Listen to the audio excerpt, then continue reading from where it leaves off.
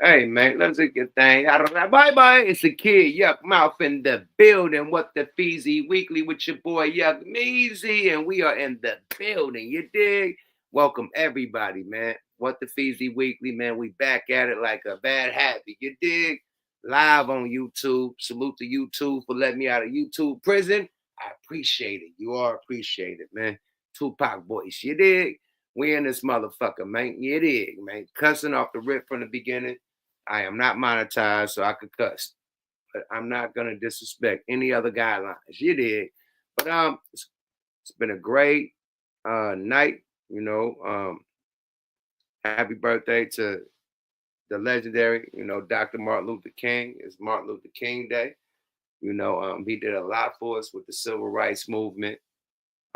He died for the civil rights movement. Let's keep it a buck. He sacrificed himself for our freedoms, man. So big ups to Dr. Martin Luther King, man. And on the very day, that we celebrate Martin Luther King's Day, Trump was inaugurated today, our new president. He came in that thing talking a gang of ooh, he slayed them boys on stage with them right on the side of them. That was crucial. Crucial conflict. Hey, in the middle of the barn. It's all the smoke. You feel me? All the smeezo. You dig? Definitely happy birthday to MLK. You feel me? He had a dream. And yeah, man. This is the dream, the American dream, man. That we live in today, man. It's what Martin Luther King dreamed. And it came true. Because the freedoms that we got today, we didn't have back in the day. Our grandparents, our uncles, our aunties, our great grandparents, didn't have the freedoms that we have today. They fought for these freedoms. So salute to them. Like a lot of you Gen Zers, take shit for granted. It wasn't all free like that back in the day. So salute to the ones that laid out the pathway for us to be able to live how we live in today, man. So big salute to Martin Luther King, and we still have a dream, man. We get over these player haters, man. We get over these politics, man, and we collectivize, Willie.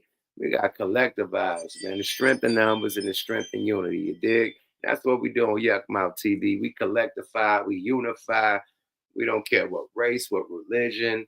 Yo, we all on a mission, man. And that's to give good content with no nonsense. You feel me? So welcome to Yuck Mouth TV. Subscribe to your guy. See my boy AG in the building. What's the vibes? You feel me? It's AGTV, always a live guy in the building. New York in the building, man. Let's do the shout outs right quick. It's good to be back, man. Let's do the shout outs, see what everybody tapping in from. Oh, yeah, man. Oh, the boy Gabe in the building, 5150 show. Yeah, this is the early bird. Abe usually tap in. I said Gabe, that's my other homie. Abe usually tap in on the end of the show. It's an early bird for you, Abe. That boy tapped in early. Sack in the building. I see you, boy. Yep. Happy B-Day, MLK. Definitely. Malcolm X, I would say Malcolm X too. He sacrificed, for us too. So yeah, man, for everybody, the even the foreigners that come out here, like, yo, Martin Luther King, Malcolm X, the black race period put on for y'all to have y'all freedoms today. So show us a little love, man, and definitely show Martin Luther King love today. You dig? And on this day, Trump was inaugurated into the office as our 47th president of the United States of America. And he went in that thing talking some real ish. I mean, I don't know. That speech was amazing, man. As far as what we going through in America, he didn't cut no corners. He didn't sugarcoat shit. He had the people that he was talking about right behind him saying they fucked up America and we gonna make America great again. It was an epic speech, man, and classy at the same time. Epic and classy at the same time, man. Period. At the same time, while he was doing his epic speech, the former president, Joe Biden, pardons his whole family, pardons Dr. Fauci, pardons, all the January 6th committees and all that. And I hope I don't get blurred for just saying that. This is like Trump said, we have freedom of speech. YouTube, do not blurt me for saying J6 committee and saying that people got pardoned. This, like, they're saying this on Fox and they still got their channel on YouTube. So please, YouTube, don't give me a strike for saying the J6 committee, whatever, got pardoned, But yeah, like Moses said, man, Trump is back. It is what it is. And let's see what Trump do, you know. When he was up there saying his speech, I don't know. It felt like 9/11, like that's a horrible day, a tragedy for America, but how America was unified on 9/11. It wasn't like you Mexican, you Chinese, you black, like everybody just unified for one front, America, protecting America, looking out for Americans, man. That's what I felt on 9/11. And that's what I felt when Trump did that speech. It felt like everybody was unified. Like, yo, this is America, America first. Like, that was dope. That was fucking dope, man. Period. And not to be on no political shit, he's the president right now. And the inauguration after today is the biggest news that's going around from channel to channel. So we got to talk about it. On top of that, we're going to talk about by request, you know what I mean? When you sock it to the Cash App wallet, let me clear the screen so you know.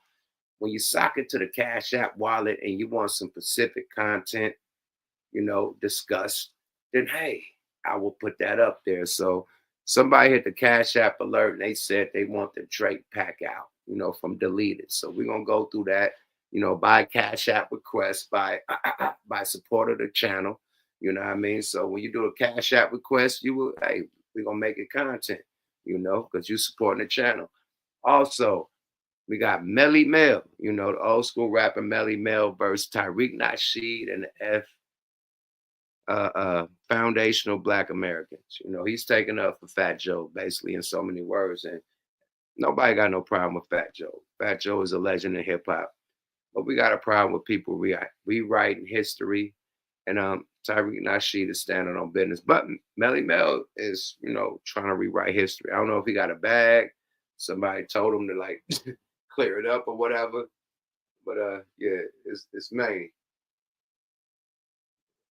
They said I sound wild, man. I'm just saying, man, shit. That's why I don't like to talk about political shit. Whatever the political shit is, let Trump and them talk about that. We normal Americans, period. That's it, Hopefully we got somebody in office that look out for Americans better than the last people. That's all I can say. Choose who you want to choose. Have your feelings for whoever you have your feelings for. Be mad at who you mad at. Or be happy for who you're happy for. That's your decision. I can't force that. And I'm not going to try to change that. You dig? Straight up. So we're going to move past that. You dig? But we got to talk our shit. You know what I mean? We got to talk our shit, man. Trump is in office, man. Let's see what a dude that has, casinos, penthouse, lavish, penthouse buildings, skyscrapers in New York, all over the world, golf, what I mean, resorts and shit all over the world. Let's see what he do as being a builder. Naming all the companies I named and the structures, it took him to go there and build those structures. Build those skyscrapers in New York, build those resorts overseas, build those casinos in Vegas with his bread and his companies, So with a person like that could build, I want somebody to rebuild America, man, that understands what it takes to build. That's why he's talking about the workers. We got to bring the workers back. We got to drill. We got to do this, that, and the third. So that's what I'm saluting. As far as a dude, personal life, man, that's like the letter boys, the LGBTQWXYZ. Whatever you do behind closed doors, that's your business. But when it comes to handling business, as long as you perform, as long as you're the best at doing your business, that all that count.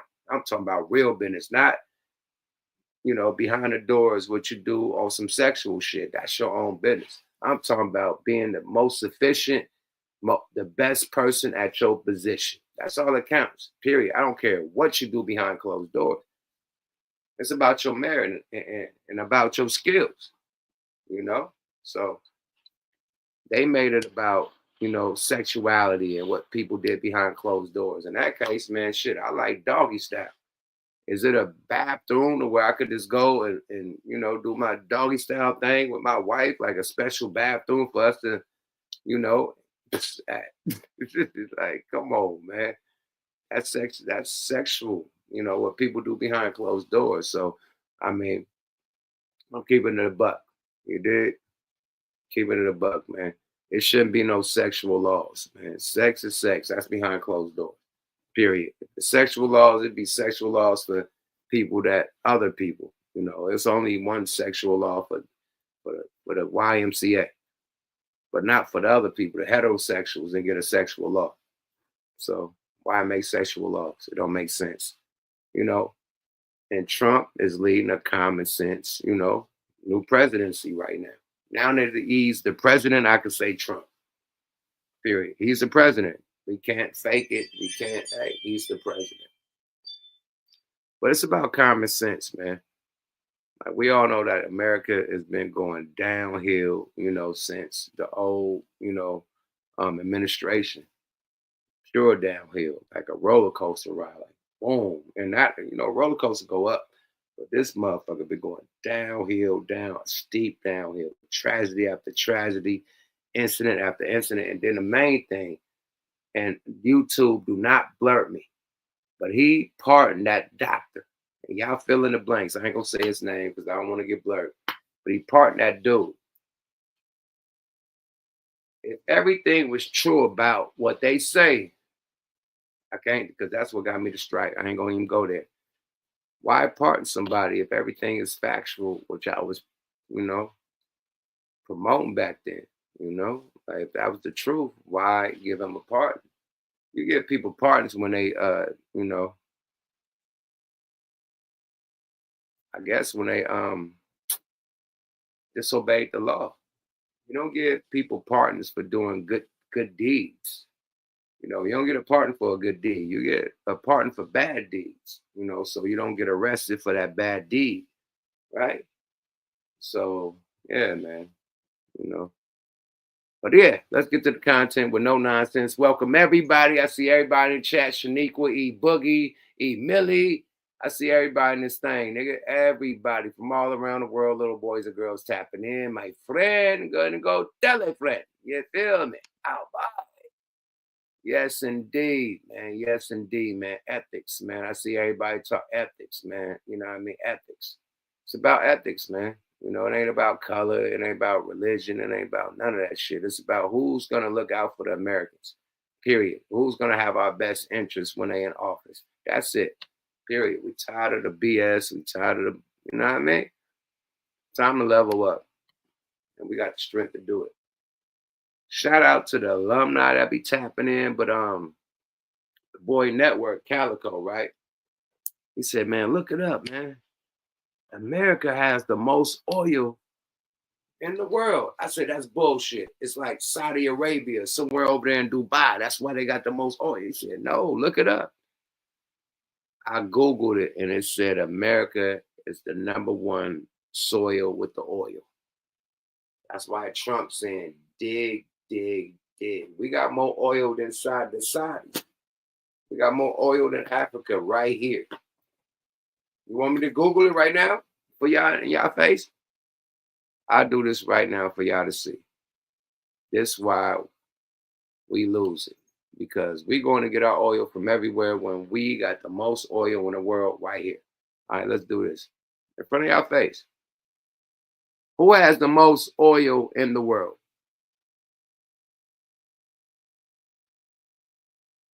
Okay, Venezuela. Okay, they said Venezuela as a oil reserves. Okay.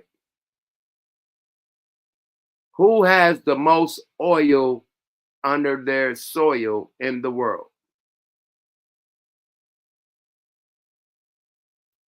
Venezuela, okay. Saudi Arabia, okay. Who's the largest? North America. See, list of countries proven with the North America has, yeah, North America. So North America is up there with them, and we're not doing it like the Saudis and Venezuela. We're not doing it like them, you know. But because of laws and whatever they pass, you know what I mean. And people, I'm gonna keep it a buck, man. People be having backdoor deals, the kickback game, right? You wash my hand, I wash your hands, we wash your face, right? In the rap game, right? I went through this shit. I'm gonna tell you how the truth, right? It's a kickback game that go through with everything, right? And the rap game, you see motherfuckers like, I ain't gonna speak on nobody's business, but say for instance, somebody has a video that costs $1 million. Do you actually think that that video got paid $1 million to get done? Actually, that a whole $1 million got done just to do the video? No. Probably 400,000 got done for the video, and 600,000 got kicked back to people's pockets between the director of the video and the A&R of the video or the rapper. You know what I mean? It's kickbacks. Everybody is under the table and shit. And this is in the rap industry. That's how niggas was doing it. If a motherfucker hire you, you know, they usually do, the A&R usually hire the video people. So they got a little deal to where, okay, the A&R be like, if I hire you, man, I need a kickback of X amount. You know, I'm gonna get you 200,000 for the video, but I'm gonna need a 50,000 kickback. That's the deal before the fucking dude even get hired, right? You gotta kick the A&R that money. I figure that shit out quick. If rap is a loan, the labels give you a loan that you have to pay back with the highest interest rates and ever, right? So if it's a loan, I have to pay this shit back. I cut the middleman out. No, nigga, you ain't shoot my video unless you pay me. You're not paying the A&R, nigga. I have to pay for you and no, you're paying me that back end. You dig? So imagine the top industries that everything is a back end game. Like if I put you on, you gonna put me on. You gonna kick me back something. That's been the fucking game, and I done witnessed it because I done played that game. I'm telling you how I played it in the industry, how the A&Rs are playing that shit and taking kickbacks. You don't think the big dogs in the game is taking kickbacks to pass different laws and pass different shit and put money in different shit that we have nothing to do with? They ain't getting kickbacks. Put your thinking cap on, man. You know, we not dumb. We ain't dumb. So niggas been getting kickbacks. You feel me? Allegedly. Allegedly. Let's say allegedly. Let's put the allegedly out there. But I've been in the game. I know the industry. It's a kickback game. If they hire you, they want a kickback. You know, if a manager, you know, take you somewhere and get you a deal, he needs his fee. What that fee is called? What the fuck is that fee that the manager get? But yeah, it's fees with everything you're doing is hip hop shit. If a middleman hook you up with a play, that middleman get paid. Period. What the fuck is that fee called when a management do? Alleged? No, this ain't allegedly. Everybody get paid. That's the game. That's the game. They said I'm on my law and order. No, this ain't alleged. That's the game. It's a kickback game. Period. It's a kickback game. Period. So why you don't think people doing it and like, come on, man. I ain't gonna even y'all break that shit down. You go down a rabbit hole. I just damn near lost my channel talking about shit like this. So I ain't gonna go down a rabbit hole. You fill in the blanks. Y'all get in the content. Y'all get in the comments and talk y'all shit. But you know what I'm talking about. Everything is a kickback game. I ended on that. Let's get to the content. Let's go, y'all. Let's see what Trump did his 1-2. You know what I mean? A lot of shit happened today. You know what I mean? A lot of hella shit happened today, man. Let's see what the five got to say about Trump getting in office, man. This is some live shit, man. Fox News. I hope they don't blurt the shit out of me. But we got on fast forward alert. Let's go. Fox News. Fair use. Preserve, protect, and defend. Preserve, protect, and defend. The Constitution of the United States. The Constitution of the United States. So help me God. So help me God. Congratulations, Mr. President.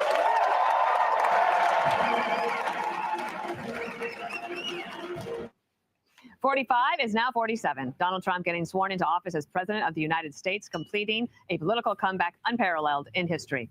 And earlier, during his second inaugural address, the president declaring America's decline is over and the golden age of America has just begun.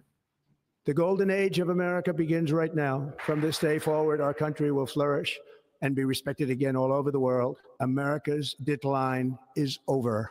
Our liberties and our nation's glorious destiny will no longer be denied, and we will immediately restore the integrity, competency, and loyalty of America's government. We will move with purpose and speed to bring back hope, prosperity, safety, and peace for citizens of every race, religion, color, and creed. For American citizens, January 20th, 2025 is Liberation Day. Many people thought, hey, he going in.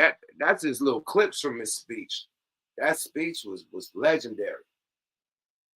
He went up there and stood on business, man.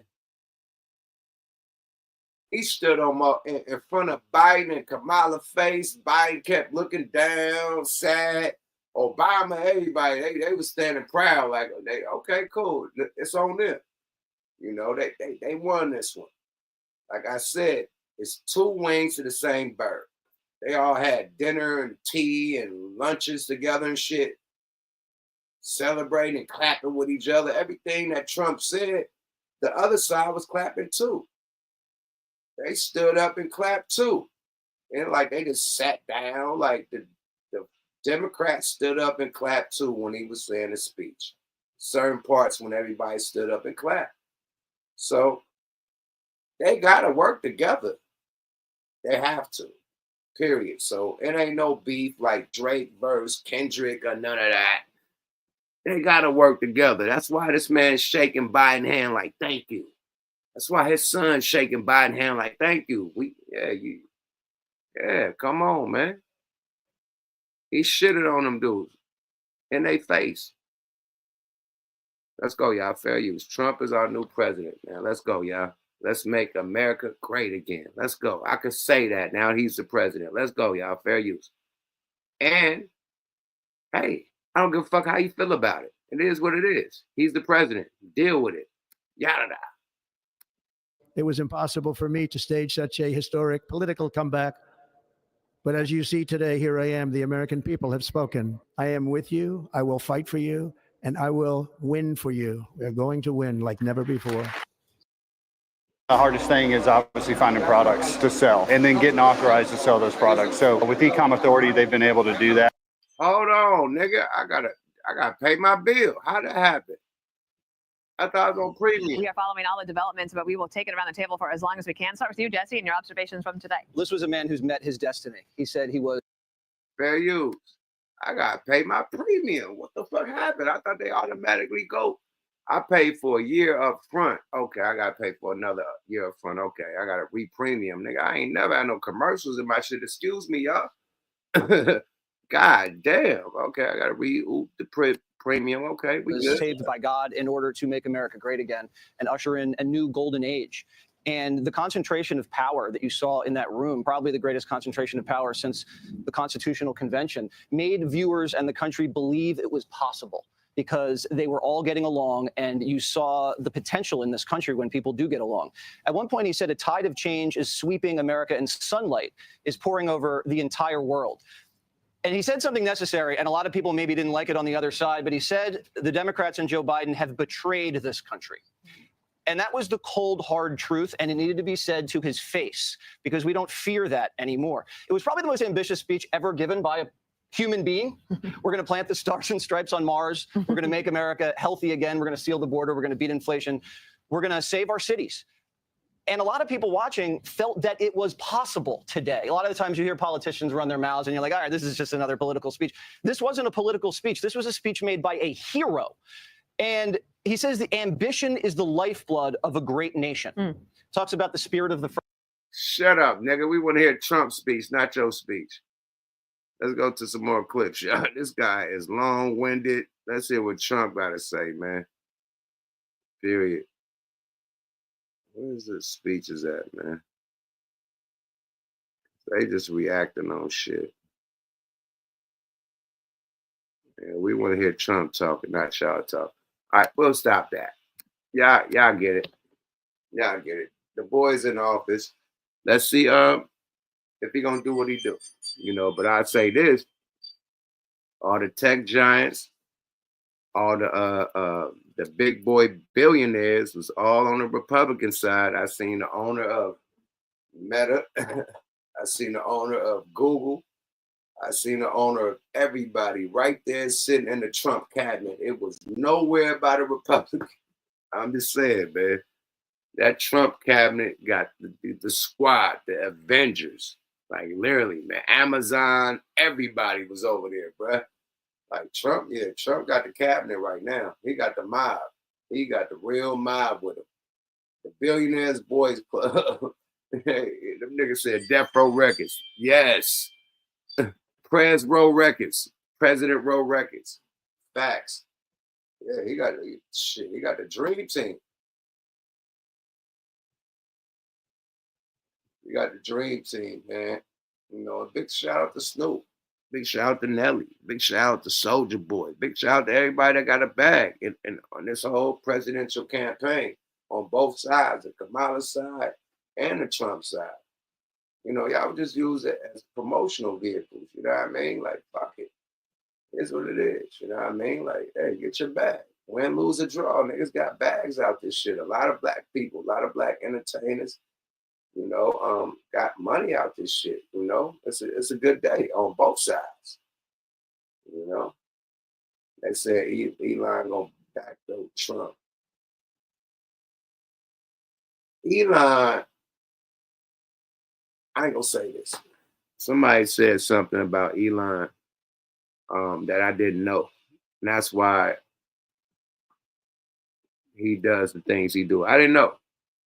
Can y'all confirm this? Is Elon on the spectrum? Because somebody said he's on the spectrum.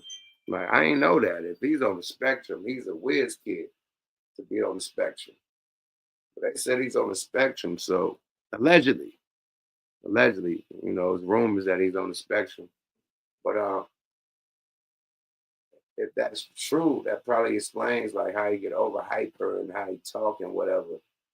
I don't know. You know, it's rumors that he's on the spectrum. I ain't know that, you know.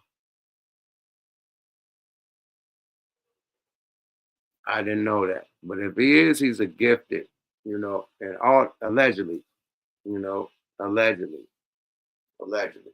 But he's a fucking genius. He's one of the best geniuses to be out here in America that's coming up, innovating all the great ideas, you know. So if that's true, okay, so he does have some type of. Okay, I didn't know that. Abe, I didn't know that. Okay, still, whatever it is, man. It's like what was that dude called, man? That movie, man. What was the movie called? He has okay. What was that movie called, man? When the dude was off the spectrum, but he knew how to calculate hella shit. What was that called? That movie. Chat, help me out with that movie, man. Rain Man. So he's a real life Rain Man. Smart, super intelligent, you know. Thank you. Allegedly. It's all alleged. Alleged, man. All alleged. I don't know if that's true or not. But Elon is a real one, man. Period. Man, he trying to get us to the moon. I mean, to Mars. Like, yeah, respect that man. You know, we driving Teslas every day, my nigga. Respect that man. A lot of my people work at Tesla. Respect that man. You did. Yada. Let's see. They said Barron Trump is the next the next generational Trump. They said he took over the inauguration, man. Let's check this out. Fair use. It was Donald Trump's big day, but it seems like the president may have some competition for the spotlight from his very own son, Barron. The 18-year-old stole the show with a charismatic performance when his father singled him out during his inauguration speech.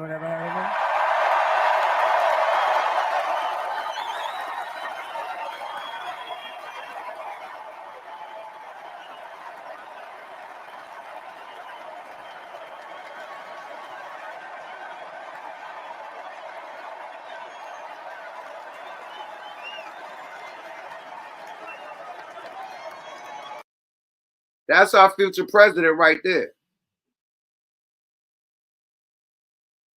30 years from now, 20 or 30 years from now, that young man right there is going to be our future president.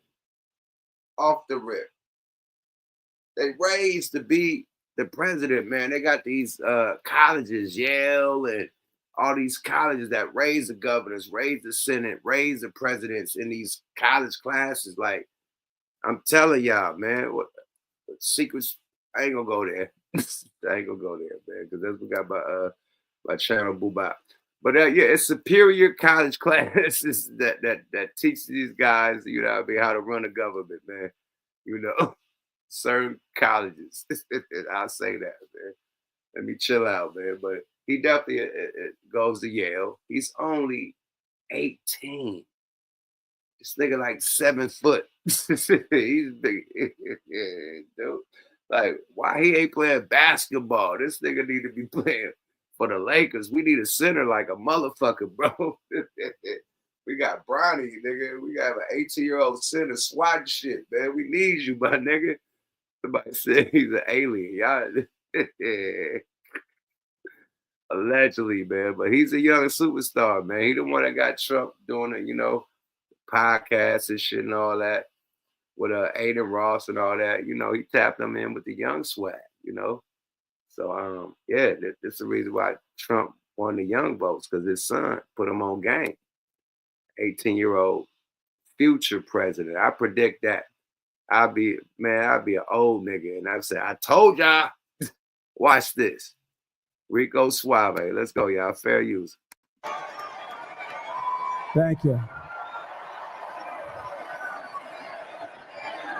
He knew the youth vote. You know, we won the youth vote by 36 points. And he was saying, Dad, you got to go out and do this one and that one. And we did a lot of them.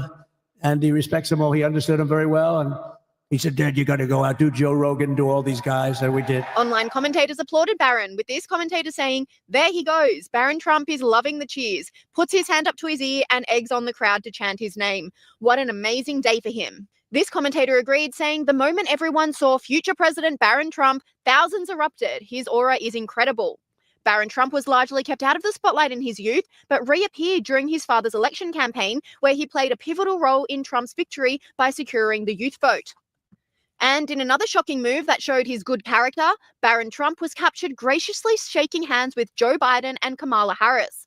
This commentator said, Barron Trump shaking hands with Biden and Harris is a very classy act. Barron Trump also won over Republicans, with the auditorium of supporters cheering his name.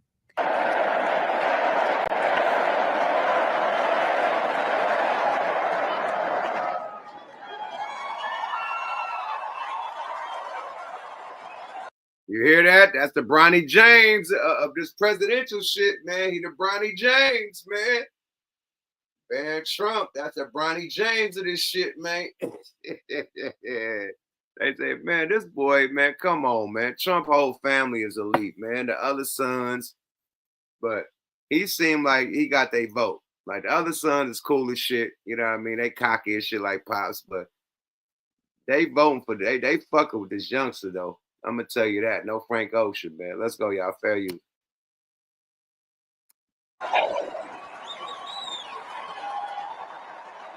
And eagle-eyed viewers were quick to draw comparisons between the other superstar of the movement, Elon Musk, while they were seated beside each other. Elon Musk was characteristically silly, whilst Barron remained stoic in his behaviour. And commentators have even started making bold predictions for Barron's future career, with this person saying, Barron Trump standing behind the president's podium, foreshadowing. He then added, the Trump dynasty is in good hands. This week, we're hosting a free trade. How the fuck do I got commercials on my? This is not. I gotta definitely, man, get my shit right.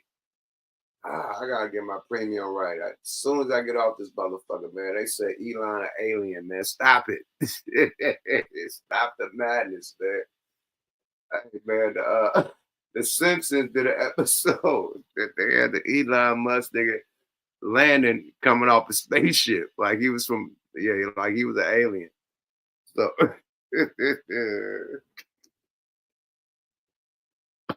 I don't know, man. Allegedly, man. We don't know, man. We don't know. We have no clue, man. We have no fucking clue, man. You know. But we know the Bible talked about, visitors, that came to earth, It's in the Bible. David versus Goliath. Goliath was a visitor, or a son of a visitor. You know what I mean? Allegedly. This is Bible tales. If you believe the Bible, I believe in the Bible. So I assume this is actual factual, with them finding bones, like real human skulls and body parts that's bigger than a man's whole body. So, the giant tail, they just didn't build it like the dinosaurs, like how they do the whole bone structure and build a dinosaur and put it in a museum. They didn't do that with the giants. They just find the pieces of the giant and they didn't put it together and put it in a museum. But yeah, they definitely been discovering big footprints, big bone structures and all that. So it's a conspiracies we up, man. Let me not get the channel fucked up, man. Allegedly. Allegedly, man. Allegedly. Shit, man. Let's get back to this rap shit. Let's get to the Drake crash out, man. Buy selection, man. Buy, Cash App alert. Let's do it. Cash App alert. Cash App alert. Cash App alert, Cash App alert. Yo, we gotta do the Cash App alert for the homie. He wanted me to do a deleted Drake pack out. All right, cool. So let me get to the folks who requested that. Y'all can request content too on the Cash App, man. Period.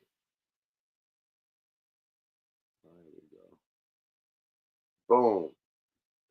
Larry Thomas, man. It's a go, man. We about to do that for you. Larry Thomas with the Cash App alert. He only paid $2. It's all $2 on it. Get it. Oh boy. And we definitely doing that content for you for no more nonsense. Drake need to take a break. Go sip some pina coladas. Go fuck on some bad hot mamas and make some good music and leave this beef shit alone. The way he going out is sad. Him being a top nigga in the game, you don't go out like that. Jermaine, you don't do this. It's certain shit you can't do in rap, especially when you're beefing. You dig?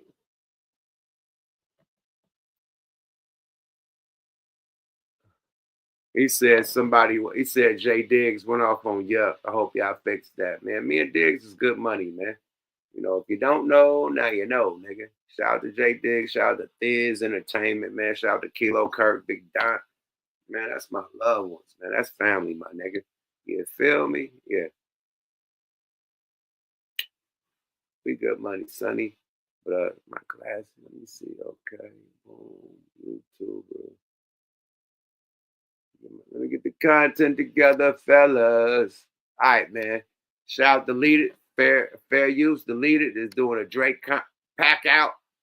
Deleted is from the Yay area somewhere, man. Salute to my Yay area. I don't know this nigga, but salute to my Yay area conglomerate. You know what I mean? You're from the Yay, you're a fellow Yay Arian.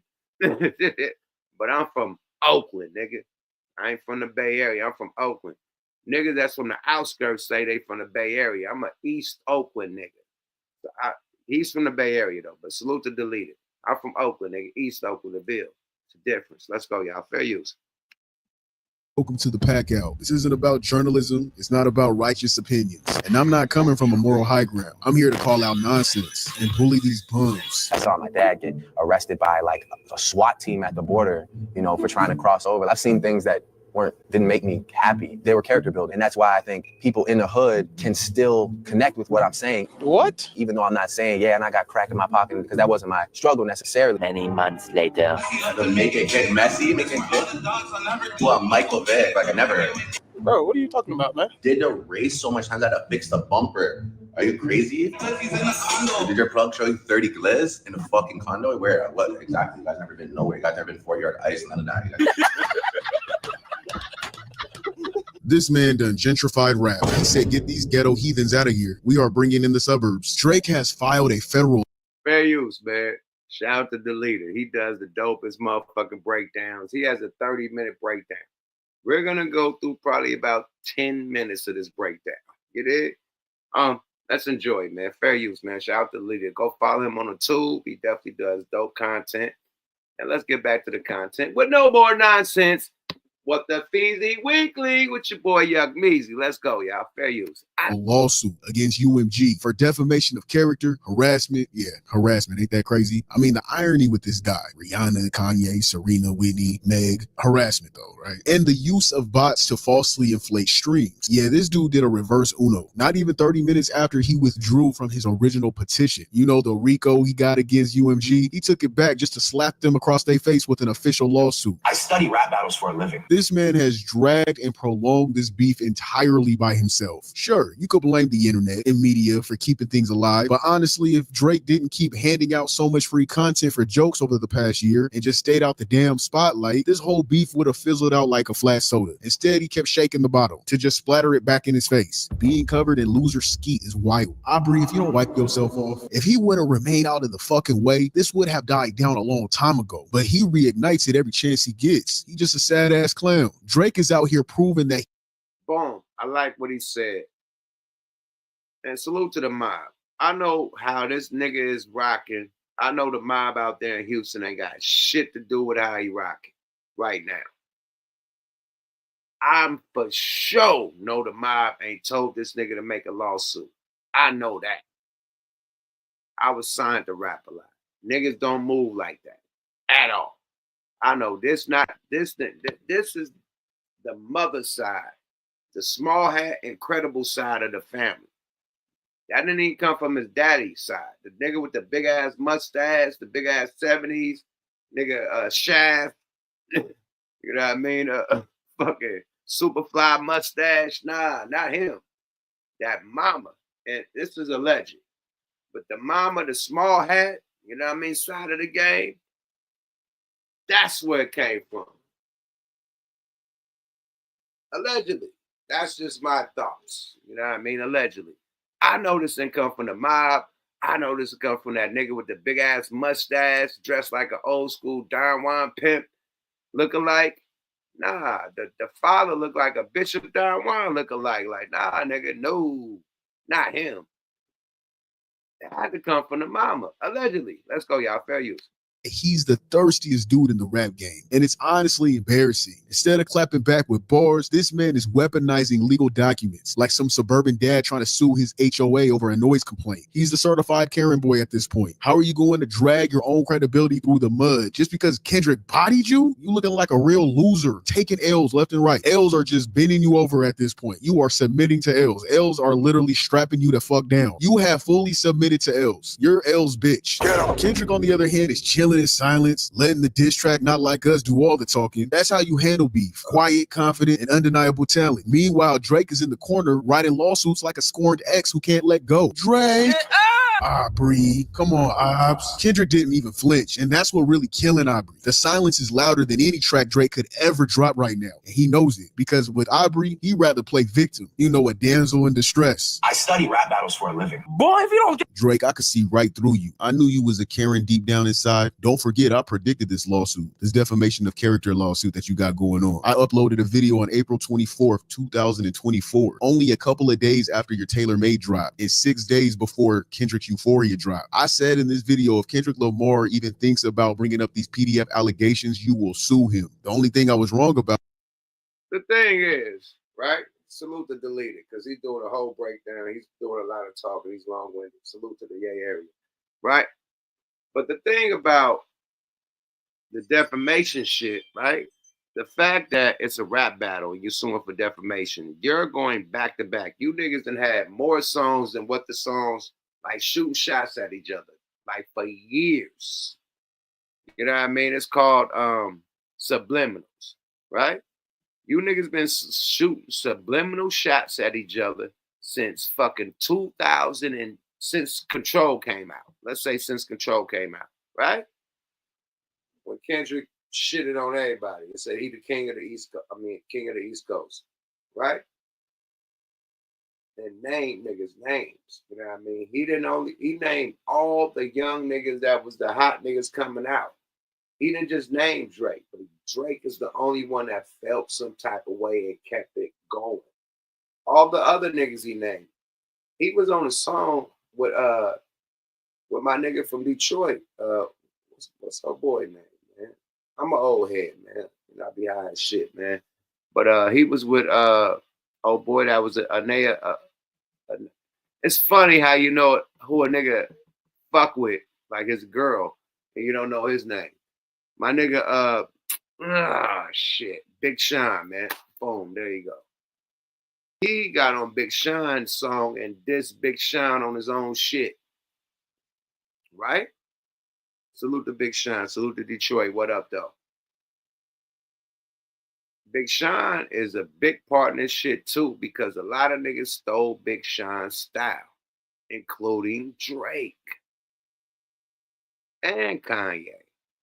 They both stole that man's style. So he has a lot to do with this shit, too. So when Kendrick got on his shit, knowing that he's the author of some nigga's style, he called everybody out, including him on his own fucking song.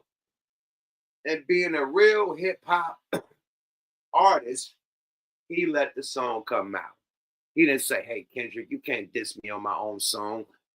He let the shit come out of the real competitiveness of hip-hop. Hip-hop is a competitive sport. It's like motherfucking baseball, basketball, anything you playing to win the motherfucking championship. Hip-hop is that, my nigga. The championship is gold, platinum, plaques, and multiple of those. That's the goal. Popularity. That's the goal. That's the winner. So niggas is competing.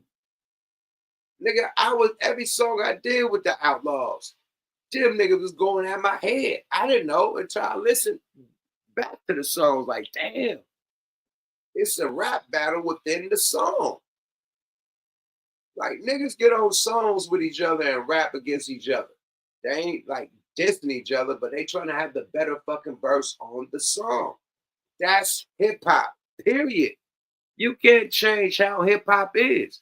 Regardless if it's a beef, a nigga trying to outdo you on the motherfucking rap.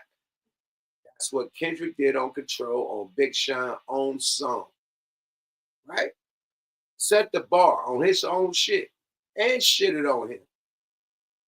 Big Sean being a competitive nigga like, nah, nigga, I got this. I'm going to rap on this song and put it out. That's what hip-hop is. It ain't no sucker shit. Big Sean could have said, oh, man, you can't rap about me and rap about everybody else. I ain't putting this song out. This is bullshit. Nah, he put that bitch out. You gotta set the bar in hip-hop. Let's go, y'all. Fair use. Is that you didn't sue Kendrick Lamar, you sued UMG. But I knew you was going to sue. Kendrick has not dropped his diss track yet because I'm pretty sure he wants to bring up the pedo vibes from Drake. And those type of accusations, if you don't have the facts and the proofs to those allegations, that's defamation of character. They will be able to sue Kendrick Lamar. And with UMG backing him, that will be a hard case to fight because Drake isn't from the hood. Drake isn't going to handle this like a regular nigga would handle this. But you'd be crazy if you think Drake's not going to sue Kendrick Lamar if Kendrick Lamar drops that bomb about him being Aubrey, you have been buzzing like an annoying gnat crying around our ears since Not Like Us dropped. And you know what? I hate how this beef centered around race. It brought unwelcoming guests to chime in with no cultural knowledge to even speak on the matter or have an opinion. And people try to make their own narrative about what Kendrick meant with Not Like Us. So to the uncultured people and also to the overly woke mob, because you guys overdid it too. This had nothing to do with Drake's complexion or him being biracial. Black is black. We come in all shades. It was because of how Aubrey was raised and how he wasn't raised on black principles or black morals or by a black man. He put on a persona and used black culture just to later mock it. Aubrey moves like a scorned white woman. He's a scorned white woman. Oh, he broke it down. It's not a racial thing. It's about people actually being born and raised in the culture. That's why Kendrick said, you're not a colonizer, you're a colonizer. Because if you do, and this is me from an outsider looking in, Drake is at the top of the game. And hip-hop has always been a culture of steel sharpens steel. You know, the next one helped the next generation. You know what I mean? So we always get influenced by the people before us. You know what I mean? So, boom, that's great. So you might, throw a line or two, like, they was on Jay-Z head because he kept using Biggie Smalls lines and shit. But he was like, yo, I ain't about it. I'm going to write it for myself and others. I said big verse, I'm only bigging up my brother. You know what I mean? Like, yo, I write for other niggas too, but I'm bigging up Biggie. So sometimes when people reflect the people rhymes and styles and shit, they bigging up the person that they actually a fan of. So, Drake has done a lot of that. And I didn't know. Like, somebody to break down all the songs he used. And, like, he was doing Eminem flows and this one flows and that one flows. Like, hip-hop is a stylistic genre. Styles. So, different styles, different patterns of how to do the shit. You could take that from somebody else, like, and then put it in your shit and switch the words up. So that's what Triple X Tentacion, I still don't know how to say that name. Triple X. That's the problem he had with Drake, because Drake took his melody from his hook from one of his songs and just switched the words up and used the same type of melody, So it's shit like that people have a problem with, because that's considered biting in hip hop. You can't, like, where I come from in the 90s and the 80s, you couldn't sound like nobody. You couldn't rap like the next nigga unless that style comes from your city and that's your blueprint. You could rap like your city, but another nigga from another city rapping like somebody, that's like biting. And niggas to say, hey, well, West Coast niggas is rapping like New York niggas. Well, everybody rap like New York niggas because New York invented hip hop. That's where it started at. So we stop it with that one. But at the end of the day, after it started in New York, everybody had their different forms of hip hop. The West Coast had their different forms. The Midwest, down south, even overseas had their different forms of hip hop, right? So you can't bite a nigga's style, pattern, how this nigga get down. You can't bite. I like one of my best songs that niggas love is If I Ever Ball Again, right? Falling. That was a song when I rap like Bone Thugs, Do or Die, Tech Nine, all the people that speed rap. That's not my style, right? But that's one of my best songs. Everybody loved that song. It's like, bro, I did that song because of what I was going through at that time, and I need to, speak on it, right? but it was a slow beat and it was that type of melody. So I had to borrow somebody else's style just to get that off. But after that, I never did that style again. It's like, yo, that's somebody else's style. You know, even though they love that song, my style is this. That's Bone Thugs, that's Do or Die, that's Twister, that's Techno. That's their style. That's not me. I didn't even feel right, my nigga. Even though everybody loved that song, that's why I had Do or Die and all the people on that song, the people that make it feel right. You know what I mean? Like, yo, that's not my style. So at the end of the day, that would be considered biting. Yuck bit Do or Die. Yuck bit Crucial Conflict. Yuck bit, you know what I mean? Bone Thugs. Yeah, that would be biting unless you did a song with them niggas. When Pac did the song with them niggas, it's not biting because you would actually with the guys and y'all rapping the same style. When Biggie did the song with them niggas, it's not biting because you're actually rapping the style with the actual guys that got that style. Right? So, yeah, all that shit is looking at biting. Even when I did it, it's looking at us biting, my nigga. For real. So, nah, bro. We ain't gonna change the rules for nobody. That shit biting on any level of the game. Even when I did it, it's biting. Straight up. Let's go, y'all. Fair. Designer, all the designer bit the shit out of Future. And so on and so on. Right? Let's go, y'all. Fair use. Woman cosplaying as a black gangster. Ain't nothing wrong with being a scorned white woman. He ain't a black gangster though. And his most recent antics are proof that Kendrick and Rick Ross were right to reveal who he truly is. First of all, I live in an all-Jewish area, so Where I is went that? to Forest Hill. Okay.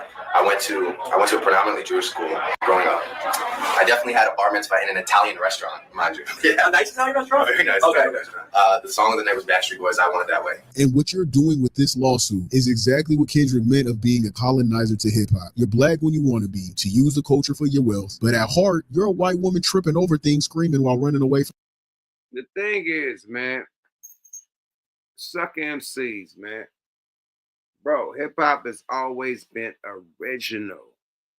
Right? Everybody always had. It's just right now with the new Gen Xers or whatever y'all call it, it's everybody following the wave. Whatever's popping, they gonna follow it. This nigga got this wave. I'm gonna make a song that sound like this nigga. And I ain't gonna act like it didn't happen back in the day. But when it happened back in the day, it was side eye. It wasn't congratulated. I couldn't win. We was like, oh, you will knock off this or you will knock off that. We like, oh, that's biting. You whack. Wu-Tang went against Biggie.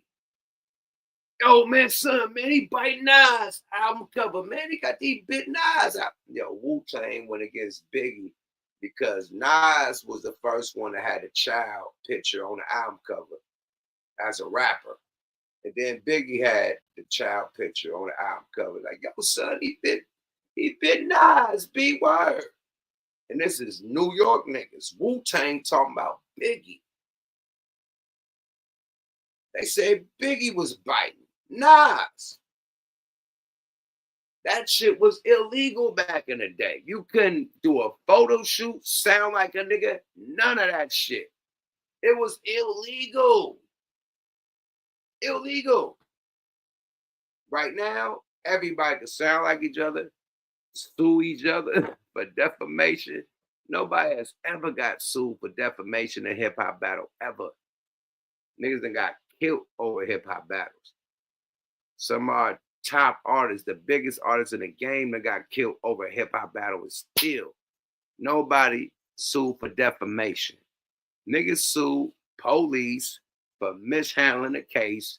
People sue other shit, but they never sue for defamation as far as the artists that was beefing with each other.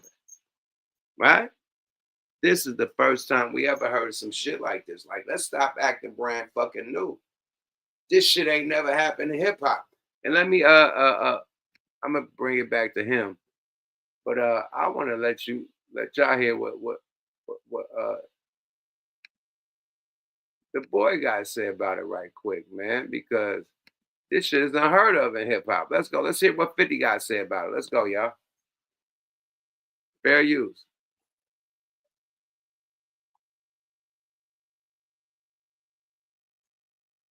Oh, hold on. Hold up, big swole up. Let me bring it back to the beginning and let me share the screen. Share this. Yes, share it. Yeah, I see it. Let me share the screen. Let me get this together. Let's see what Cameron and them got to say. That's it. It's Cameron and 50 responding. Let's see what they got to say about, this whole Drake lawsuit. Let's go, y'all. And these niggas, Cameron have been in the biggest beefs, and 50 Cent and G-Unit have been in the biggest beefs. Let's see what they got to say about it. Let's go, y'all. Fair use. Drake's my guy. I fuck with Drake. It's hard for him to handle this song, to seem like, because it becomes overwhelming. When you beef with the West Coast, one thing about them niggas territorial. And what I was explaining to somebody about this was that we don't run around being like East Side, like West Side. You know what I'm saying? It's like, you got New Mexico, you got Arizona, you got Portland, you got Washington, you got Nevada. These is every state. They these up in Vegas. These up in motherfucking Phoenix. Yes, exactly. They line right there. Exactly, man. What do you think about Kendrick Lamar and Drake's situation right now? Right, but I thought that was Drake's team trying to prevent the Super Bowl from doing more damage. So I was thinking that was the angle to stop that record specifically from being played during the Super Bowl. Gotcha. But I don't know. I've never seen like a rap battle end up in a lawsuit.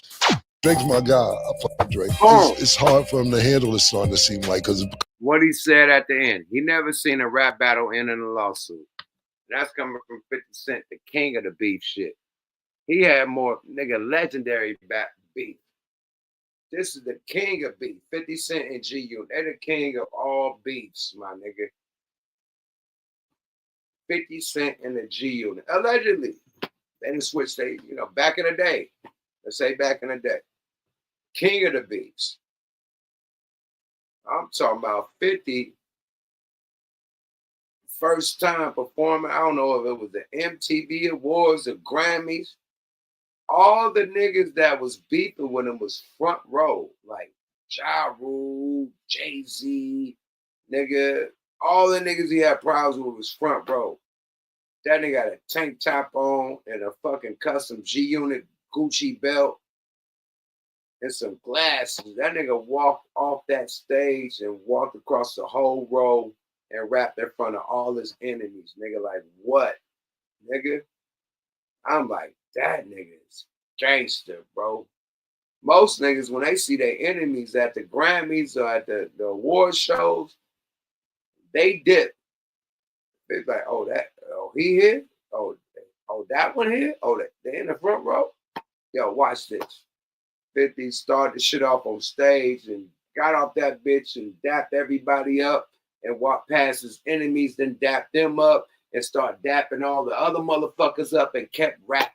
He made it clear that they the enemies because he walked past them and didn't dap them up. He dapping all the other celebrities. He rapping and dapping niggas up. He got to the enemies, nigga, whatever. Boom, and boom, whoa. Am I lying? What award show was that? What award show was that? Like, y'all help me in the chat. Was that the MTV, BET Awards? What awards was that? Because 50 damn near, that's the only nigga besides DJ Quick. When DJ Quick did that with him and MCA at the goddamn Source Awards, that was the only two situations where a motherfucker did some stunts on their enemy at the award show. It was the MTV Awards. Okay, cool. 50, yeah, right in front of his enemies, right? Stood 10 toes down. I just watched the interview with fucking Tony Yayo and Uncle Murder, on $1 million worth of game, man. Shout out to Gilly and shout out to Wallow, man. Y'all go check that shit out, man. Dope ass interview. But yeah, he was talking about that. He's like, yo, I was in jail. I wasn't even there. He's like, 50 was there dolo. He's like, 50 didn't have the guys from Queens with him. He was there dolo and stepped off the stage like, fuck everybody. They're like, 50, like, yo, 50 a real nigga, yo. Like, you know how to box, he a Golden Glove, B. Like, he'll sock one of them niggas up. You know what I mean? So, yeah, that's how it really was, man. Mac Dre, rest in peace to the motherfucking Cuddy.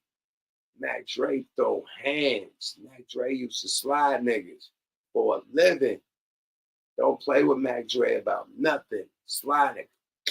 You get get over here. All the sound effects, Mac Dre sliding shit. The first, like pop, like the bomb first nigga, the one that kick it off. You get it. Mac Dre. You get it. Pop. You get it. Y'all seen Pac in action. Bomb first. He made a song about that. Mac Dre and Pac is bomb first niggas. Period. Sliding. Off top.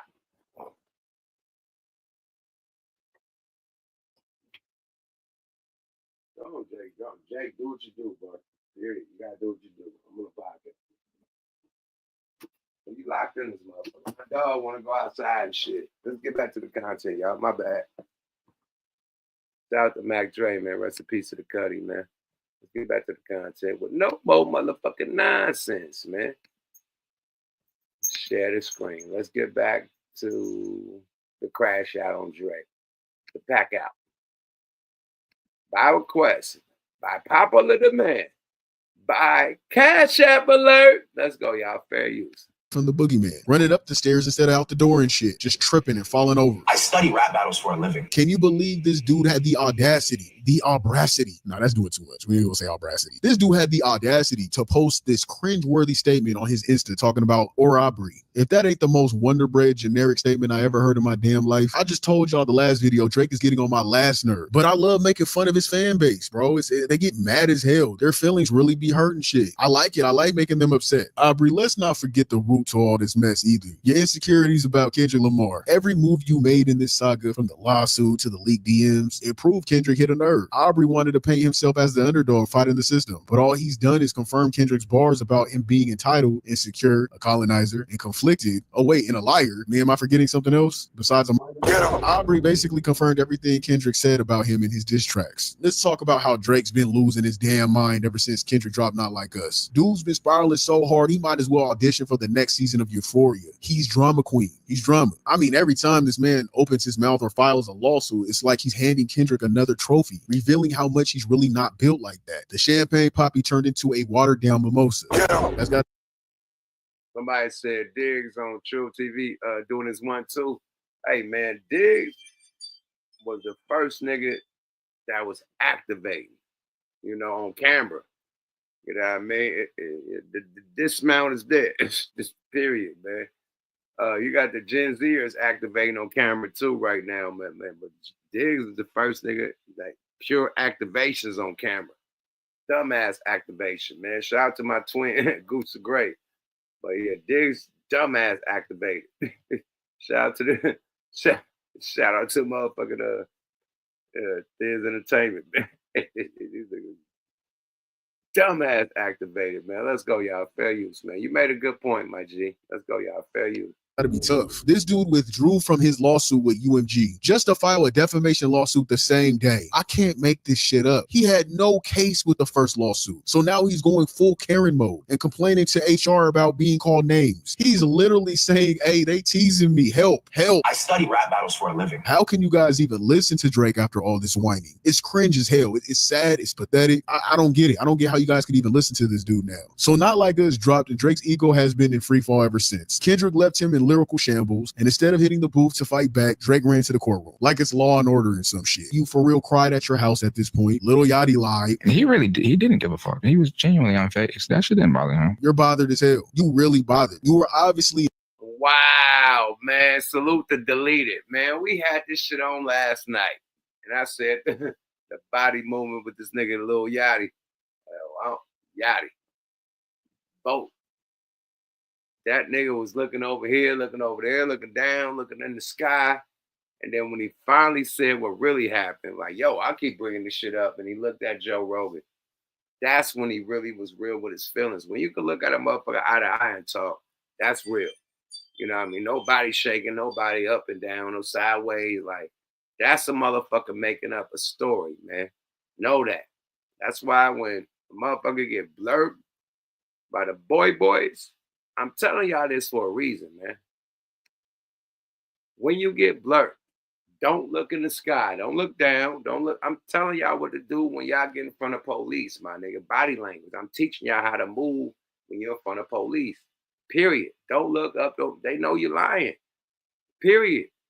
I'm just letting you know how to move in front of police because they study body language. When you get pulled over, man, you're kind of tipsy. You ain't that drunk, man. You get tipsy. Fresh cologne, you got your mints on and shit.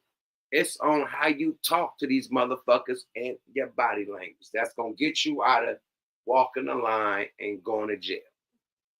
Boom. Your body language. Have your shit together. Whoop, whoop, whoop. How you doing, officer? Whoop, whoop, whoop. Ah, my bad. Hey, whoop, whoop, whoop, whoop, whoop, whoop, whoop. Look him in his eye. Don't look up and down, sideways to the left. Boom. None of that shit. None to the left. No Beyonce shit. No shake your body and be wiggling and shit. Why you wiggling in the car?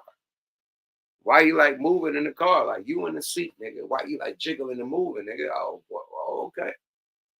I'm just getting y'all niggas prepared for life, my nigga. Not just looking at YouTube videos. When you come across some shit in life, the body language, you can see a nigga body language that's going to go against you.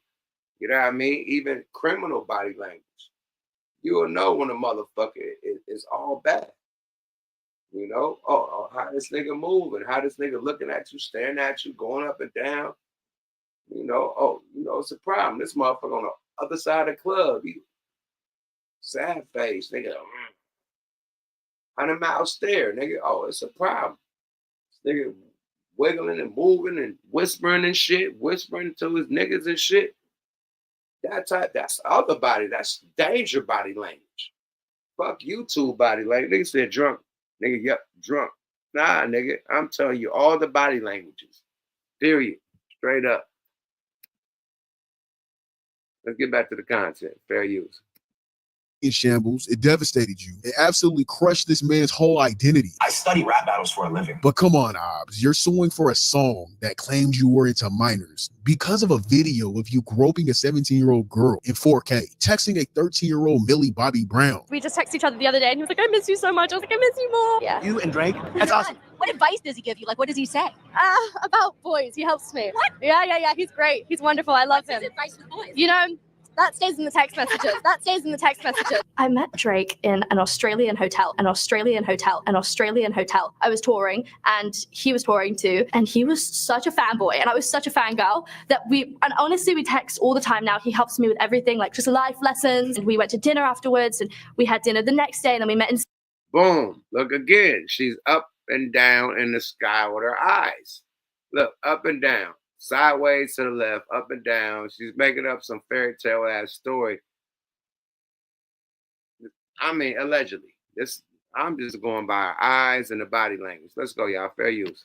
Sydney. Where she confesses herself that you were texting her you missed her when you were in your 30s and she was 13, allegedly. Not to mention you taking pictures with a 60-year-old model just to turn around and take her on a date the moment she turned 18, as if you were waiting for her to become legal. That's called grooming, allegedly. So when someone addresses it, you want to go and sue now. This has been going around the internet for years, dude. It's been going on.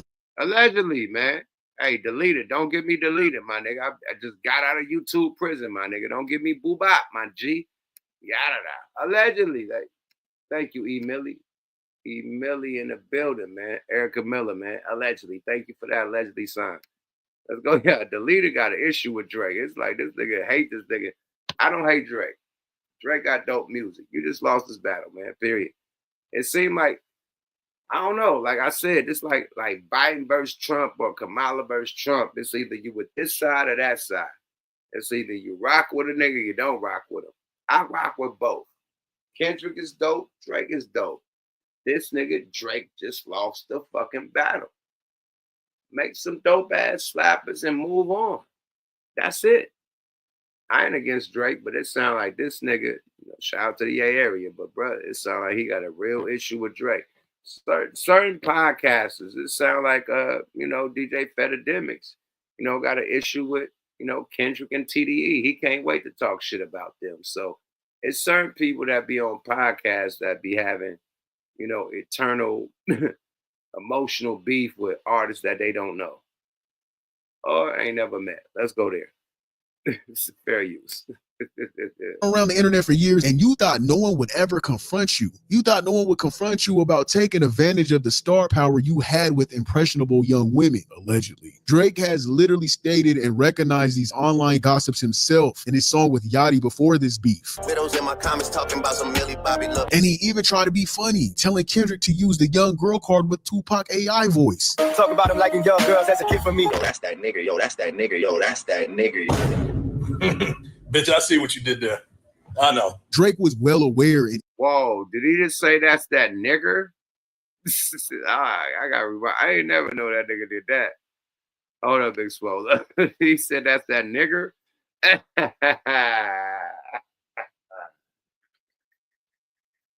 Why? Where his niggas find his footage from?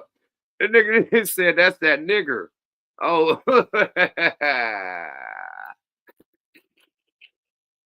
This is whoa. Rewind. Fair use. That's wild. I ain't. That's that nigger is diabolical. What the fuck, bro? Drake, man. Can't get on camera and say, hey, man. And he even tried to. That's why Kendrick said, I don't want to say nigga no more. That's what he's talking about. Oh, okay. That's what I don't want to say nigga no more. That's where it come from. We said that's my nigger. Oh my Lord. This is what Kendrick is talking about. I didn't know about that. God damn. This is what Kendrick is talking about. He fucked up saying nigga. He didn't say nigga right. Let's go, y'all. Fair use. To be funny, telling Kendrick to use the young girl card with Tupac AI voice. Talk about him liking young girls, that's a kid for me. Yo, that's that nigga, yo, that's that nigga, yo, that's that nigga. Bitch, I see what you did there. I know. Drake was well aware and insecure about these allegations way before Kendrick said anything. And when Kendrick warned him, not only with the album title of Euphoria, but also in the beginning of the song. You make music that pacify him. I can double down on that line, but spare you this time. But don't tell no lie about me, and I won't tell truths about you. Instead of listening to this warning, Drake would then take the opportunity to defame Kendrick himself in Family Matters, ignoring the warnings. And after that is history. I study rap battles for a living. Drake acts like he's cut from the same cloth as hood niggas, but this man is polyester. He the knockoff version. He's a white woman cosplaying as a black gangster. You don't see Jay-Z suing Spotify because Nas out-rapped him in 2001. Real ones let the music do the talking. Did the race so much time that I fixed the bumper. Are you crazy? Fucking TPS is ramming into my. He's absolutely right. Jay-Z got destroyed by Nas. What did Jay-Z do? Make hits and bounce back. You got to do that. Drake got destroyed by Pusha T. What did Drake do? Make hits and bounce back. Right? I don't know why this happened, on this battle. Like, he could have sued Pusha T for the same shit. Defamation. Right? This one fucked him up so bad that he's suing the record label, not Kendrick, the record label that's putting his music out and Kendrick music out. This is some new shit that has never happened in hip hop in fucking life, bro. Y'all acting like this shit is normal. It's not fucking normal. Nobody has ever did this shit in hip hop. Y'all like, oh, Drake has a right to do that. Whoever did that in a battle rap? You know what I mean? Niggas diss Remy Ma on Chrome 22 or Chrome 20, whatever that's called, her rap battle shit. Diss her in her face about her personal shit, allegedly. Can Remy Ma sue the battle rappers that she hired to come do battle raps at her fucking shows and her, battle raps at her battle rap fucking company? Can she sue for defamation? Nigga, man, battle raps is the most disrespectful shit in life. URL. Go and listen to some URL battle raps. This shit is light work compared to what them niggas say to each other in battle raps. A nigga told a nigga, man, I ain't gonna even go there. We know. I ain't gonna disrespect like the battle rap disrespect. But we know niggas go ape shit. Way more crazy there than Kendrick ever went on Drake, and then Drake went on Kendrick. These niggas go crazy. If you got a dead grandma, they like, nigga, I did the grave up and piss on your grandma. Like, whoa, you done dug your grandma out the grave and pissed on her? Like, it's super disrespectful, my nigga. Way beyond what these niggas going through right now. I'm just saying. I'm keeping it a buck, my nigga. I come from beef and rap, and like Drake said, I study battle. I don't study. I am a fan of battle rap. I was on fucking with Smack when he had the DVDs, when niggas was battle rapping on the DVDs. So I'm a fan of battle rap. I don't study. I'm a fan of that shit. And I know these niggas go way more ape shit than Drake and Kendrick ever went on any songs that they ever said with each other. Am I lying? Anybody put them thumbs up if battle rap is way more disrespectful than what these niggas is going through right now. Thumbs up, thumbs down if I'm lying. Let's get this shit straight. Let's get this shit straight. Battle rap is way disrespectful, my nigga. Way more disrespectful than this shit, my nigga. Way more disrespectful than this. Nigga act like a motherfucker ain't never went here before. Like Ice Cube and destroyed NWA. Like Pac and destroyed fucking Biggie Smalls. Like what are we talking about, my nigga? Let's go. Fair use. Thumbs up in the building, man. Shout out to the whole chat, man. The whole gang, man. The committee, man. The nation, man. You dig? Yada. I'm on the web, dog. What the fuck? I'm on the place.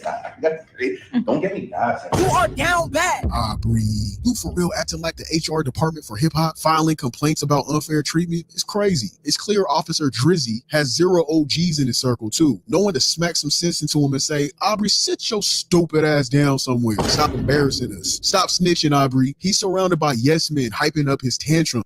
I'm glad somebody said that. Somebody said that Mad Papa got socked for disrespecting Disaster. But Mad Papa also socked on a couple rappers for disrespecting him in a battle rap. So it goes there. You know what I mean? Like they can have it in the contract to where you can't, get physical, after, the Mad Papa incident. And that was in the DVD days. When Mad Papa did this incident, and then the YouTube days, he did one with Serious Jones, where he snuck Serious Jones in a battle rap.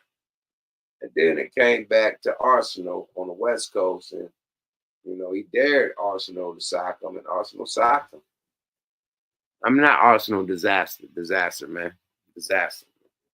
Shout out Disaster, man. West Coast hip hop battle rap legend. One of them dudes that execute and destroy niggas for a living in battle rap. But shout out to Disaster. Disaster socked them up out here on the West Coast. So yeah, it gets ugly in battle rap. know? It gets ugly in battle rap. So this shit right here, like, niggas done died in battle rap. Not only got shot up, like, yo, let me tell you this shit, man. I done got robbed a couple times, beat up a couple times over beefing with niggas. Back in the day, nigga would pull up to your video shoot and shut it down. BG Knockout, Drayster. They pull up to Warren G video shoot with the Dog Pound with Nate Dogg, and they having a fight on a golf course. My nigga, they having a fight, nigga, with golf motherfucking, like, yo, it was real beef back in the day. When nigga pull up on you, you know, and we seeing it right now. Like, we seen what happened to Rick Ross and his entourage when they went to Canada. So it's still on that type of level. So when it's on that level, you can't go to the courts after it's on that level. Niggas getting banned from Canada, like, it's on that level. Like, man, niggas will pull up to your video shoot, nigga, and it's up. Nobody's sued for defamation. Nobody called the police. It's beef, my nigga, and it's up. Period. Let's go. Fair use, man. Like they're iconic moments, but they're not. They're stupid. Aubrey is his own worst enemy at this point. He for real thought suing UMG and Spotify would make it look like he the hero fighting for his artist rights. Instead, he came off like the rap game's first Karen. He didn't just tarnish his image, he wrecked it. The guy who gave his worst behavior is now the guy who files law. Let's get the alumni in this motherfucker, man. I see a lot of alumni motherfuckers in the building, man. I see that the guys. Hit the link if you're trying to tap in, alumni niggas, man. And if you're a fan, you know what I mean, of Drake or a fan of Kendrick and you want to talk some shit about the shit, tap in, man. I put the link out there, the alley-oop, the bat line. Do y'all want to, man? You know what I mean? I'm here with y'all tonight, man. What the Feezy Weekly with your boy Yuck Meezy. Tap in and tell a friend. You did. Yada. All right. Let's get back to the content with no more nonsense. Let's go, y'all. Fair use.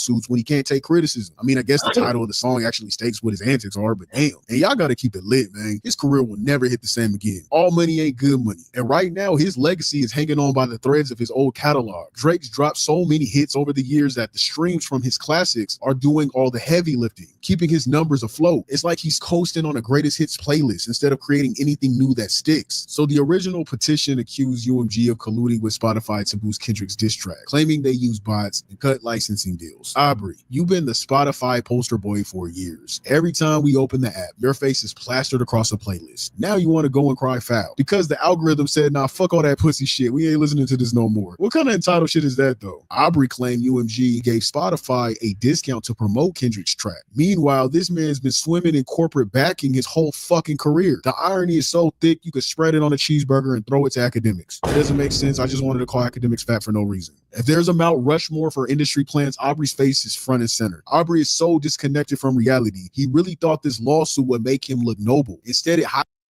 Hey, y'all don't even know what the new one is, right? Let me get the screen on the new one, right? The new one is on his tour in Australia. None of the fans that come into the building in Australia can wear Kendrick Lamar merch, which is PG Lane or TDE merch, or they can't wear Dreamville merch, which is J. Cole merch. Like, we thought this was just between him and Kendrick. Now he got a problem with J. Cole. And J. Cole's like, they cool. Like, he did a song saying they cool. This nigga is so much of a you feeling the words. So much of a sucker MC. I say sucker MC. That niggas can't wear Kendrick merch or J. Cole merch, and you can't have defamatory signs. Like if it says they not like us or Dreamville, you will be kicked out the venue, or the shit will be confiscated.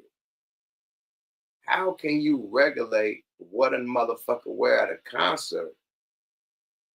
Like, we are seeing the most critical bitch-made shit in hip-hop ever. You telling the people what they could wear and what they can't wear? That's Charmin soft. That's Pillsbury Doughboy soft. Like poke the belly. Soft as shit. Let's get my nigga, man, my alumni nigga in this motherfucking network. Champ. I'm chatting with the fire breathing dragon, man. Breathing fire as usual. You know how we do it. Hello, that boy. Man, hey, man, give me 1 second to wrap up. I'm catching up to you right now. Man, this motherfucker, I guess it's true what they say, grand opening, grand closing, huh? You got to go out the way you came in. And if it was a meteoric start to your career, it's a catastrophic end to that motherfucker. Obviously. Nigga doing Boy. sucker shit, man. And I ain't gonna blame this on the mob. This ain't got nothing to do with the mob, nigga. This is him and that small hat side of the family, man. Period. Right. This is definitely not his daddy's side, because, man, listen, bro. That big mustache nigga was trying to knock young bitches. See, he with all the shit. That nigga, it wasn't the mustache side of the game. Not at all. Not at all, Jack. I mean, goddamn. Yeah, this is real. And I hate to say this, but you know the reputation that some of y'all got. This is real light skin to this nigga. Man, you can't blame that on light skinned niggas, man. This is real. No, I know it's just a funny saying. I can't blame that on Canadian niggas too, because Canadian got real motherfuckers up there. This is just him. We said last night when a nigga put the lawsuit against Degrassi because they put him in a wheelchair. He was mad. Like, come on, he been doing this shit since he came, before he came in the game. Yeah, I mean, so why would you expect anything different from a nigga other than, I mean, if he showed you in all of these different ways that he got bitch ass nigga tendencies, I mean, don't highlight it now when it's working against you. I mean, you always should have known that about this nigga. This is the kind of nigga he is. So, you know. But look, on top of that, allegedly, no, this ain't allegedly. This is real talk. So everybody that he did a song with that's hot in that region, you know, it's going up on a Tuesday. For him to do that song with you, the remix, he takes the song. That song is his. You just get publishing.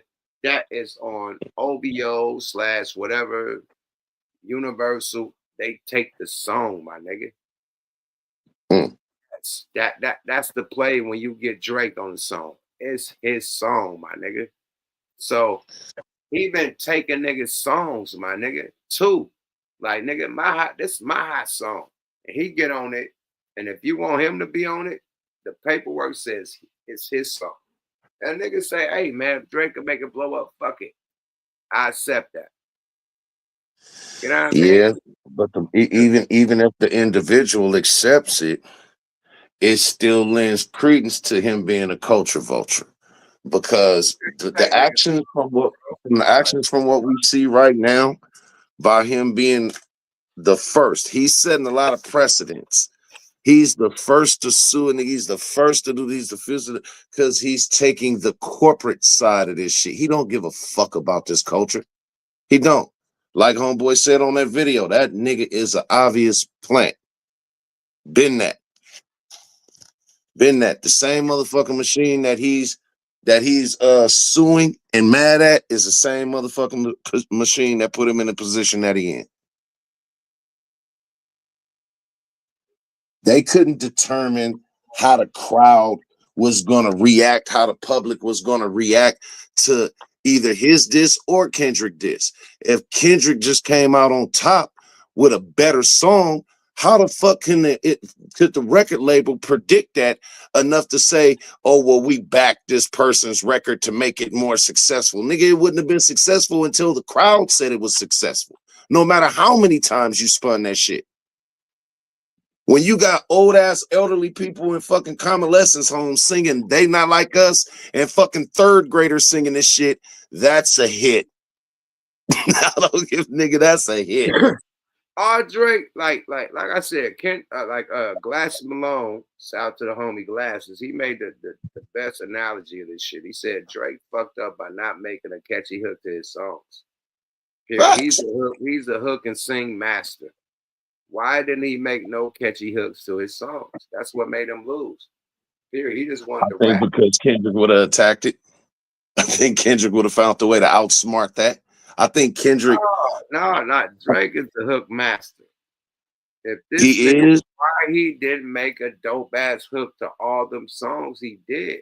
All it took was one catchy hook to make all a verse is a verse. If you got a catchy hook to make a nigga move and groove with it and say the hook and chant the hook, that's what make a hit, right? That's definitely true. 5 on it. That's the hook is the nucleus of the song. We rapping. Right. Other than the hook and the beat is the nucleus of the song. Other than that, we just rapping on that bitch, right? Same with Drake songs. The beat and the hook is the nucleus. He just rapping on that motherfucker. So why didn't he give us the nucleus? Then he must have froze up. He must have froze up. Kendrick knocked that nigga off his square. Yuck, he must have froze up, because if you a nigga that's one of the premier hook makers in the business, and you can't get off one to go at the nigga that's going against you, he locked you up. He did your ass just like when Clubber and Balboa got in the ring for the first time. I'm just saying, man. Kendrick came with all slap. He switched his whole style up for this shit. Yeah. Yeah. This is not Mr. Morale. This is not Good Kid, Mad East. This Kendrick ain't rapping like the old Kendrick. He switched his whole style up on the battle and stayed on that style on GNX. He ain't go back to Mr. Morale or a damn style. He on that same He style. stayed right in that lane. And he's dumbing his shit down just to stay. He could go extra technological, extra spiritual, miracle, extra mathematics from the sun to the moon, all that shit. Yeah. He stayed to just keep it simple with dope ass beats and catchy hooks, and that's why he won. Period. Yeah, and I think Drake knows that Kendrick knows that he's a fraud in a lot of ways, as far as being a plant and as far as being heavily pushed. That's not to say that he's talentless. Drake is nowhere near talentless. I just think that when it comes down to the competitive sport of what the essence of hip hop is, being the battle, nigga, you were outmatched. That's just what it is. You was outmatched, nigga. MJG, what's shaking? Alumni, what up with it, boy? What it do, y'all? We back at it again on Fake, huh? His name is Fake now. And what we gonna say about him? Still nothing. And he like I said, man, he's persistent with this, like all up until the Super Bowl. Like he's really trying to do something bad to this dude. And then you can't wear other people clothes to your man, he can't even see what a motherfucker got on, let alone why would he even care? And another thing, man, he's a foreigner. He really don't gotta abide by no rules. Like we just going by hip hop shit, like for the sake of the culture. But he's a foreigner. Just like K-Dot said, he's a colonizer. He's a foreigner. Like he ain't gotta abide by no rules. No, that's why he fucks over motherfuckers, chicks and everything, you know what I mean, doing bad, backstab his friends, you know what I mean. Then he go right back up to the border and be a mixed Jewish dude, you know what I mean. No knock to him. No knock to him. No knock. Hey, man, we need the code words. You gotta use some other words. What can we do? Small hats and incredibles. We know the code words, man. Let's not get the channel taken again, my friend. Yeah, the small hat he got, you know what I mean? That's his backing though, you know what I'm saying? So he can run right up back to the border and be good. He ain't got no respect for hip hop no more. All his friends gone. He don't mess with J. Cole. Got his hands palms of heaven like what I do. You know what I'm saying? Like, so he really needs to be excommunicated for real, like done. That's what's happening right now. I mean, See, the thing with Drake, and by him being successful, like I said, I can't say that he's a talented person. I mean, a talentless person at all. However, every nigga can claim they're a real nigga until the real niggas come in the room, or like Mike Tyson said, nigga, everybody got a plan until they get hit in the mouth. Right. And I think that Drake got too comfortable. I'm gonna keep it a buck. You know, Drake is. Go ahead. Drake, like I said, that's the formula. Drake is the formula of the shit. He like you gotta have the looks, you gotta have the swag, you gotta have the whole shit, the backing, everything. Like he's the total package. You know what I mean? Like you can't just be a rapping ass nigga. You can look like, you know what I mean, a little June bug nigga with missing teeth and fucked up and bubble eyes and fucking shit up under your eyes and you know what I mean, and fucking rap your ass off. You ain't got that image. He got the image. Not only that, he can rap and he can sing, nigga. It was a total package, right? So he got too comfortable with being a total package, you know what I mean? And started disrespecting niggas that helped him elevate to be the total package, which was niggas from down south, niggas from the West Coast, niggas from the East Coast, niggas from the Midwest, you know, and so on and so on. So, you know, he started disrespecting whatever he did. We don't know, but the artist is complaining. You know, rather it's him fucking on, you know, allegedly fucking on, you know, niggas, bitches and shit, backdooring them, you know, and talking shit about it on hip rap songs and shit, like naming the girls' names and shit, and talking about the situation and shit. Like he's like really stirring the pot to catch fish, but then when it come back at him, now it's like I want to file a defamation. I don't think that's cool because he done said shit about NBA players. You know, he talking shit about LeBron right now with the fighting Irish. Like LeBron, wife ain't suing. Like LeBron ain't suing. But defamation, like what are we doing over here, man? That shit never been done in hip hop. Y'all can have the floor, man. Talk y'all shit. Don't that make it worse though? Don't that make it kind of worse? You know what I mean? That make it even worse. And he's talented. He's talented. The song was bad enough, man. Yeah, but now and then you talking about basketball players, man. In Toronto, they said he banned from even. He used to be their little broadcaster. They said he can't even say nothing no more. You feel me? Nothing for the Raptors. So that lets you know how was bad enough. He is, man. You feel me? Like they even like he I think he really with all that talent. You know what I mean? Good rapping. That now it's all for nothing. Like you just let all that's for nothing. You're good rhyming, you're good all that. You know what I mean? It's for nothing now. You can't even put out nothing. No more. That 100 gig, that's it. The rest, you know what I mean? I don't think he can come back. It's moral shit, man. Like it's moral shit. This is music. You know what I mean? Like, and it's even chicks, women that's gonna be looking at this dude like, ugh, you really suing? Nigga, fight. A chick at least grab some hair. They'll scratch and bite. He ain't even doing that. A female will windmill. Come on, man. At any moment, the windmill was coming. That nigga didn't even windmill. Like, come on, my nigga. Fuck out of here. That nigga didn't even windmill. Hell gonna windmill, my nigga. That even didn't win. Well, he tried to windmill. The shit didn't work. All the windmills got blocked. That nigga got hit with an uppercut trying to windmill. Nah, what them niggas do in jail? The 42 blocks, 52 blocks, whatever. Oh, that 52, nigga. That 52. 52 blocks, nigga. Did the 52 blocks on them windmills and fuck that boy up. Period. Hey, bro. Like I said, outside of you suing a nigga and suing a record label, whatever, for you to go a step further and say, well, if you're my fan and my supporter, then you can't wear their stuff in my show. You're digging a hole, my nigga. Every time you react to, it's best to shut up. It's best to shut up. Now, you digging a hole that you can't climb out of, and you burying yourself deeper the more you react with these emotional ass reactions. Right. And the bad thing about it is, like, you know, even the fans that's wearing Dreamville and whoever, they thinking, oh, it's just rap. They steal your fans. Then they come, they done spent they money to come and see you. Nah, y'all got on this clothes. You know what? No. Man, come on. So But in look, other words, you want everybody to fight your battle.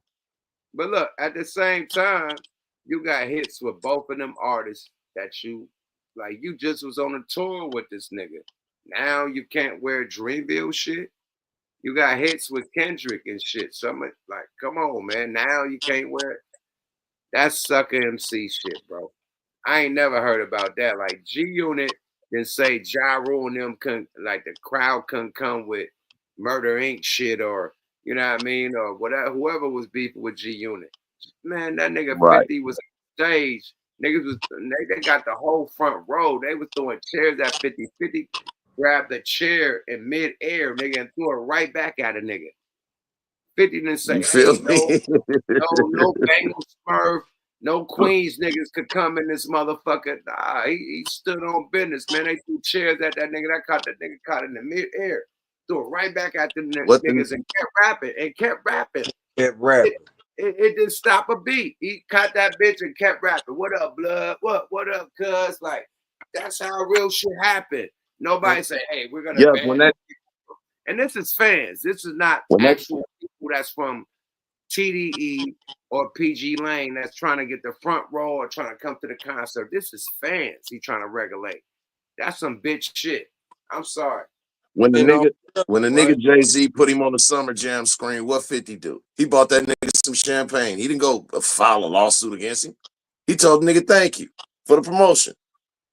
And RIP to Mobb Deep, since you said that Jay-Z put that dude on the big screen at Summer Jam. Use a ballerina. I got the picture. Y'all seen him. You know what I mean?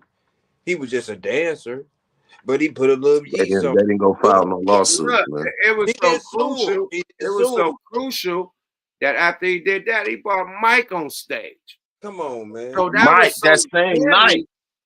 He bought Mike, MJ, this nigga, right? The Thriller nigga. The Thriller. Oh, man. Big white glove. He brought this nigga on stage, man. At the It Summer get no bigger than that. He brought the boy on stage, man. Like, come on. Yeah, it get no bigger than that, man. It get no bigger than that, Jack. Sorry about that. But beefing and rap, man, you don't and do still, that. 5 deep in suit for defamation. You bought Michael Jackson out after you put a picture of me in ballerina attire. Like, what the fuck is going on in front of thousands of people in New York? That defamation. Like, come on, man. This is some new booty ass Gen X shit. I mean, Gen Z shit. I mean, yeah, Gen Z shit, man. No, some millennial shit. It's some millennial shit. Millennial, emotional ass shit. This nigga need to get over it, my nigga. This emotional damage. Nigga. He timed himself out, didn't he? That's when he if emotional damage was in the dictionary and it had a picture, it'd be that nigga Drake, man. Emotional damage. Not the Asian nigga that actually said it. It'd be a picture of Drake crying. It'd be a picture of that nigga. What it is to be in your if in your feelings was a person. Somebody said, Drake, you're fired. Like Trump fired the nigga. Yeah. Hey, and that's what hip hop is doing. Hip hop is firing that nigga. Hey man, it is. We done with that one. Let's hear what Roy, what the Drake, the real Glazers got to say about it, because Rory damn near agree with us, but Maul gonna try to defend him, man. So let's get to Rory and Maul. Let's see what they got to say about it, because Maul was a real Drake defender along with Fedademics. The ultimate, man. You know what I mean? But hey, it's a new day. It's a new motherfucking day. Like Trump and all. It's a new day. Hey man, salute to Rory and Maul, man. This is somebody else's channel. I'm bringing it off of, but salute to them too. Let's go, y'all. Fair use. Fair use, fair use, fair use, fair use. About how he feels about it. I think that petition could be very good for all artists, if UMG has to go through depositions, open their books, there could be some bad practices of how songs are manipulated between DSPs and majors. Now, that is what I said, and I don't walk that take back whatsoever. Now, that petition is gone, and what has replaced it is just a straight up defamation case for Drake to UMG. And at this point, I'm not walking anything back. I am taking myself out of the objective. Not a commercial, my nigga. I know it.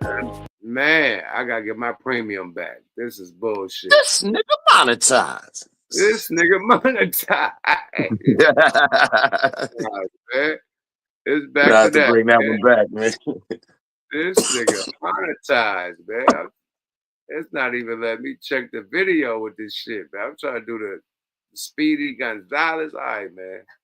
Let me mute it right quick. Let's go, y'all. Fair use. This nigga monetized.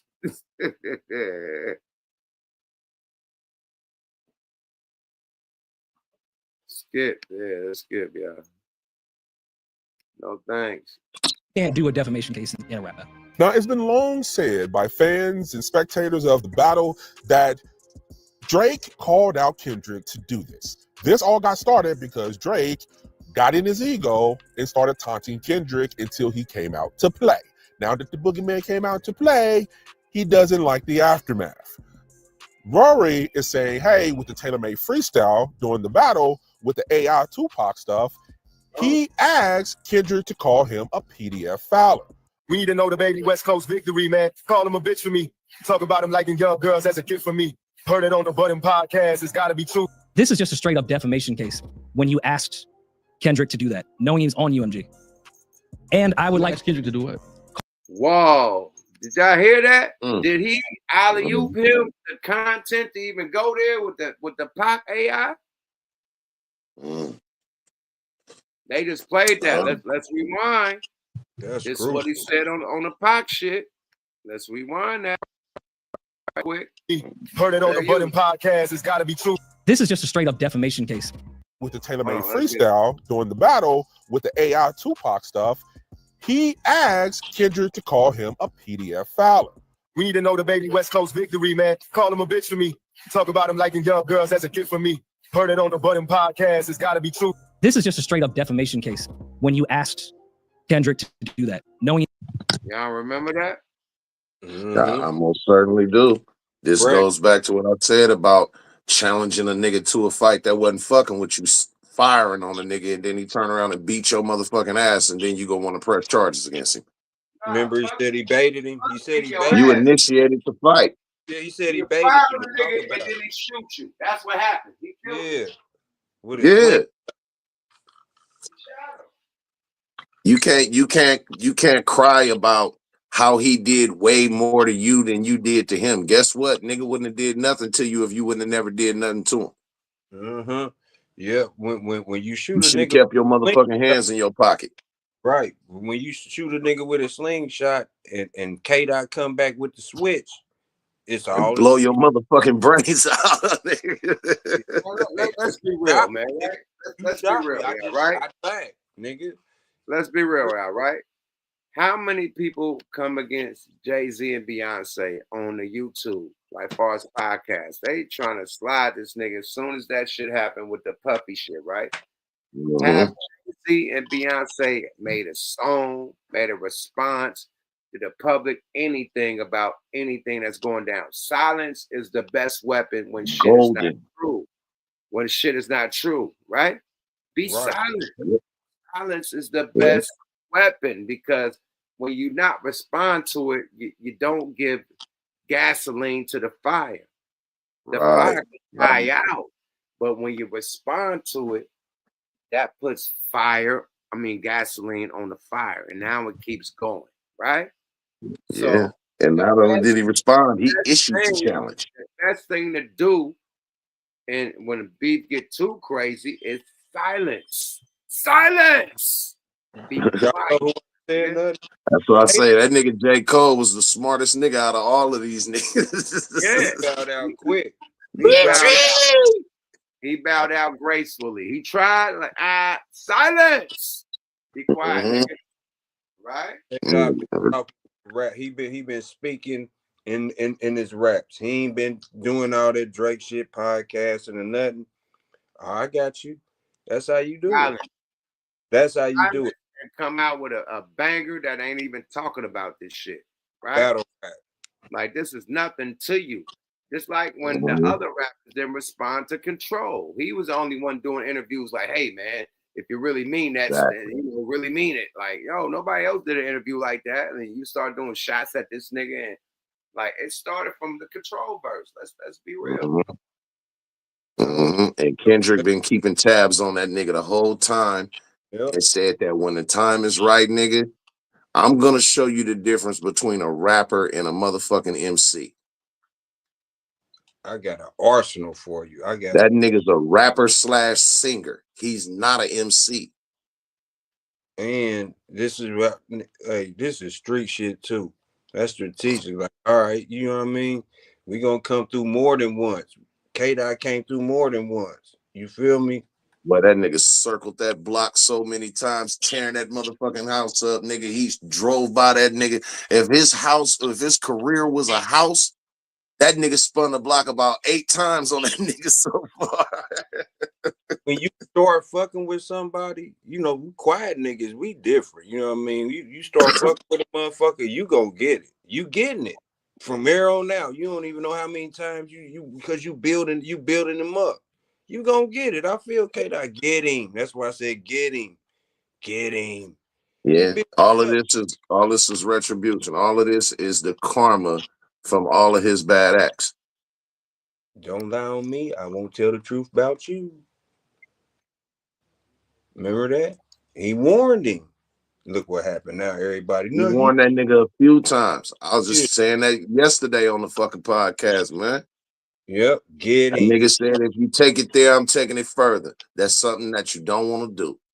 Hold on, let's hear what he's talking about right here. Let's go, y'all. Fair use. This nigga went crazy on this, but I think a nigga already speeded it up. So let me go to normal. It sounds like he already got to speed up. Let's go, y'all. Fair use.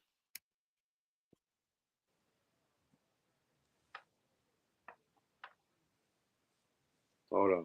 Okay, it ain't slow down. And then we got to speed it up because they got the Wu-Tang beat. I mean, Nas beat. Let's go, y'all. Fair use. Whoa, what the fuck? Why did it do that? It's on a regular boopy boobop. Whoa. Woo. The small hat alert. Oh no, I put it on the wrong thing. My bad, y'all. High nigga moment. My bad. Let's go, y'all. Fair use. You gotta go the other direction.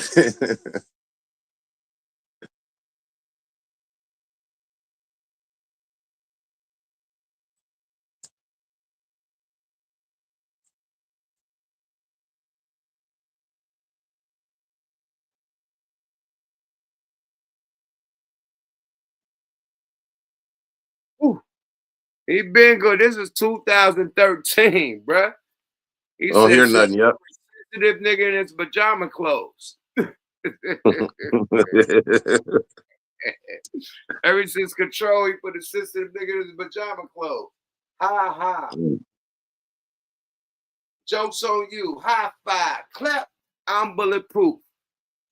Your shots will never penetrate.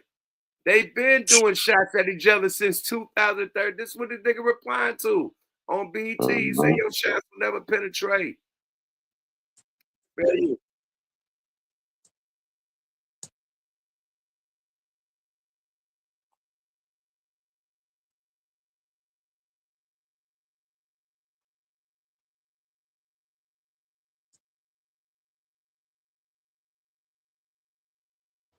It said it's muted, yep. Can't hear. I don't hear no audio, yep.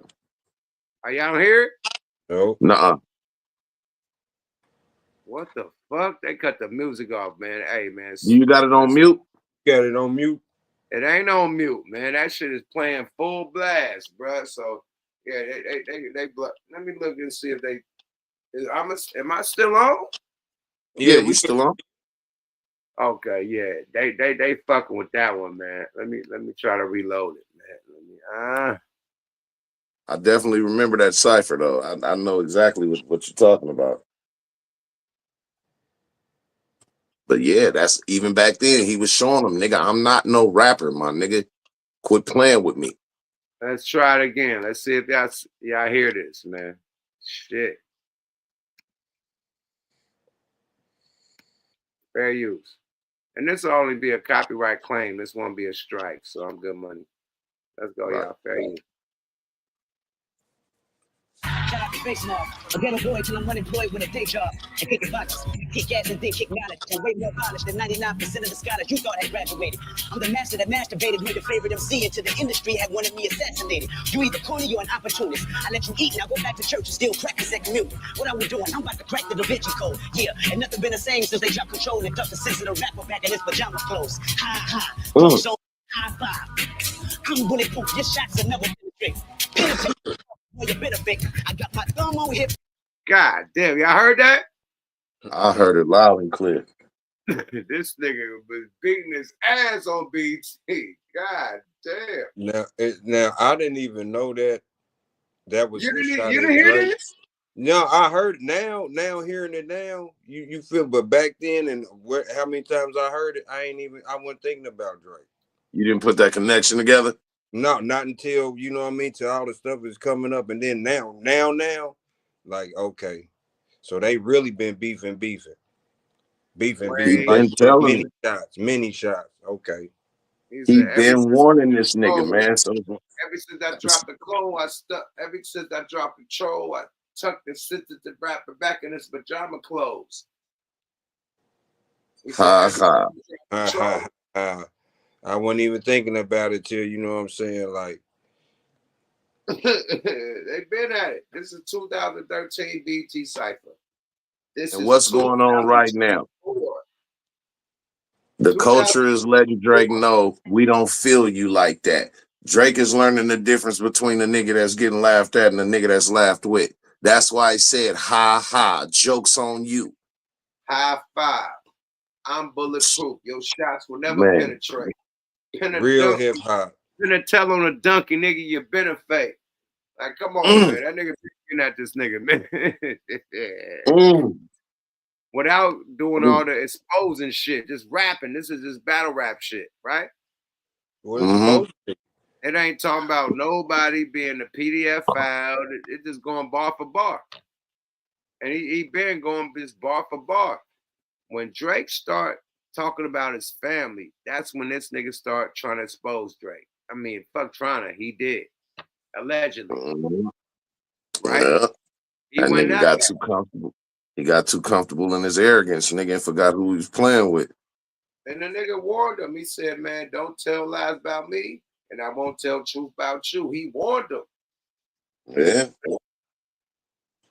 And Drake went after everybody like that. Even Stephen A said something again about it. Like, that's when you know, like, you talking about the moralness of hip hop. Like, even everybody, like, come on, man, this is just me rapping, like, and everybody know your quote talent.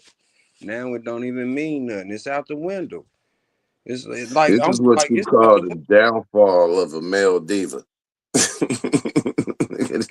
Hey, riding high in April, shot down in May. Goddamn it, it's over for him. I'm not gonna say that. Drake is still the top nigga in the game. He had the most most streams since he filed that lawsuit in the week. He had the biggest streams in the week, as far as his old shit.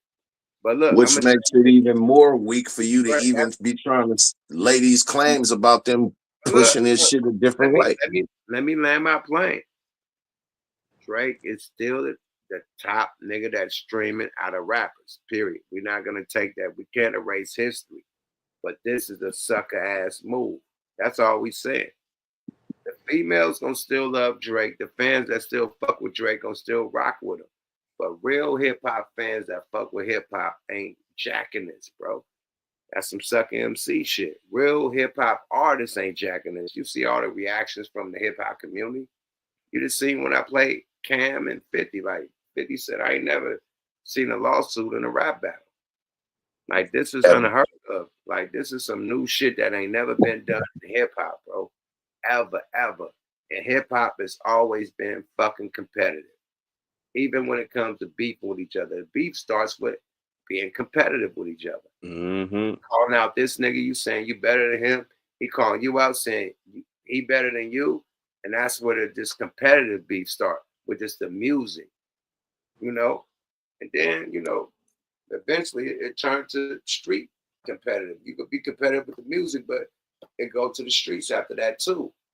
So we just seen when it just start from hip hop, like, you know what I mean? Niggas is rapping against each other to niggas really scrapping, and you know, it go there. You feel me? So, but it never went to the courtroom. Never. Yeah, he got real lawyers saying how stupid it is, how as they say frivolous. You know what I mean? And they don't even know, like, even the why. Like, even if it was like, he still would have a hard time to prove it, because you know what I mean? This is all what it is. Just songs. Let me get the Glazers back in the building though, man, because I gotta see what Roy and Maul. I gotta see what Maul gotta say about this shit. Because Roy was standing on business, like, yo, this shit ain't never been done before in hip hop. I ain't rocking with that. I ain't jacking that. Let's hear what Maul defense is to this shit. Let's go, y'all. Fair use. Fair use. And I would like Kendrick to do it. Call me a pedophile. Or you think Tupac said that? Sorry. He's straight up said, and that's where, again, he asked Kendrick to call him a pedophile? Yes, in Taylor Made. I don't remember him asking Kendrick to call him a pedophile. Tupac was telling Kendrick Lamar that he should call Drake the ghost of Pac. Or he's still alive. Maybe he recorded it in Cuba. I don't know. But you can't, again, I saw the other petition having some value in the long run. But now that this is just a defamation case, if you tell someone to call me a pedophile, and then at some point you sue a company for funding what you told them to do. So if you're going to do that and put it into a song, and Kendrick comes along and do just that, what's the problem? This nigga walking through monetized. these doors like our past 47 other. This nigga monetized, man. I gotta get back to that, man. Yo, man, this is bullshit. Yeah, I swear to God, as soon as I get off this motherfucker, extra premium records, man. I can't do this. I use commercials. Like, y'all, we ain't using commercials going through our shit, right? Salute to the channel for keeping the premium, right? This is the first time y'all see commercials in how long? About a year, right? Yeah. That's why niggas forgot about the old catchphrase. This nigga monetized. Man, listen, man. Niggas ain't seen commercials on my shit. Watch the premium, man, tomorrow, man. The next shit, none of this shit. Y'all fair use. And I'm muting this shit, man. I ain't monetizing this nigga. Mutations, man. We ain't playing that shit. Skip it. Yada. Let's go, y'all. Fair use. Oh, it didn't go your way, huh? That's how it goes, Drizzy. Now, DeMar's made a really good, interesting point here. While OVO Maul was going in and defending Drake, glazing to no end, DeMar's just like, hey, you keep saying if something got violated in his contract, he has a right to defend himself and stand up for what was in the contract. She made an interesting point to say, hey, what did Kendrick violate in the contract? What was violated with UMG promoting the song like they do with any other artist, including Drake? How did that violate the contract that you are saying he has the right to defend? But when it comes down to the artist saying, I'm going to protect my contract, y'all did not honor what's in my contract. Y'all violated my contract. Now it's, oh, nah, he bugging. He can't do that. Okay, so what I want to ask you, because I read some of the lawsuit, I didn't come across exactly what you're saying. What did they violate in his current contract? Because what I'm seeing is this is a defamation lawsuit that in my next contract, you know that we're in negotiations, and you supported him putting this record out, knowing that it would tarnish my character, therefore hoping to, you guys not have to pay me as much in our next negotiation. So where did UMG violate a past contract by releasing Kendrick's record, which is what this lawsuit is for? Again, I don't know. I don't know what Drake and UMG's contract is. Glaze alert. For real. Cash app alert, man. I gotta do that new shit. Glaze alert, man. Yeah, buddy. It's that nigga. It's wax on, wax off. Glaze alert, nigga. I mean, he's a yeast donut. He's a yeast donut. Oh my lord, glaze alert. shit. Old fashioned glaze. I mean, he's a whole dozen, ain't he? He's a good a dozen. Baker's dozen. What's the shit that had a light on at night, man? When you go to the donut spot, like late night, it got the light on and shit is all Krispy Kreme. Glaze, Mo Glaze and Krispy Kreme, my nigga. What are we doing right here, boy? Well, I don't know. Oh, nobody knows. At the end of the day, they both have contracts with the same motherfucking record label. The record label is gonna push both artists. Come on, Whichever man. catch, they're gonna put more money into the shit that catch. Period. His shit didn't catch. And you already got the big contract. You had the $1,000 million contract.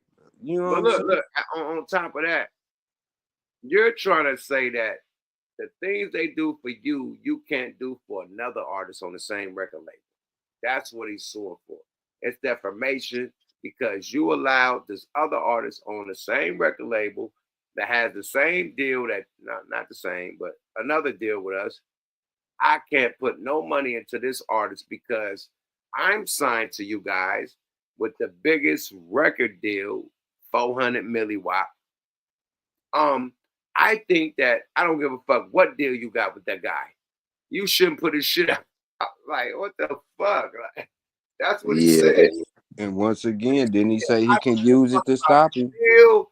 I'm the biggest guy on the block. Fuck his deal. You should have never put it out. That's what he said. Am I lying? Hey. And they're gonna say you shouldn't have never battled him. When you battled him, you were okay with him putting out whatever response when you would involve yourself in the battle. And you were willing to use the same big dogs to get him. You were willing to you was bragging about how much power you got. You know what I mean? How are you not bringing down his stock when it's time for him to renegotiate his deal by calling him a wife beater? But the thing is, he expected the same shit that went down with Pusha T. You know, the song that Pusha T made about his son has been taken off all DSPs. You know what I mean? So he thought the same shit was gonna happen with Kendrick. Like, okay, you know, I got that son. I mean, that song talk about, you know, my son taking off, you know, the platforms. I could do the same with this. But I'm sorry about that. And when Degrassi, we got other plans. Well, you seen the spins, Degrassi, Aubrey? No, look, hey, no, we got to call him by his black. He's Avery. That nigga named Avery, not Aubrey. You know we black. No, just call him Aubrey. He's not Drake no more. Aubrey. Yeah, Avery. He ain't named Aubrey. We say Avery. That nigga named Avery. If he was Drake, in the hood talking about Aubrey, man, Avery, come Avery. And Drake is cocky. This is Aubrey moves, man. This is small hat Aubrey moves. This is Mazel Tov Aubrey moves. This is nothing to do with Drake. Nothing to do with Mob Ties. Nothing to do with OVO. This is Aubrey small hat Mazel Tov moves. This is Shamil, Shamizo, Hasafis Incorporated. He done stepped on the glass. We're gonna do it. You heard him, Shimon, with my checked in. Shimon. You heard him. Better Shimon with my checked in. Oh my God. Slamizzle, Hasafis Incorporated. Intro to the boy. That is the intro to that. I didn't know that. That's great science. He do got a nose like Laverne, don't he? Laverne and Shirley. Come on, man. Drake. See, this is what I'm saying. That nigga on some sucker shit, man. That nigga dope as fuck. Make some music, man. That's what I was just about to get at. Yep. Man. Like Drake, you dope as fuck. You can sing and rap. You got the image. Get back to that, my nigga. Like, let's be real, my nigga. Like, he on some sucker MC ass shit. Bro, you lost the battle. Keep it pushing, man. Kick rocks, my nigga. Like, go on vacation. Man. Niggas forget this shit. Niggas forget shit in a week or two, man. A month. You kept him not being able to accept that. Hold on, let me land my plane. Your fat ass chipmunk Fedidemic nigga kept acting on for the whole rest of the year. Niggas forgot about it. He acted on so much that Kendrick dropped another album responding to the Chipmunk to where he put the LA niggas that he had on the pop out on the motherfucking album because you said, oh, he the pop out didn't do nothing for nobody. Niggas wondering why TD ain't on the album. Nigga, it's the pop out niggas on the album. Now what you gotta say? He responded to your dusty niggas, keeping it going, right? Now you got a whole nother album with shitting on you on steroids again, nigga, squabble up, nigga, all that shit, murdering, nigga, if he gotta take out They Not Like Us, he got squabble up. He got other songs, my nigga. Like, Hey. Come on, man. Just for him. Blueprint on your ass. That was just for you. Just because your dumbass nigga was Look, woodchuck mouth motherfucker. saying that he didn't do nothing for the Latino and Mexican community. Chipmunk. Chipmunk himself. Yeah, man. Come on, man. And he was leading the charge. I mean, Kung Fu Panda had his motherfucking chest out, nigga. You know what I mean? For real. Oh, like they said my shit buffering. Okay. Brother, nigga, the nigga. Look, once you start talking about it, it start buffering, man. That small hat. Small hat society. Small hat alert. Small hat alert. Small hat alert records, man. They playing with them shackles. Hey, boy, we ain't got they over there canoodling. All right, they playing with them shackles.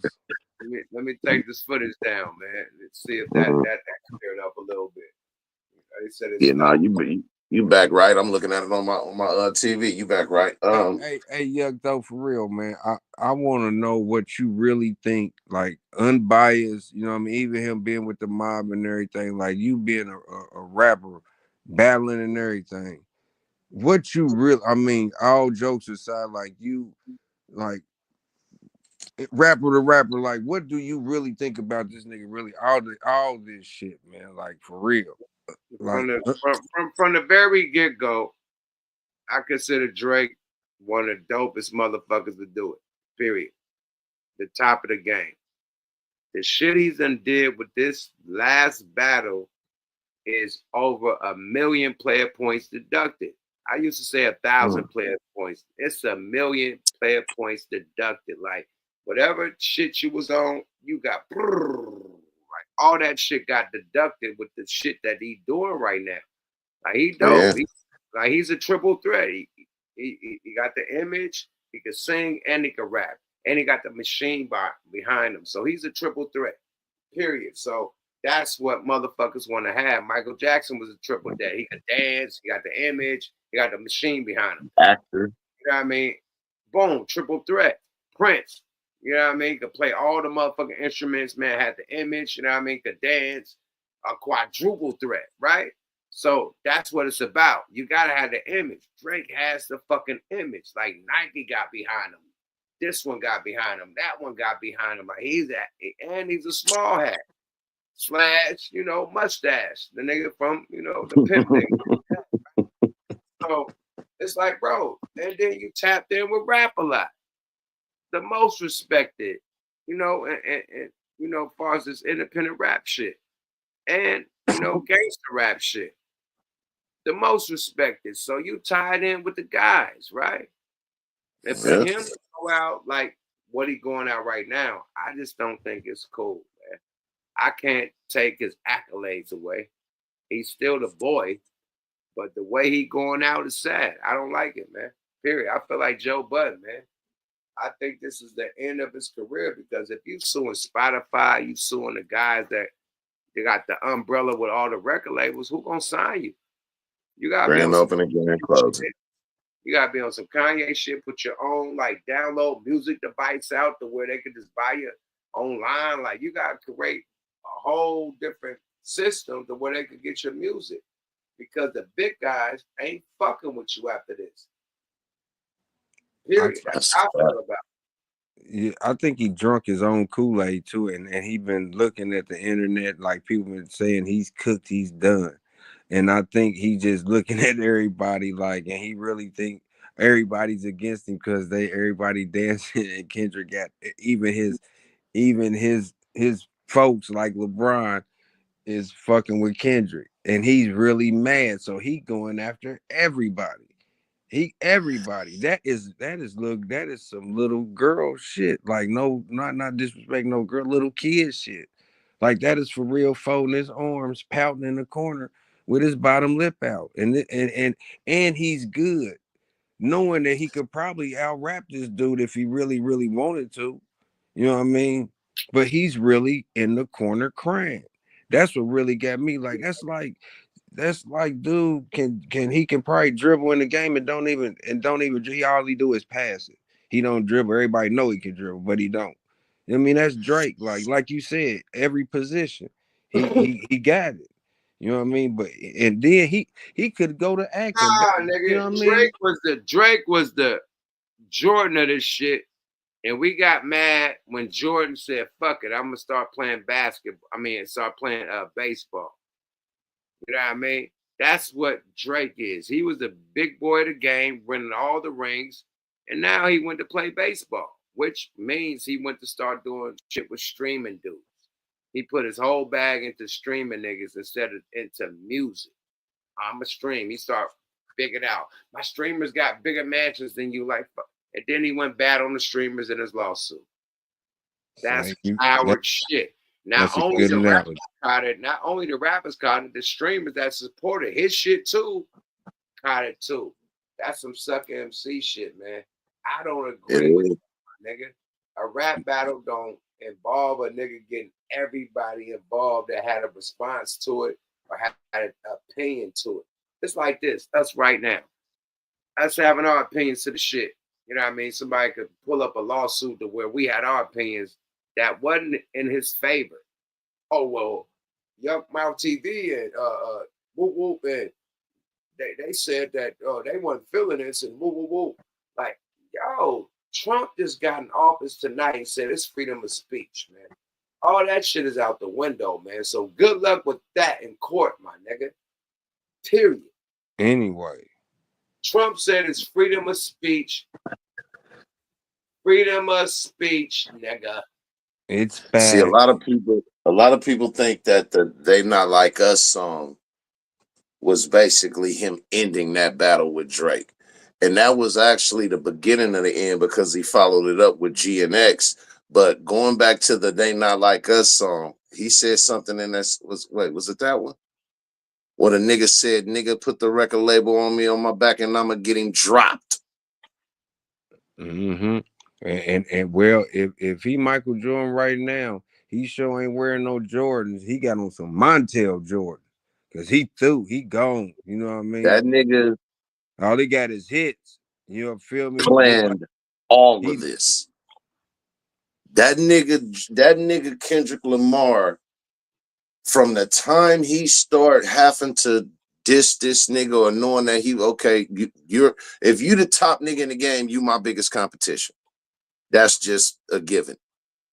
But what that nigga Kendrick did is sat back and strategically planned out how he was gonna pick that nigga apart. That's why everything was clockwork. Back-to-back responses. Album dropped right after that. All of that shit was clockwork. That nigga's a mad scientist, bro. Well, and it's some niggas you just shouldn't fuck with. Right. And well, GNX 2 is coming out and what I don't even know if that's what it's called, but the backup to that is coming out in March, so he gonna bang biggity banging. But look, let me add on what Network and Calico was saying. At the end of the day, man, he set it up perfectly, right? But you could tell that he was playing chess when Drake released Family Matters and this nigga released Meet the Grams. This is the same fucking titles. He released the same type of song, like, and they both going on some real family shit. Like they both exposing, allegedly going bad on some shit about family problems on each song. He could have came with "They Not Like Us" with that. He said, "Nah, Family Matters." I mean, Drake I'm said, gonna pick this one for that. Drake said, Right. Family Matters. He said, "Nigga, fuck it, Meet the Grams." And I guess got what? something for that too. I'm gonna Yeah. introduce the whole I got world. something for that, nigga. He dropped it 10 minutes, nigga. Kid, wow. Come I on, got man. something for that. I got Yeah, something, introduce the man. whole world to his family. We Man. got to know Tom Selleck, his pops with the big Magnum PI mustache. You feel me? Yeah, that nigga got a 70s porno star mustache. That nigga shit crazy. That's a Tom Selleck. I'm That just his saying new how name is Tom strategic. Selleck, nigga. I'm just saying how strategic and how mathematical this nigga Kendrick Lamar was with the Very rap. strategic. When Right. this nigga Very was silent, strategic. they thought he tapped out. And when he arose like a phoenix and started putting fire on niggas, they ran for cover. And now we got a lawsuit. Period. Who's the strongest X-Men of them all? Yep. Phoenix. You motherfucking right. Hey, she get mad enough. You feel I me? know you know. Hey, first he went stormed in Phoenix, and we talk. Look, man, the dude, like I said, it ain't over. This is just a breather. Wait till like the Super Bowl come. He gonna ramp it up. You know the promotion finna get done. Now you want to sue? And he been sent back for months. He got months to do this. So it's the show, it's stuff leading up to it. You know what I mean? And he gonna have the whole TDE with it. People think it's just Kendrick. Come on, man. I like what I'm anticipating it. This is like ooh wee, you know what I mean? Well, So Drake. Go ahead. Finish your No, shit. go ahead. I'm just saying. I was just about to say Drake just dug his own grave. I really think talented as he is, it's a rap for him. It's just a rap for him. That's the question, man. Do anybody in the chat and everybody on the stage, do you feel like he really dug his grave with this one? Is it a rap for Drake? Because at the end of the day, man, this just battle rap. I'm gonna tell you this, man. Fans don't give a fuck about nothing you going through. You ain't gotta be no real nigga that follow the cloth. Nigga, if you make a hit, you backlit. So me personally, I think Drake is one hit away from coming back. But I'm gonna ask y'all, do y'all think this is the end of Drake completely? Not completely. Not completely. Not completely, but I believe that his career, his image, and everything as a whole is gonna take a big ass hit. And the reason being is because of the shit that he did outside of answering back in the battle. With all of the court cases and you can't wear his clothes and I'm gonna attack the podcasters, like all of that extra shit is just the nigga bringing out the bitch in you. Kendrick is again a mad scientist. Don't forget what the nigga KRS once said about the top 5 motherfuckers in the game right now. I got a battle rap for all of them niggas. Every nigga that's on top right now, I got a battle rap for all of them niggas. So if you go way back to this cypher at the BET, and that was years ago, that nigga has been planning all of this since then. I wouldn't be surprised if this nigga Kendrick got about 3 albums on the tuck waiting on this nigga. Hey, just like us. Several battles. Hold up, Big Swallow up. Let me get the screen right quick. I love the Cash App. Cash App alert, Cash App alert. Hey. Big boy Cash App alert. Cash App alert, Cash App alert. Hey, big shout out to this. Oh man, she put a hefty Cash App alert, man. Soft $20 on it. Yiddy, man. Big shout out to Tanisha Jones, the $20 Cash App, man. Yeah. Enjoying the show, Turbo. Yeah, feel me. Bye bye. Cash App alert, Cash App alert. Cash App alert. Shout out to Tanisha Jones. Thanks for the Cash App, babe. That's right, man. I gotta get a shout outs, man. I appreciate the love. That's what's happening. That's what's up. Hell yeah. Support the content, man. Dig in them trousers, y'all. You know what I'm talking about? Shit, it's all good. Let's get man. Enough of this Drake shit. We can go back and forth about this nigga all night. He just, man, it's a stain on hip hop though. But I still can't think believe you can't wear they merch. Though, really. I can't believe that one. That's crazy. it's like it's real for real. Like it's like he wanted a fourth place trophy or ribbon, and then he didn't get it. And mama, what's your mama? All right, Yeah. man. This next, all right, man. We good on the Drake shit. We What you got understand for us, that. yeah? What did somebody had the song? That's a weak move. That's Drew Down. That's a Let's weak Drew move. down. Drew Down had the song called "That's a Weak Move." Another weak move. That's a weak move. Hello, that was a weak move, man. But another weak move is MELLE is defending Fat Joe, and saying that hip hop was not created by FBAs. It was created by somebody else. So let's get into the MEL versus TARIQ Nasheed content. Another TARIQ Nasheed, man, because he with all the smoke. So let's go, y'all. Fair use, fair content. Educational and spiritual and hip hop Entertainment purposes. only. You dig? Alumni in the building, man. Let's get to my guy. We had a problem back in the day, but man, we good money, man. Salute to TARIQ Nasheed, man. He putting on for reparations, man. I respect that, man.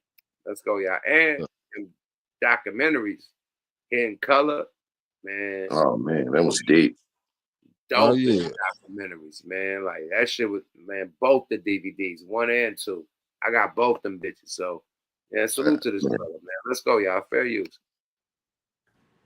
All that backpedaling ain't gonna cut it. Now, so Fat Joe, seemingly went over to MEL for a lifeline. And here's the thing. MEL did a video, and I kind of got word that he was going to put out something because there was a brother, Van Silk. Shout out to Van Silk. Very good brother. He was an early promoter in the early days of hip hop, well, the late 70s. He was one of the big hip hop promoters. Van Silk, good guy. So me and Van, we chop it up, and Van knows everybody. Van knows every goddamn body. Not just in New York. Van knows everybody. He knows everybody out here. Van is just one of the people who know everybody. Van, good guy. Van is like the go-between for everybody. Van got me on the phone with Curtis Blow. Me and Curtis Blow had a great conversation. Shout out to Curtis Blow. Much respect to Curtis Blow. Much respect to Curtis Blow. Good guy. So Van hooked me up with that. So Van was he called me up, and he was like, "Yeah, I got MEL on the other line, and MEL wants you to say that it was almost like an urgent thing, so clearly there was some other calls being made to MEL. So Van hit me up. He's like, yo, MEL is on the other line, and he wants you to say that hip hop was not a Black creation. Say it's a Bronx creation." Boom. You hear that? Phone calls and discussions are being made. I knew it. It's gonna come down to the boroughs, yuck, like we talked about. Remember, now it's gonna be which borough did it come out of first? Bronx, the bridge, not just Black people. It's about the barrel now. And right? The people that lived in the barrel, the people that lived in the barrel was multicultural. You got hella different races in there. So now it's from the barrel, and all the races got access to it. You see it, boy. The banana in the tailpipe is mania. Yeah, the finesse. It's a whole jungle now. That's the King Kong. A new Beverly Hills Cop and use the banana in the tailpipe in the new Beverly Hills Cop. That's how famous. I'm gonna tell you this. I coined banana in the tailpipe. No Frank Ocean. That's my coin. I put that out there, and everybody using it right now to this day. Am I lying? Come on, man. No, that's an absolute fact. And look, LL said hip hop started it at the Rock, where they was from. You know what I mean? And there's a lot of people who said that. You know what I mean? Nah, banana in the tailpipe. I coined the phrase "don't fall for the banana in the tailpipe." Right. Right. That's how the banana in the tailpipe even was mentioned. So yeah, I ain't gonna. Yeah, you can't disrespect my credit. But let's get back to TARIQ Nasheed. And here's what he got to say about it. No, I'm not saying that at all. I'm not saying that. No, I'm not saying that. because that's bullshit. Yeah. And shout out to everybody for the super chat, funds. Shout out to everybody contributing to the super chat. Warrior King, shout out to Warrior King. Shout out to Warrior King. Yeah, but they wanted me to come out and say that hip hop is not a black creation, it's a Bronx creation. Then hell no, I ain't saying that. So then Mel does the video. Mel, then let me play the video. All right, let me play this video of Mel. And this is basically. So boom, he got the phone call with Mel, and Mel like, yo, this is the play. We're gonna get some bread to say this. Because there was some money attached to it. And once you see Melly Mel iced out, and you go see, there was some money connected to it. Watch this shit. Let's go, y'all. Fair use. Just trying to be politically correct so that you are inclusive to other groups. So Mel made this video, and boy, the Puerto Ricans, and boy, they were really celebrating with this video. They were really celebrating with this video. And let me play this. In much respect to Mel, you know, I still rock with Mel now, you know. Well, let me say this. You know, Mel is still a legend, all right? Because I know a lot of people have been on Mel's bumper because of this. This is my first time speaking on it publicly since it happened this week.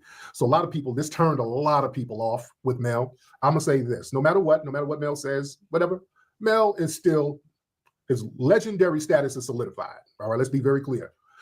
Mel changed the game. Mel changed the game. His legendary status is still there.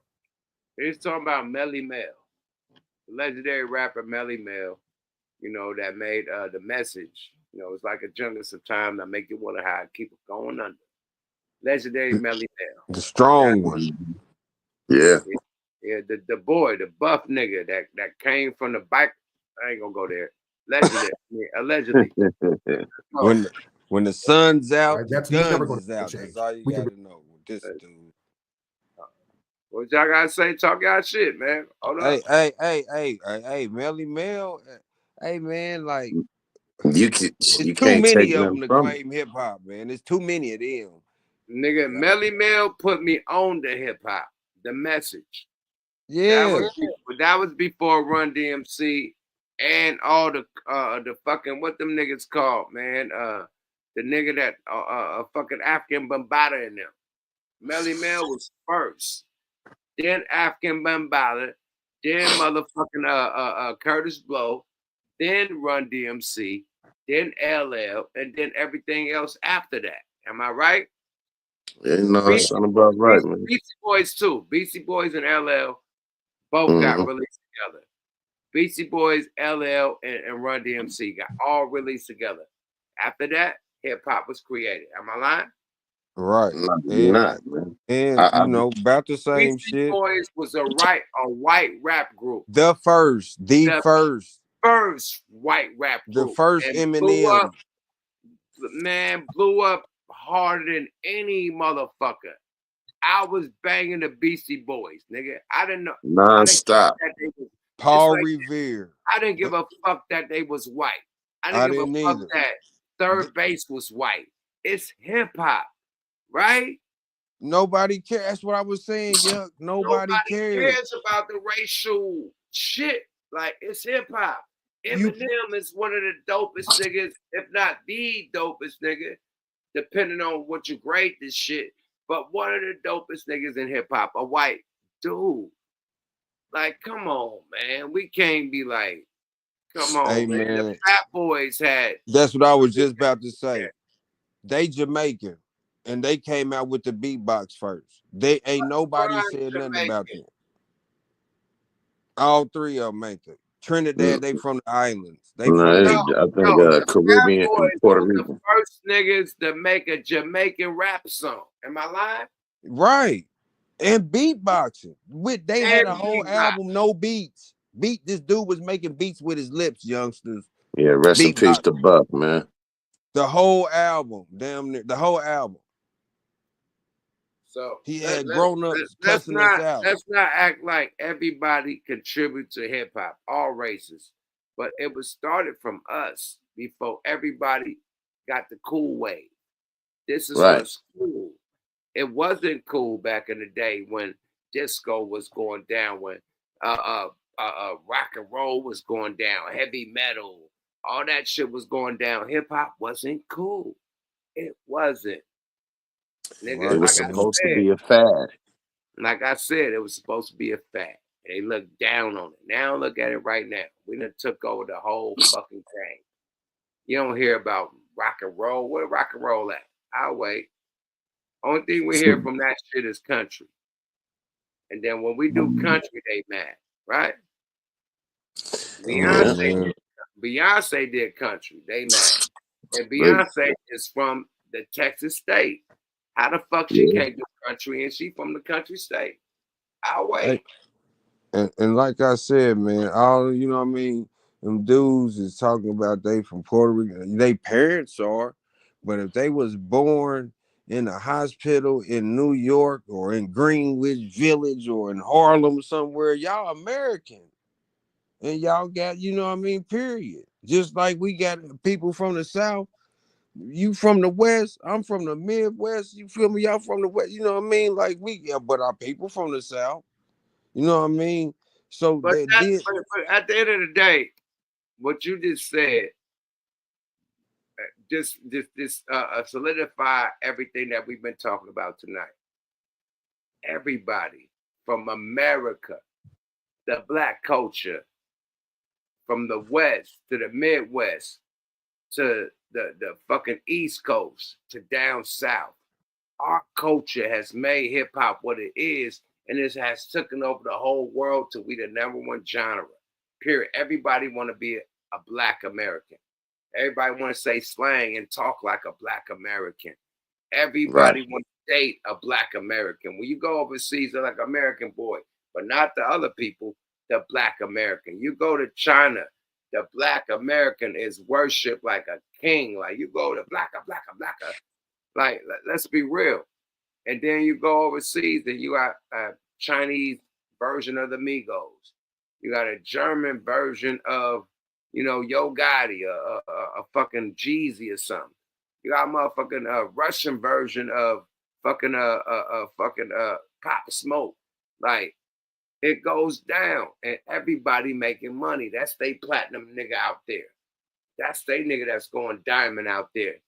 But influenced by American Black culture. That shit ain't nothing but our culture, period.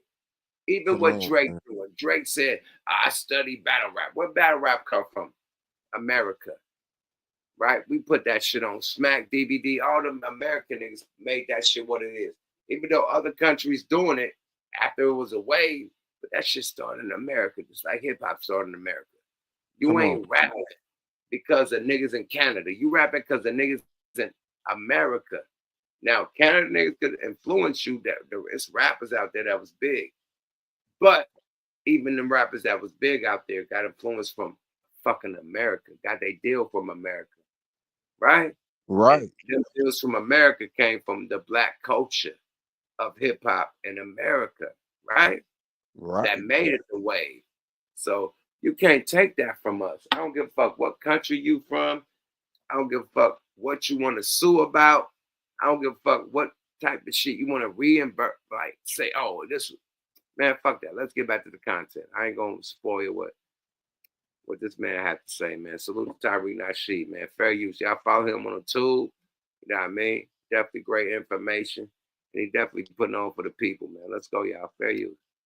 Respectfully disagree. Now, I respectfully disagree with all of this, but, the legendary status is there. So look, this is MEL addressing, basically, this is caping for Fat Joe. I'm going to just keep it a buck. He's putting the cape on for Fat Joe. Now, listen to some of this. Hold on. Mr. MEL. If a man really hated ads, here's what he would do. Day one, he would install Pi on his computer without spending a dime because it's 100% free. Shout out to Tariq Nasheed for being monetized, but this nigga monetized. Let's go, y'all. Fair use. Some kind of clarity to a situation that's been floating around.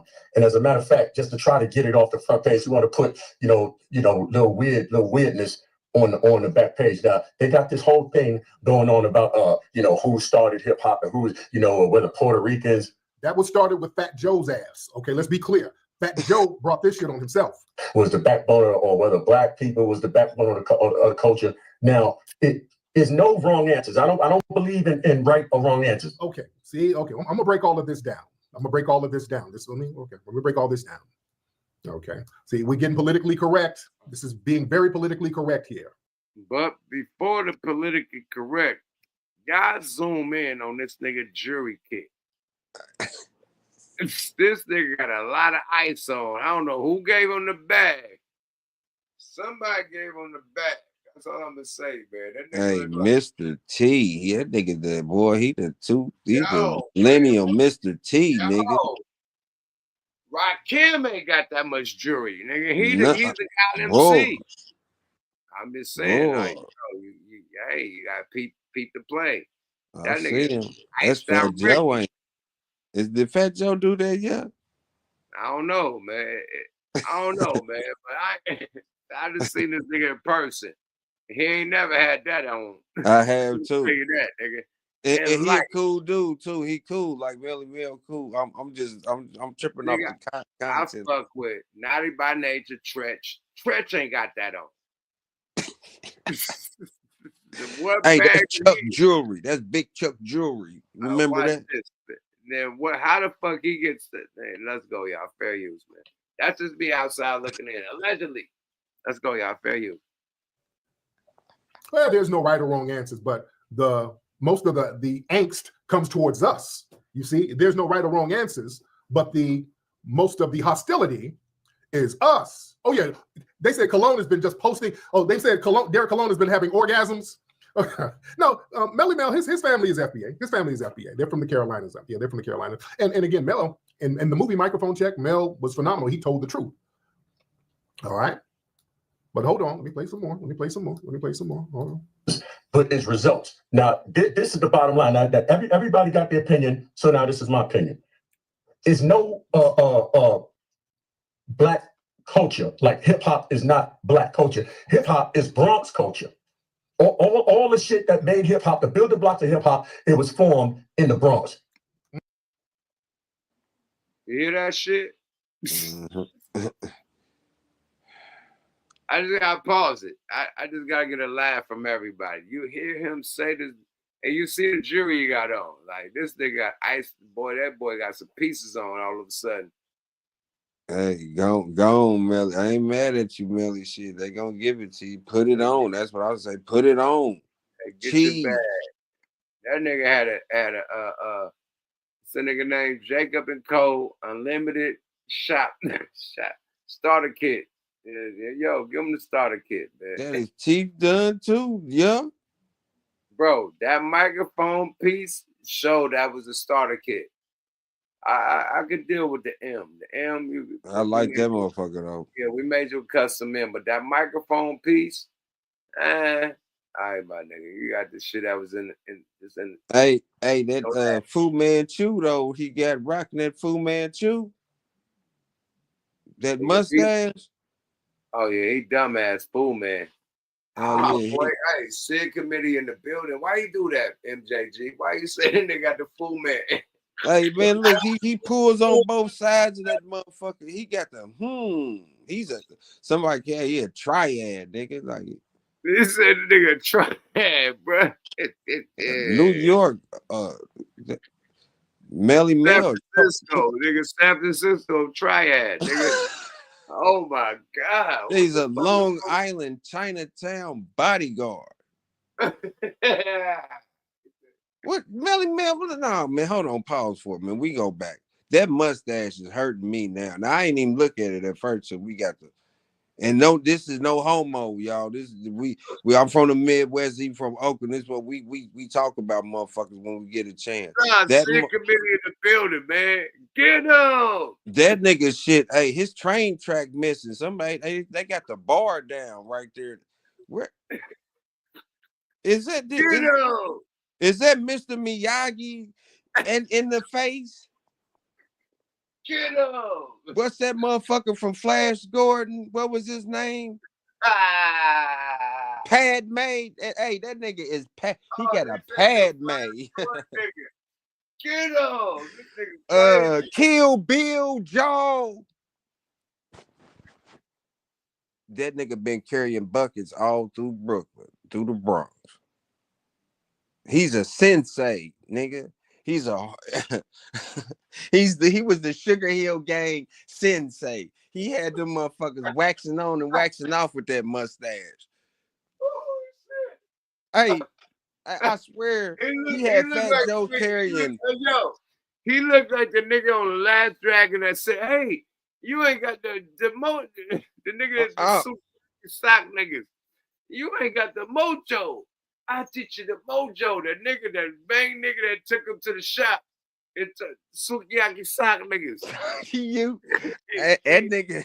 He that main nigga, that one nigga. I'm telling you, that's the sukiyaki sock. That show did. He ain't show enough. He show did. That motherfucker mustache. No, the niggas that brought him to the shop and he come find the motherfucking shit.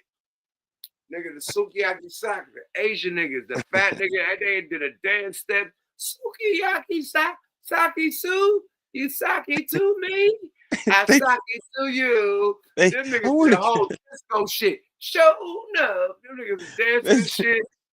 I'm telling you, my nigga. It was man. He wanted to go see the master. Hey, man, but hey, shout out to MELLE and the Grandmaster. MELLE want to see the master. Let's go. Right. Sukiyaki sake su, you sake to me, I sake to you. This nigga the Last Dragon. Let's go, y'all. Fair use. That's being politically correct. That's being politically correct. And then what he does, he says it's not black culture, it's Bronx culture, and then start naming a bunch of black people who created it. Yeah. Then starts naming a bunch of black people who created it. Hold on, let's get to it. All right, hold on. The first popular DJ is DJ Kool Herc. Black but Caribbean. Bronx Cat. The first turntable, Splash. Black but Caribbean. Bronx Cat. The first guy to do the scratch. Where was the theater? Black.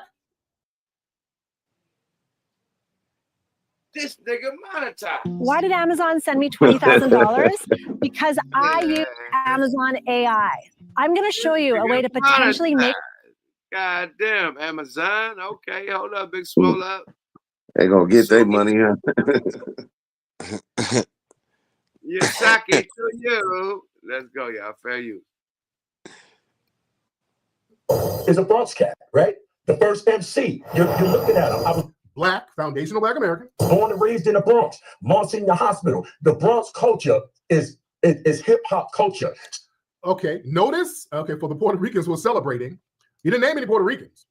All right, he didn't name any Puerto Ricans.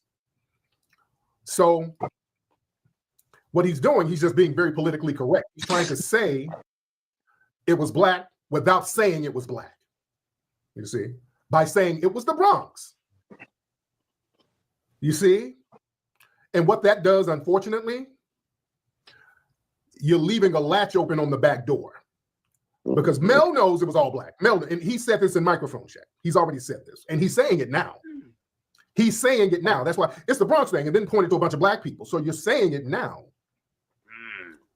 But what you do when you say, well, it was a Bronx thing, what you do, you leave the back door open, you leave the latch off the back door. So when other people coming in, staking claim to the furniture and the goods and all of the valuables, you can kind of turn a blind eye and keep your hand clean. You keep your hands clean because you didn't say that it was Latinos and blacks. You just said it was the Bronx. But you're still complicit in leaving the back door open for them to come in with the lies, and that's been the problem. That's been the problem, ladies and gentlemen. Y'all saw Carl. I think it's this, bro. Why is it so much of an issue to give us our props on hip hop? Like, okay, even if, let's say they did, Puerto Ricans invented hip hop. What the fuck are they doing to elevate hip hop right now? It's all African American people that's at the top of hip hop besides a Canadian nigga, right? Where's the Puerto Rican top hip hop artist besides some reggaeton or Afro beats or Caribbean beats or Latin trap? Like, I'm talking about like far as this rap shit that they claim that they invented. Where's the top Puerto Rican or top Mexican or top Dominican artist that's topping the charts right now? I'll wait. It's none. What type of they said they was a big part of breakdancing. Okay. What other dance moves that you invented in the culture? Black people invented every dance move, every style that came out from the motherfucker. You could name every dance that came out, hammer all his dances. That one for no Puerto Rican, that one for no Dominican, that one for no Mexican. Sorry about that. That was from the black culture. Hammer doing that typewriter dance and Too Legit to Quit. That's Oakland dance style. Mac Dre with the hyphy movement and everybody getting hyphy in the Bay. That I ain't come from no Puerto Ricans and no Mexicans. So like, come on, man. Like Hey, the you know what, cha-cha Yucko? and like, come on, every dance step that's on TikTok that came from black culture that everybody else is doing and making money off of came from the black culture. Didn't come from nothing else but us. It's proven to this day. So if you made that back in the day, why you ain't controlling the culture right now? Why your dance moves, the cha-cha, ain't the number one dance on TikTok? Why it's the black hood dance that the dude doing from the hood? And now that's a dance that everybody doing. It ain't somebody from, I'm just saying, let's be real with this shit, man. We can control the culture. Man, you got white boys wearing chains and shit and got grills and shit. White boys didn't do that. They went, what? Man, Like, you got a whole right. Man, come on, man. Look They at went TV chains, Johnny. Look grills. at TV Johnny in Houston. He is Korean or whatever, or we would just say Oriental, whatever he is, but he adapted culture. He's grilled out everything. He No, do but grill. no. He's Vietnamese, but still, Johnny Dang is just like Louis Vuitton or Gucci. He's Right. making money off the culture. You know what I mean? He didn't invent shit. You know what I mean? Niggas been had gold grills and shit and silver grills and shit from the dentist back in the day. Like nigga didn't make no movement, nigga. When niggas lost teeth, you had to get a motherfucking partial, nigga. yeah, and it was like a silver or gold tooth. Our Mhm. grandparents had gold tooth, solid gold grill, Hell gold tooth. yeah. You know what I mean? Crowns and solid ones. You know what I mean? Open faces and solid ones. NAT.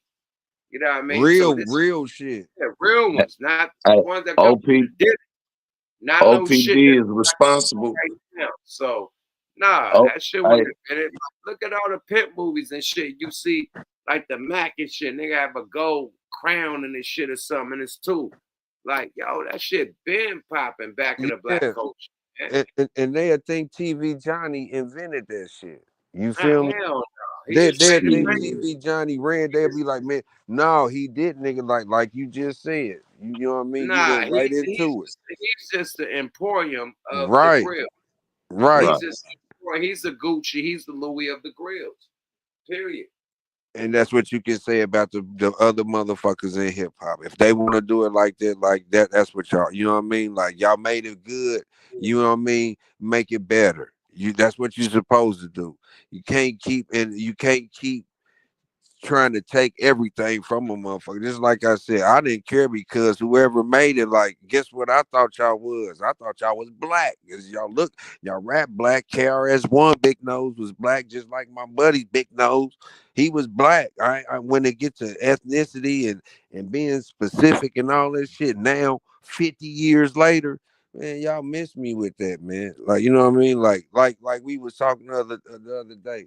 Who's coming out with these bars? What Drake gonna do with Kendrick? That's what y'all to be talking about. You know what I mean? And be glad it's 50 years of this. You know what I'm saying? The evolution. You know what I mean? Like we know. That's why I was so adamant. Yuck, like man, they can't take this from us. They can say whatever they want to. And not to cut you off, that's exactly what they trying to do, boy. Hip hop is so popular. They trying to say that they did it. Anybody but the black people. Just like they want to give everybody their reparations but the black people. It's a threat when we get money. It's a threat when we up. It's a threat when we salute it. You know what I mean? It's a threat when we get our history. They erase our whole fucking history, my nigga. Let's be real. They let everybody get to talk Spanish and get to do their history, have a Chinatown and all they fucking history and their morals, and they get to do their shit. Our shit get erased. And we just American, but we fought our shit out and made a wave. And this is our motherfucking wave. The hip hop culture and the black culture. Like people struggling in the ghetto. That became the culture, man. Like Run DMC. Like the no shoestrings came from Jam Master Jay going to jail. You can't wear shoestrings in jail, right? So he made that a culture. He made that a culture, a jail culture, and the hip hop culture. That wasn't no Asian dude. That wasn't no Mexican dude. That wasn't nobody. That was a black dude that made Adidas cool without no laces. Back in the day, right. Laces. Run DMC didn't wear no laces in they shit. Shit, even before hip hop, motherfuckers was tuning in to Soul Train to find out the latest fashion and dances. That's always been created by us. And don't forget, two little motherfuckers had people wearing their pants backwards and dancing and jumping. You know what I mean?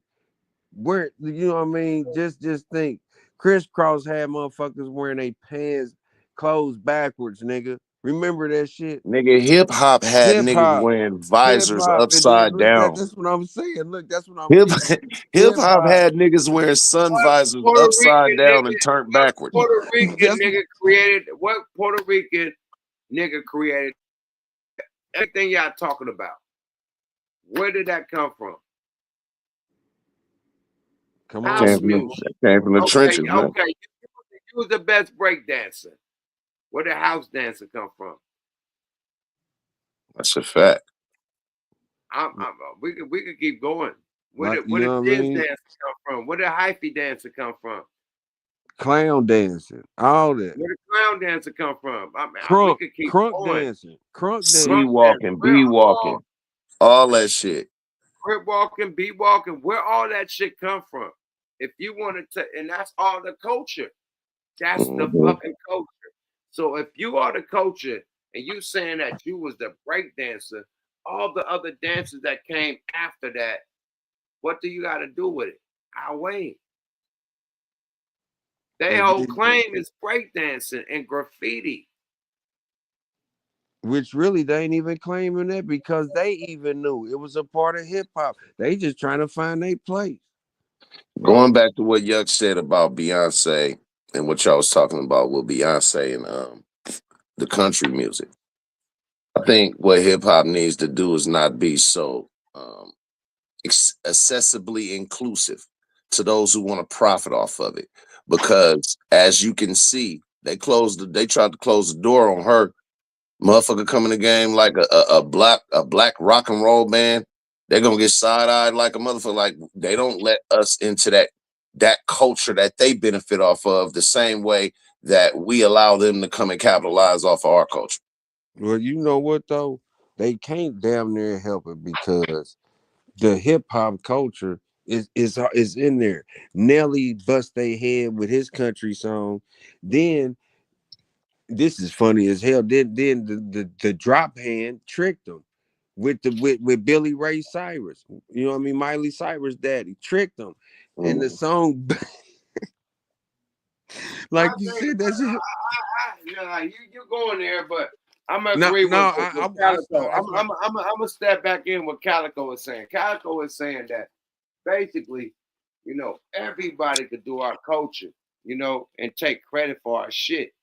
You know what I mean? But we can't take credit for their shit. We can't go don't play that shit and do Indian techniques and say that we the Dubai or you know what I mean? Like we can't go to Mexico and do the chat or whatever they got going to the bar mitzvah. I don't know, not the bar mitzvah, but you right. The whatever they got going with their music. We can't do that shit. Like everybody hold their culture down. We can't go in Chinatown and build a soul food restaurant in Chinatown. They ain't letting it happen. Like let's be real. Do you know how fast? No. Let me continue. Go ahead. Everybody hold their culture down. Hip hop is the only culture that everybody is able to be involved with. And with that being said, we gotta let them know where it came from, my nigga. Just like we know where Chinatown come from, right? Right? You right, We know where right. come from. Just like we know where tacos and shit come from and Mexican food come from. Just like we know, like everybody culture that, but just like we know where Italian food come from. Like we know that that's Italian, that's Mexican, and this is black, right? Well, you Right? know, you right, you right. Right? Soul food is black. Hip hop is black, my nigga. That's it. I don't give a fuck. Just like soul food is black, hip hop is black. Just like slavery is black, hip hop is black, my nigga. Period. And that's what I like about Tariq Nasheed, man. Like he won against our reparations. We was promised money when we was released as slaves, man. We was promised 40 acres and a mule. You know, the indigenous people, the Indians was promised shit. And they got what they was promised. Everybody got what they was promised, but the black people that got released, and then we went and made our own shit. And they came and bombed allegedly, you know, and came and, you know, erased that, you know, and that's facts. You know, I don't know, you know. Yeah, no, that ain't allegedly because the DOJ just recently issued an apology and a record recognizing the atrocities that happened in Tulsa, Oklahoma. Yeah, they waited to the last person too. So when we try to make our own move, when they want to fuck with us, we had to make our own move. Same with hip hop. I'm glad you said that. That's perfect. Alley-oop. Nobody was fucking with hip hop. That was nobody. Like they would have a nigga in disco or a motherfucker like the white girl, Rapture. They'll let her say rap than an actual motherfucker that actually rap. You know what I mean? They weren't fucking with us on MTV. None of this shit. Michael Jackson was the first one to get us on MTV. Then all the black artists come, and then boom, rap came with Run DMC. That was the first rap artist to get on there with Walk This Way with Made that shit successful, and they didn't even want it there. They had to link up with a rock and roll band because it was all about rock and roll at that time. Right. And that was vice versa. Link up with a rock and roll band, make a hit to actually get on the airwaves and the video waves, which was MTV. After that, you get Yo MTV Raps and so on and so on and so on. Right? And right. That's culture. That's the culture. Fucking accepted, bro. So where is the Puerto Rican push that got us accepted?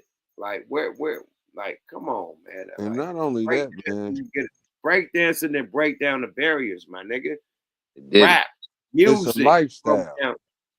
Music broke down the barriers. Even on Beach Street and on Breaking, they was breaking to rap music that the MCs was doing. Ice-T was rapping to the shit that was breaking to and breaking. You got fucking Mel, not Melly Mel, but fucking yeah, Melly Mel on Beach Street. No, Melly Mel went on Beach Street. It was fucking the nigga African Bambaataa. Yes, he was. All of it was them African Bambaataa in there rapping when them niggas was going down.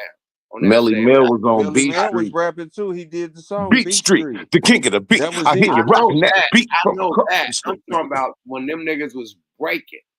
Nigga, that was African Bambaataa and all them niggas on stage when them niggas got down like ultimate battle. Oh, that okay. He made the theme song, of course. But still, they was all involved with that shit. But it was black people making the music for niggas to break to. You have to have some music to dance to. Okay, you invented breakdancing. What are you dancing to? Bingo. See, that's what I think they missed. Hold on. Let me land my plane with this. Everybody talk about all the elements of hip hop: DJing, breakdancing, graffiti, you know, rapping, this, that, and the third. The nucleus of hip hop is rapping. That's a and fact. The music. Rapping and the music. That's why hip hop started with a rapper and a DJ. Jazzy Jeff and the Fresh Prince, Eric B and Rakim, Run DMC and Jam Master Jay. Because we needed music to rap to, just like niggas needed music to dance to. So it starts with the rappers first and the music first. And then everything comes after that. So everything fast forward time, it's all about the music and the rapper right now. You don't even need a DJ. You don't need a break dancer. You don't need a graffiti artist. None of that shit. It's about the music and the rapper. Am I lying? You're not. You're not. Everything else is secondary to the culture. Hip hop as a culture, rap music is the engine. It is the voice of the culture. It's the nucleus, as he said. That was damn near the point that I was going to make. It is the mouthpiece. It serves as the representation of the rest of the culture. But when we rap and make beats to rap to, we're doing that is the promotion of the culture. And the raps and the beats that we rap to make people dance, right? So the dances that come out the culture comes from the rap music that people dance to and make different dance. You know, that's what makes it a lifestyle. But it starts with the music. Like you'll go to Chicago, right? House music, right? You'll go to like it's different culture. You go to DC, it's go-go music. Go-go. Like it's different type of shit in every culture. Down south, it's screw music where they slow the shit down and chop it. Like in Texas, like it's different type of music, but it's still rap music and it's still black culture. Period.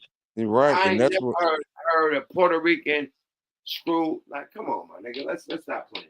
and that's what make it a lifestyle. You know what I mean? After when it becomes a culture, after the culture it becomes a lifestyle. You just said everything right, you know what I mean, from dancing, you know what I mean, to spray paint, graffiti, DJing, everything in it becomes a lifestyle. Clothing, style, hip hop, clothing, even basketball, it starts getting into other stuff. It starts getting into other music. Now it's a lifestyle, and now it's where it is now. So it was inevitable, damn near. And just But it like was you a said earlier, lifestyle that was created by us. right. That's the bottom line. That's why I said I don't give it. Like people can like stamp, "Oh, he the best, he what," but in essence, you know what I mean. Like our hands is written, is all in it. They No, can say, it's Nigga, in super. essence, Like, quit trying to photobomb our selfie, nigga. okay, look, let me show you how. Let me lay the blueprint out how much we in it, right? And then I'd rather give the Italian, I mean the Sicilians and Italian more claim to hip hop than I give anybody else. Because at the end of the day, it started, niggas getting game from, the Mac, you know what I mean, movies like that, you know what I mean? The real movies, Superfly, all that type of shit. Niggas was rapping like that, Dolomite, all that type of shit, you know what I mean? That's where it came from, you know what I mean? And then the gangster shit came, right? From the West Coast, you know what I mean? But other than that, like it's always been a code. Like it came from macking, pimping, and drug dealers. The rappers that Run DMC wearing all them chains and shit, Eric B and Rakim dressing up, it came from the D boys. So it came yeah, the from start. all the story. It came from macking and selling dope. And the rappers imitated that in their music. That's where this shit start from. I don't Right. give a fuck about breakdancing. I don't give a fuck about graffitiing. It started from them two elements. Niggas trying to act like they pimps and niggas trying to act like they dope dealers and they rappers. And the dope dealers and pimps putting money up for the rappers. That's what I'm gonna say. And that's how that shit started. That and it didn't come from no Mexican nigga, no Puerto Rican nigga, or no Cuban nigga breakdancing. It came from those elements, nigga. And rappers still to this day dressed like D-boys from the 80s and the fucking 70s. With all them chains on, Slick Rick dressed like a D-boy. Now all that shit that he had on his neck, he got that from the block. Hey, On the yeah, block. You said earlier that Big Chuck jewelry, man. right. They finally got a bag, and they was able to get the chains and the money like the D boys, right? He came from London all the Dressed way like over here. Right. And he had suits. That nigga was a rapper in suits, my nigga. Like suits and Stacey Adams, nigga, with all all them niggas gold had on. suits on, nigga. Yeah. Curtis Blow, I mean, fucking, not Slick Curtis Rick. Blow, Big Daddy Kane. Curtis Blow, Big Daddy Kane, all them niggas had suits on. If I rule the world, All you know that. that nigga got a suit on. All that. And man, for real, thank God for hip hop, because I'm telling you, we was about 3 songs away from Oh Sherry and Our Love. Man, Hold listen. on. The We first would 2 hip hop songs that I learned all of the words to was The Message and Christmas Rapping Run by Curtis DMC. Blow. Hey man, all it. Look, Don't these you are give the me breaks. all that jive about things you wrote before I was alive. Basketball was the first thing on the radio I heard. Curtis Blow. We Now see, playing basketball. I'm telling you, Curtis Blow. Yeah, Kurt. Now see, what bring me back to the projects, the Cypress Village wasn't basketball by Curtis Blow. It was AJ Scratch.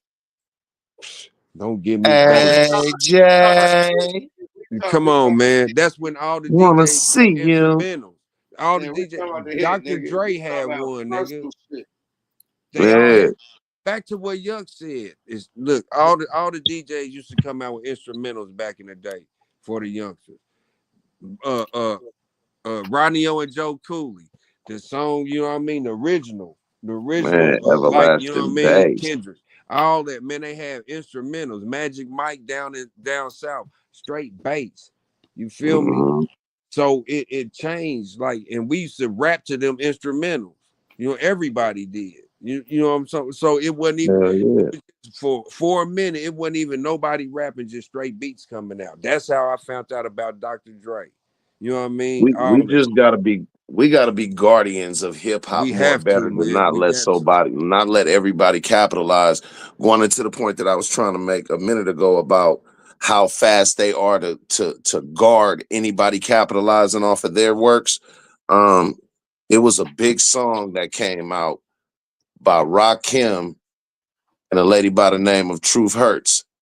And DJ Quick did the beat. That she's so contagious. Stupid. Spontaneous. Nigga, them motherfucking Indians sued the shit out them quick as fuck. Like, nah, buddy. Give me the screen, Mean Gene.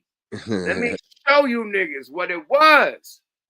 I Okay. wasn't dressed like no motherfucking Puerto Rican nigga on the West Coast. I ain't know nothing about. I ain't never met about Mexicans. I ain't never heard about a Puerto Rican when I was young. I was raised by the D boys, the Kingpins, the Boys. Talk This that is fast, yeah. me. This is me, nigga. 12 Look years at the old. young mustache. Look at the young mustache. Bally's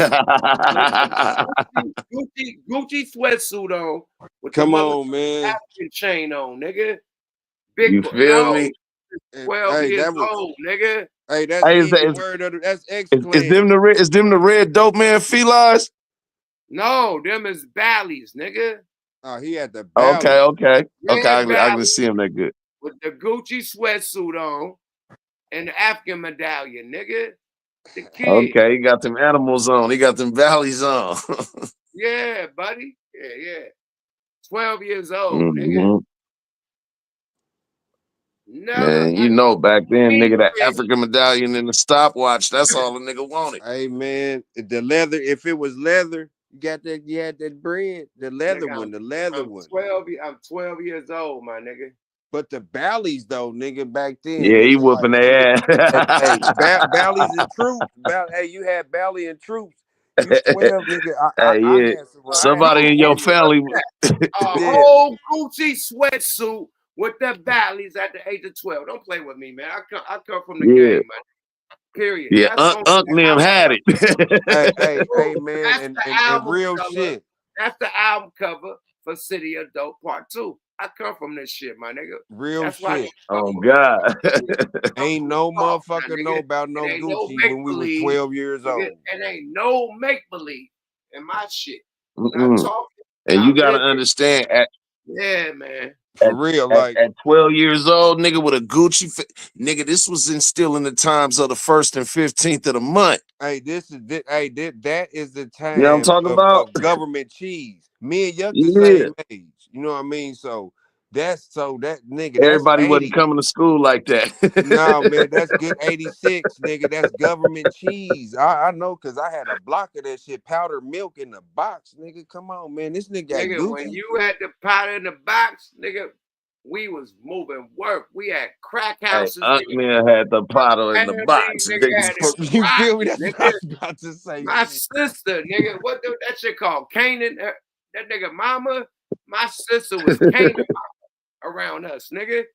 Running shit, You nigga. feel me? Like allegedly, back in the day. But yeah, we had the best life, man. My dad was a boss too, man. He was fucking with Pablo Escobar. So I come from the real cloth, my nigga, and Hell I yeah. rap about it. And I was out there in the streets too, because dad was in and out of jail. So you got self-sufficient, do your own too. My uncle, sister, on, everybody man. go to jail. So you gotta get out there and hey man, you spoiled, man. Hey, spoil Hey, yourself. Young, what you tell him, Young man? My father drove a BMW. They father drove a lemon. Nigga, what? My dad was sliding through the field in that BMW You when feel me? schools and shit. Fucking the fucking Impalas and Chevys and Trans nigga, Ams and shit, yeah, nigga. Trans Thunderbirds Am, and shit, nigga. Man, listen. Besides Fee and them and D, my dad came through in the BMW. Nigga, we ain't never seen a BMW in the projects till my dad came through that motherfucker. My dad worked at BMW. So, yeah. Yeah, so that's when Oakland still had hella factories and shit. My dad was an engineer at BMW, built the engines and shit. So, yeah, he had that high-powered super engine and this shit. Like, yeah, he had the fucking car, the 320i, a year before it came out. So, yeah, Man, he'd come to shit. the hood, and rap, and take us to motherfucking Sausalito. You know, that's where That's Gavin where the money at. yeah. Let him know. Let Hustle him know. and work all Hey, across the you country. going to That's jail the in same Sausalito, nigga. You won't find no sideshows going on out there. Yeah, nah, not at all. That's on the other side of the Gate Bridge for those in the chat. Right. Gavin It's Newsom quiet over there, nigga. Gavin Newsom just bought a $9 million mansion in Sausalito. That show you where the land is at on the other side of the Gold Gate. So He's spending all that money, boy. yeah, so He's I was spending raised that over there. bread. I was raised over there a little bit. You know what I mean? So Pops had Yeah, Marin County different. yeah. Some paper over there. You got to think about it. In Palo Alto out there, what Facebook and Apple and all that shit was invented at, nigga. Man, No, I'm talking about Palo before Alto was not East Palo Alto. I was out there. Pac was in Marin City. I came out there before Pac got there. So that's right. Sausalito, Marin City, the same shit. You know what I mean? So yeah, niggas was out there. Period. But at the end of the day, bro, hip hop is the culture. MELLE, I think he retracting. I don't know if he got a bag. He being Allegedly. politically correct. Yeah, I think he's being politically. It ain't even being politically. It ain't even being correct because if you saying that, okay, foundational Black Americans didn't invent hip hop. He's saying the Bronx invented hip hop, but you name all type of Black Americans. He deflecting. He's sidestepping. But He's sidestepping the question and trying to answer the question with a different answer to another question. But you prove yourself wrong because if somebody else made it, why? Maybe he just would have showed them. All types of African Americans that was born in African American culture. I don't give a fuck if he was from the Caribbean, the fucking. I don't give a fuck where they was from. When they came over here, American culture raised them and made them who they were. African American culture gave them a hip hop culture. Yep. They didn't just come over here and say, "Hey, I bought this from Jamaica. I bought this from Nigeria. I bought this from the Caribbeans, and now America got this." That didn't happen. Them niggas came over here looking like Yankee boys because they call us Yankee boys, with cowboy boots and hats and shit on. They wasn't cool. You know what I mean? If you're gonna give hip hop the real motherfuckers, it's the Black Spades, the youngsters, the Black Spades, the gangs in New York. You know what I mean? gangs in New York, them black spades, them youngsters, they create them outside parties, you know what I mean? Created that function, you know what I mean? Gay motherfuckers are rapping and shit. The black spades. Right. Not no other motherfuckers. Just like youngsters create the Black Panthers. Youngsters created the black space because they couldn't get in. I mean, they was already doing they want to, but as far as them partying in the park and having to, you know, hook up speakers and shit outside the park because they couldn't get in the club. They was too young. So when you say hip hop started out in the park, it started with young niggas that couldn't get in the fucking club. The black spades, they too young. And you got to think about how segregated the neighborhoods was back then too. But still, you gotta look at Beach Street. Them niggas couldn't get in the club. Niggas was like powering up wires and shit, trying to get a little empty spot, empty building, and DJ in a motherfucker and dance, right? So only the brother. So they come shut it down, yeah. Only the brother in Beach Street, who was old, he could get in the club, but Lee, he had to sneak in and try to, like, you know what I mean? Like, nah. But when they did the undercover spot, Lee, all the young niggas came in. They was breaking and pop locking. They did their thing. You feel me? So, yeah, at that time, youngsters created their own way. And that's exactly what hip hop is today. Youngsters, black youngsters create their own motherfucking way. And now he's saying one borough. Now he's saying the Bronx. Like it went from Puerto Ricans. Now he's saying the Bronx. You know what I mean? Just like now we got to go through this. We got to go through Brooklyn next.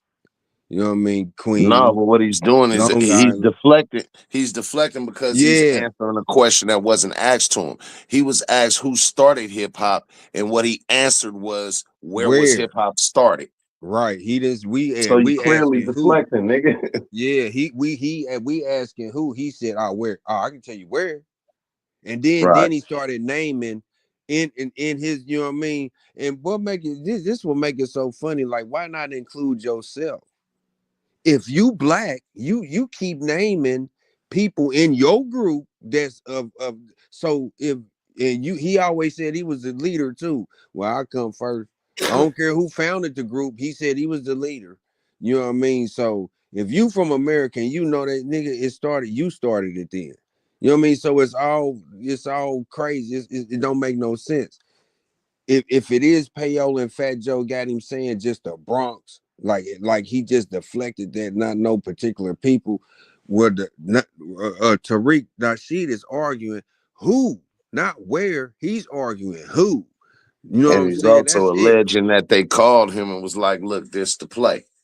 And he like, "Hell nah, nigga, I ain't nah." He biting on that shit. Right, yeah. He and MEL been on it. Hey, you ain't gotta say who, but you can say where. That sound like some almost Fat Joe thinking he clever. You know what I mean? Like just say it started in the Bronx, in the BX. You ain't gotta say who. You know what I mean? You know, that's a good band-aid. But a motherfucker like us and Tariq, you know what I mean? And I ain't FBA and none of that, whatever that, you know what I mean? But I'm for the hip hop, the culture like that. That bullshit meter gonna start going off. Something don't smell right. Come on, man. Let's get back to the content, man. What we do. Let's get back to the content, man. Let's hear what Tariq got to say, and let's hear what, because he's gonna play some more MEL shit. I see DC Slim in the building. Tap in, alumni, nigga. I put the link out, man. Let's go. Fair you. Cardi B say something about, the Bronx created hip hop, something. She was saying some bullshit like that. That whole, it was the Bronx. The Bronx is a location. Because I heard China Mac, who's Asian, talking about, we from the Bronx, we created hip hop. The hip hop is the Bronx thing. We created hip hop. This is an Asian dude talking about he done created some damn hip hop. Stretching will not make you flexible, and it will not eliminate your recurrent injuries. God damn, man. I missed my premium. I gotta get my premium back rocking, man. This is bullshit. No. The Bronx is bricks, buildings, and asphalt. Did the buildings create hip hop in the Bronx? Did the parks and the trees create hip hop in the Bronx? No. Did the asphalt and the sidewalks create hip hop in the Bronx? No. See, we're going to have to use deductions. Okay. Since the inanimate objects of the Bronx, did the Bronx River create hip hop? No. Okay, since the inanimate objects in the Bronx didn't create hip hop, okay, let's go to the people. Did the whites, Jews, Italians, Irish create hip hop? No. Did the Dominicans and the Jamaican community create hip hop? No. Herc was emulating foundational Black Americans. Did the Puerto Ricans create hip hop? No. Did the pigeons and the birds in the Bronx create hip hop? No. So who the hell was creating hip hop in the Bronx? Nigga, The Black asshole. people. He said the black people. He ended it with all that. That nigga, he said, concrete, was it the buildings? Was it graffiti? Like, he fucked them up. Had a rhetorical questions, a motherfucker. He's just being an asshole at that point. He went MLK on him, didn't he? Did the pigeons and the birds? Right.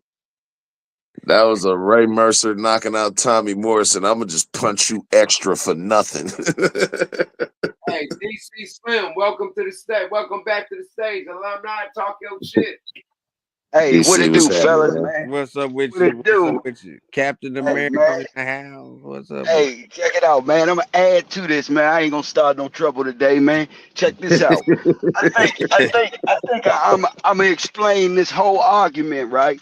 It just understand what I'm saying.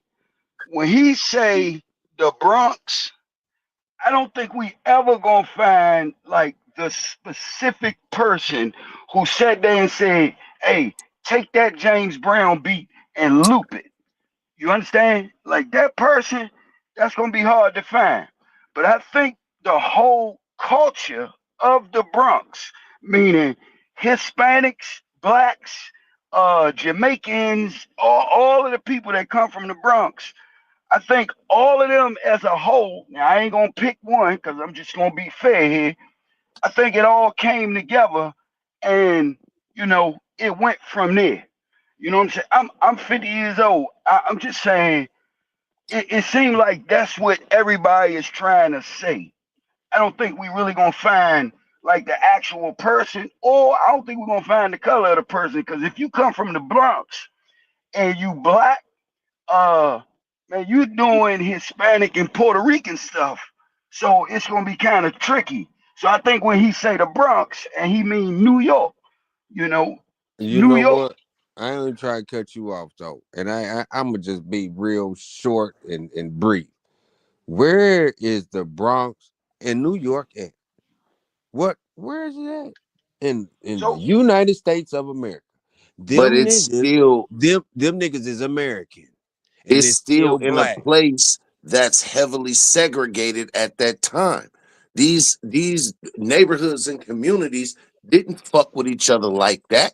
Contrary to if them What if I both say being this, in the fellas? Bronx as well or not. They didn't What fuck if with I us say like this? that.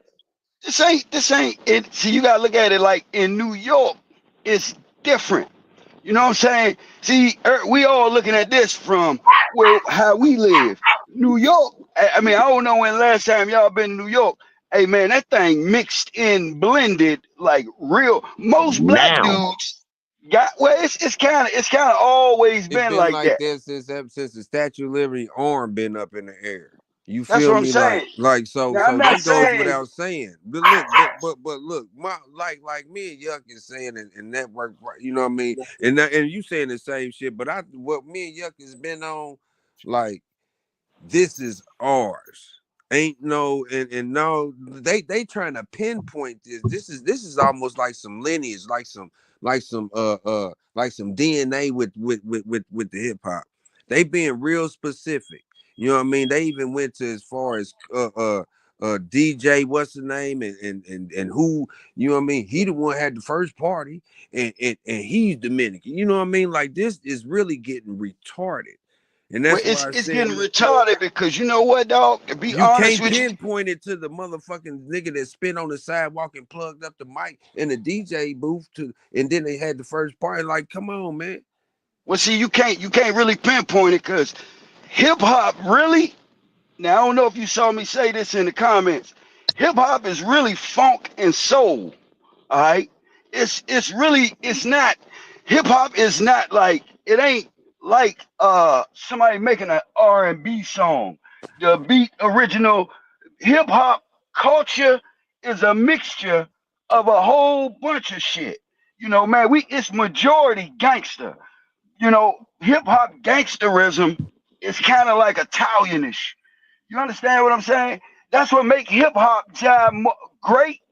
It is us as black people, my nigga. We make everything look fucking beautiful. So they'll never take our shit. Now they can monetize it and make money off of it. They ain't got enough motherfucking swag to pull it off. So they're gonna always need us in the whole, aspect of the whole jump.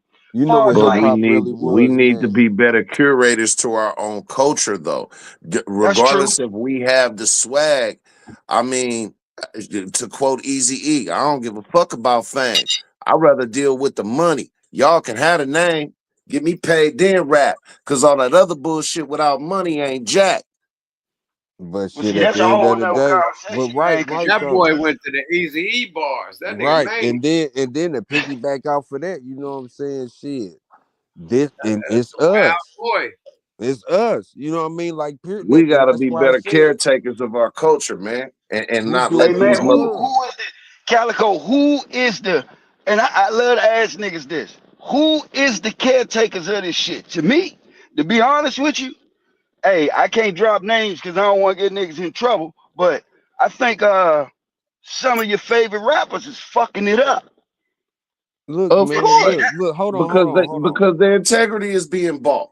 But look though, Yeah. but hold on. Hip hop never needed that. Rap never needed a caretaker because it was Nah. taking care of itself. It never did. You know what I'm saying? No, Even when Eminem Hey, threatened the whole shit. let me show y'all something tonight, Dynamite. This is that God good sea dang it. bass. Boss plate alert, sea bass. Woo! Greens and the Damn. rice roni. Yeah, man. You know, shout out to the wifey, man. I just had to warm up something nice. You No, you Dynamite. said You I did. had some fish and potatoes too, yuck. You know what I'm talking about? But I was on sea seafood, you know. sea bass is the Fire. best fish I ever ate in my motherfucking life. Yuck, me too. Had it Sea at bass is Carbone good as in fuck. Miami. Best shit I ever had. Best fish I ever had, man. That shit's fire. That sea bass. Melt your mouth. I talk y'all shit though. You I just better wanted to believe. boss plate alert. No, Boss I'm plate just saying, alert. man. But that's just what it is, man. Shit, I said, network. what You if hit we look at it like this, you man? hit the nail on the head. Network, like for real. The reason why I What? say we need to be better caretakers to our culture, as far as them being able to come into our culture and capitalize off of it way better than we do, is if that's the case, if that isn't the case, then show me a culture vulture to country music. Show me a culture Hey, vulture you know to why? You know heavy why it metal. ain't one, Show me a Calico? culture vulture to any of them other genres. There are not any. Hey, Calico, let me tell you why it ain't one. I'm telling you, this the whole part. It ain't, the shit ain't cool enough. Dog, the reason why they mooching off us, cause we are the fucking shit. I'm tired of niggas making it look like we getting pimped. Nah, we ain't getting pimped. Man, they fuck with our swag, man. They fuck with everything about us, man. They envy the fucking shit out of us. But People they that don't like only you, but that's not the point. They can love our swag and they can envy us, cool. But when they capitalize off of us more than we do is the Well, they problem. capitalized because some nigga stopped Suge, the old man, Master P, and a couple other niggas from cornering the joint. no, See, that's the real wait, conversation. look. Don't get it twisted, man. That's like that's kind of our fault because we got a short attention span now. You know what I mean? It ain't no. What bro, not to cut you off, MJG. What bro said is absolutely right. Yeah, he right. You right. When we tried to take the game, they hit niggas with not lawsuits, but federal cases and hit them with the Rico big acts and shit. Rico acts and shit. And got niggas kicked from their record labels and shit and put in jail. I was like, that's the only reason why I was beefing with G Unit, because nigga, Rapper got hit with a case when that Ja Rule and shit was happening. Mm-hmm. Because Jay Prince, Irv Gotti, and motherfucking Suge Knight was about to make the first black distribution company in the game. And they hated on that.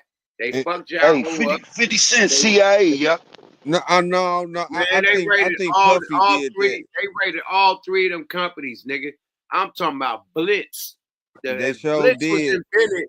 The name Blitz. If the name Blitz had a picture, it'd be Rapper Like getting Blitz, Shit Mike Hawkins getting Blitz on Wilshire, and motherfucking Murray getting Blitz in the fucking Def Jam office. Them niggas didn't even get to announce it. They didn't even It wouldn't even be no talk football about it. shit. They That didn't would even be get the definition of Blitz, nigga. I mean, So Rap died that day. Rap died that day. Look.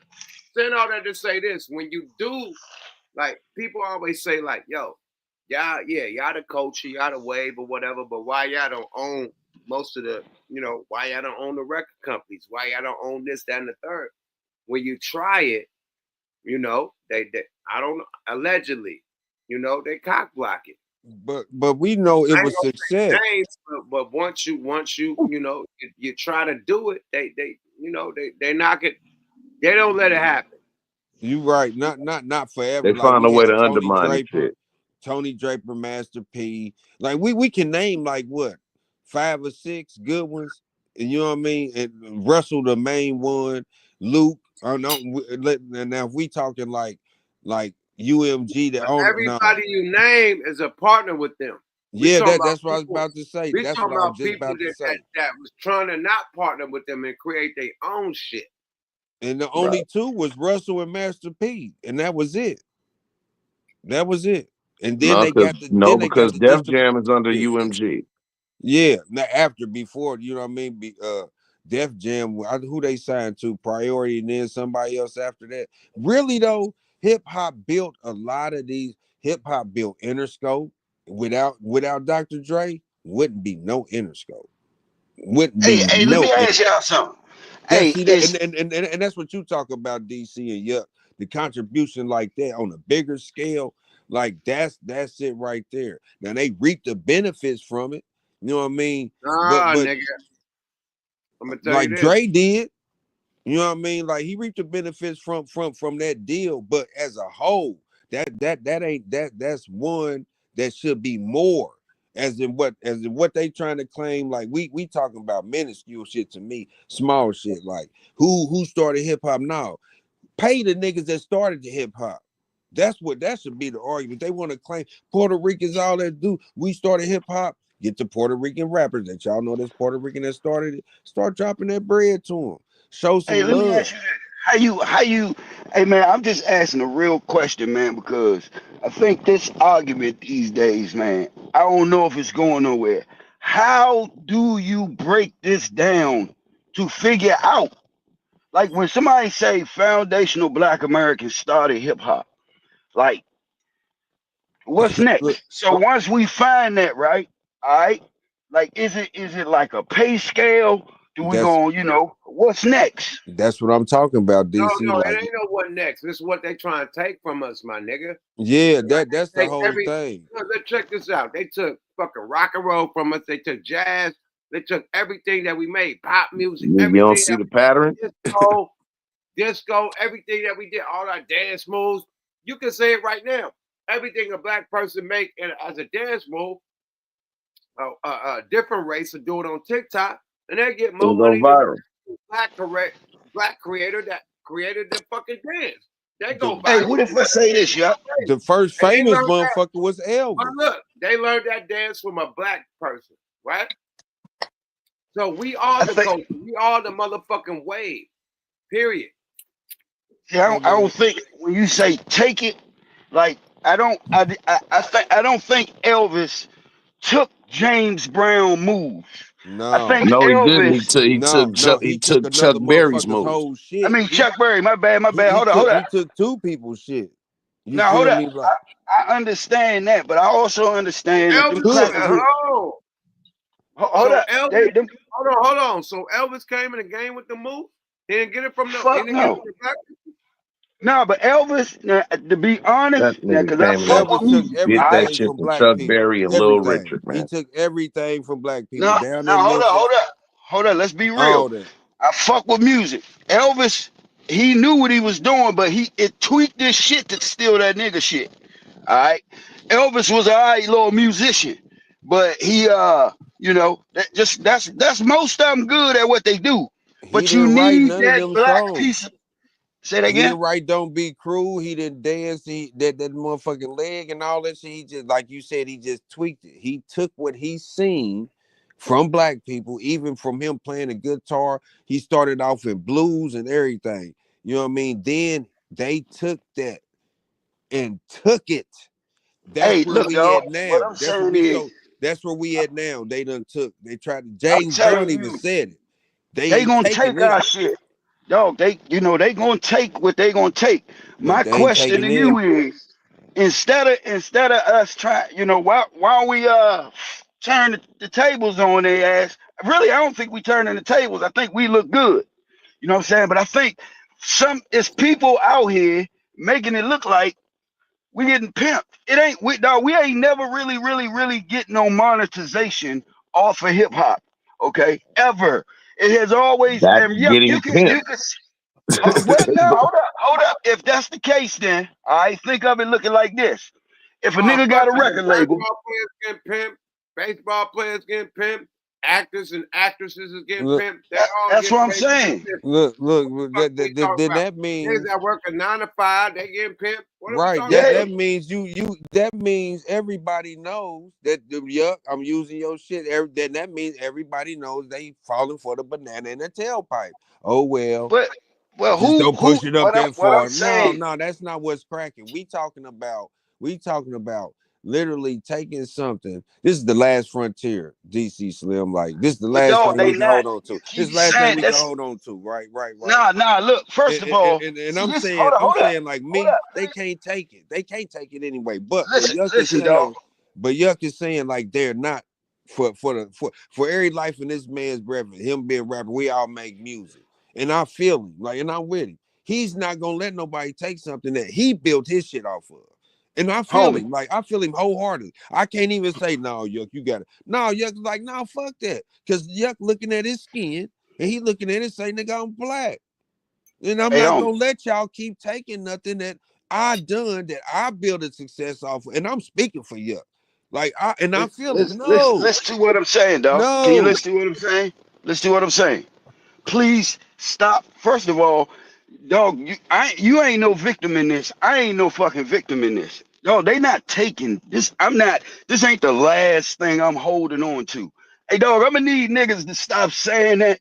Cause by you saying that this all we got, that No, that ain't what means I was we saying, ain't been Slim. working Nobody hard for a said lot of that's all shit, we dog. got. Nobody said That's that's not all That's we not got. what I was that's saying, not what Said we're Slim. no, saying. they We're That's saying what that you we just said. taking from us again. Like they did. no History repeats itself. They're trying to take it from us again. And they doing so far as blaming it on somebody else that invented it. That's what the whole debate is with fucking right. Tariq Nasheed, MEL, fucking Fat Well, you're Joe. gonna give us our The props, whole nigga. debate that they trying Hey, to say fellas, somebody I else. don't think they. Hold on. Let me land. I rock with you, DC Slim. Let me land though. I let y'all talk. On top of that, after the 50 years of hip hop, when everything came on it, all the Grammys, all the different award shows, they try to show everybody love. All the different races. Oh, this one was from Jamaica. This one was from Cuban. This one was from woo woo. The first breakdancer was from woo woo, Dominican Republic. But they wasn't giving it to African Americans. Black African Americans that actually made hip hop cool. That actually taught the Puerto Ricans how to break dance. That actually taught the DJs how to DJ. That actually taught the people that they talk about from different countries. Taught them niggas how to dress cool, how to talk the slang words and everything that you get in the neighborhood. Not from the different countries they came from. Nigga, you came not even speaking English barely. So how the fuck is your slang words, the slang words that come from your shit is the slang words in hip hop? It's more than just rap and breakdance. The slang words, everything we say is a cool shit. Everything. So much that everything we say, they use on commercials and shit. Like I see shit on McDonald's commercials and they slang words from the hood. I'm like, damn, hip hop that came this far to where they using slang words on fucking commercials, bro. That's a They're not fact. using no Puerto Rican lingo. They're using hip hop slang words and dialogue on fucking burger commercials and car commercials and shit. Yeah. And insurance commercials and shit. Like it's mainly like everybody want to be a rapper. They talking like rappers on these commercials. Am I lying? You're not lying at all. And That's all remember, part of what we created, and we're not gonna sit back and let a motherfucker take a us thing and turn it into a y'all thing. Like, Hey, no, fellas, nigga, my question: how you're do you not gonna monetize that? photobomb this. You're not gonna photobomb this family No. portrait, nigga. you can't. You Can I ask? Can we monetize. stop? Like, we kind of repeating ourselves. But How do we monetize our Because slang? nigga, we monetize that by niggas like Jay-Z becoming a billionaire, that's by niggas like that- Kanye becoming a motherfucking billionaire, by diversifying your motherfucking portfolio, not only putting your eggs in all hip hop, but doing clothing, doing all types of other inventions and other type of shit. Motherfucking Jay-Z came with Tidal. There's all types of other power moves that niggas making besides doing music. So we Jay-Z winning don't have it. to do music ever again. Period. We winning there. Nah, Yeah, look, yeah, hold up. Nigga, hold on. Nas is started Ring. Nigga, the Ring camera came from Nas. Robin That's his Hood camera. too. It sounds like we winning there. Yeah, let me land this plane real So quick. why Listen to you what I'm say that? saying. How can we monetize it? And No, rappers listen. is monetizing everything. Yeah. Listen. I'm listening to everybody saying it can't be an our thing. It's always been an our thing. Listen to what I'm saying. Hear me out. I'm looking at a nigga like you, yeah, right? That's why I say hip hop can't be taken. Hip hop ain't taken. It's just going in another direction of business. The trick is the music ain't the same. Hip hop today is not my version of hip hop. Okay, all right. That's what I think. A lot of people just not coming to that conclusion. We into the technology era. Okay, these young niggas' music is different. Okay, they doing it. Look, I was watching an interview the other day when they said, "What's wrong with rap?" The nigga came on there. I can't remember his name. He said the song's too short. So really, if you think your hits ain't nothing but fucking 2 minutes long now, everybody attention span is fucking small. They dumb as a bag of rocks. And you're not getting good quality music no more because nobody asking for it.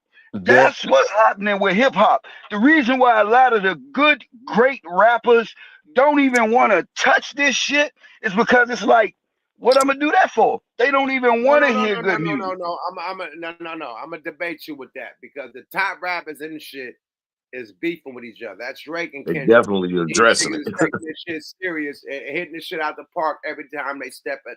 And J. Cole. The niggas that's really paying attention to their music is winning. The niggas that's lazy with their shit, they microwave music. They come and they go. So you can't put that on the whole culture, my nigga. You can't. No, I'm not putting it on the culture. Look. I'm not. What's making rap bad is actually the Drake and Kendrick beef. Listen to what I'm saying. No, we should have.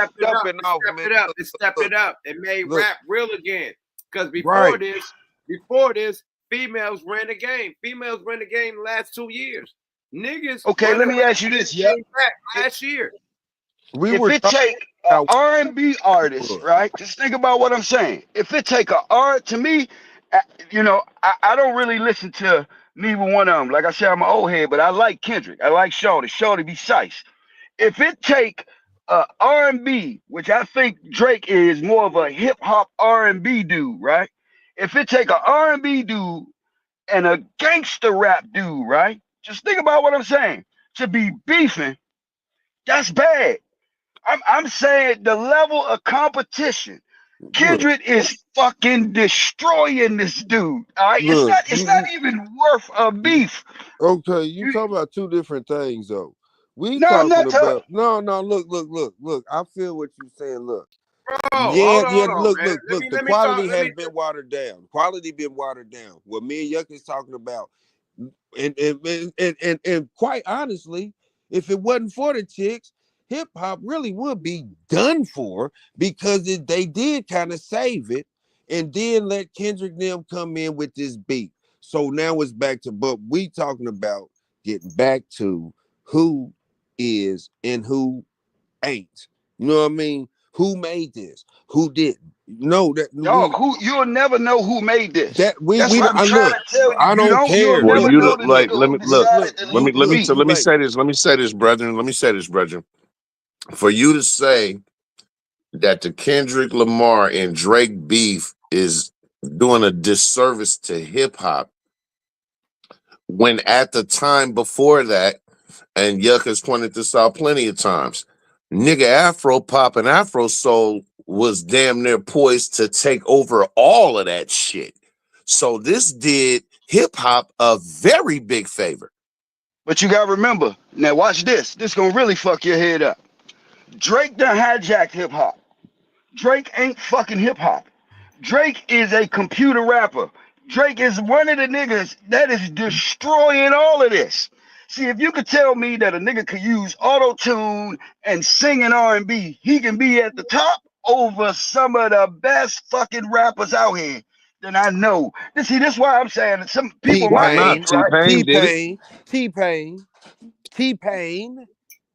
Look, T-Pain, please don't compare T-Pain No. to He's a Look. nigga that We talking capitalized off about of hip hip hop hop. with singing. We talking about No, hip hop. I didn't say capitalize. I said be at the top.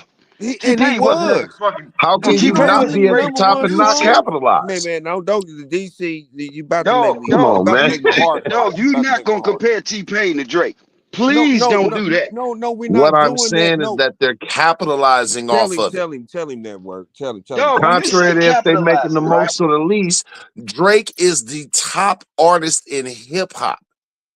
Okay, if Drake is Drake, now watch this. Is Drake FBA? Look, No. man, you jumping like Nah, look, I'm I trying to don't get show you this. something, brother. I'm He trying to will show never you be. how that. Hold on. Is Yuck FBA?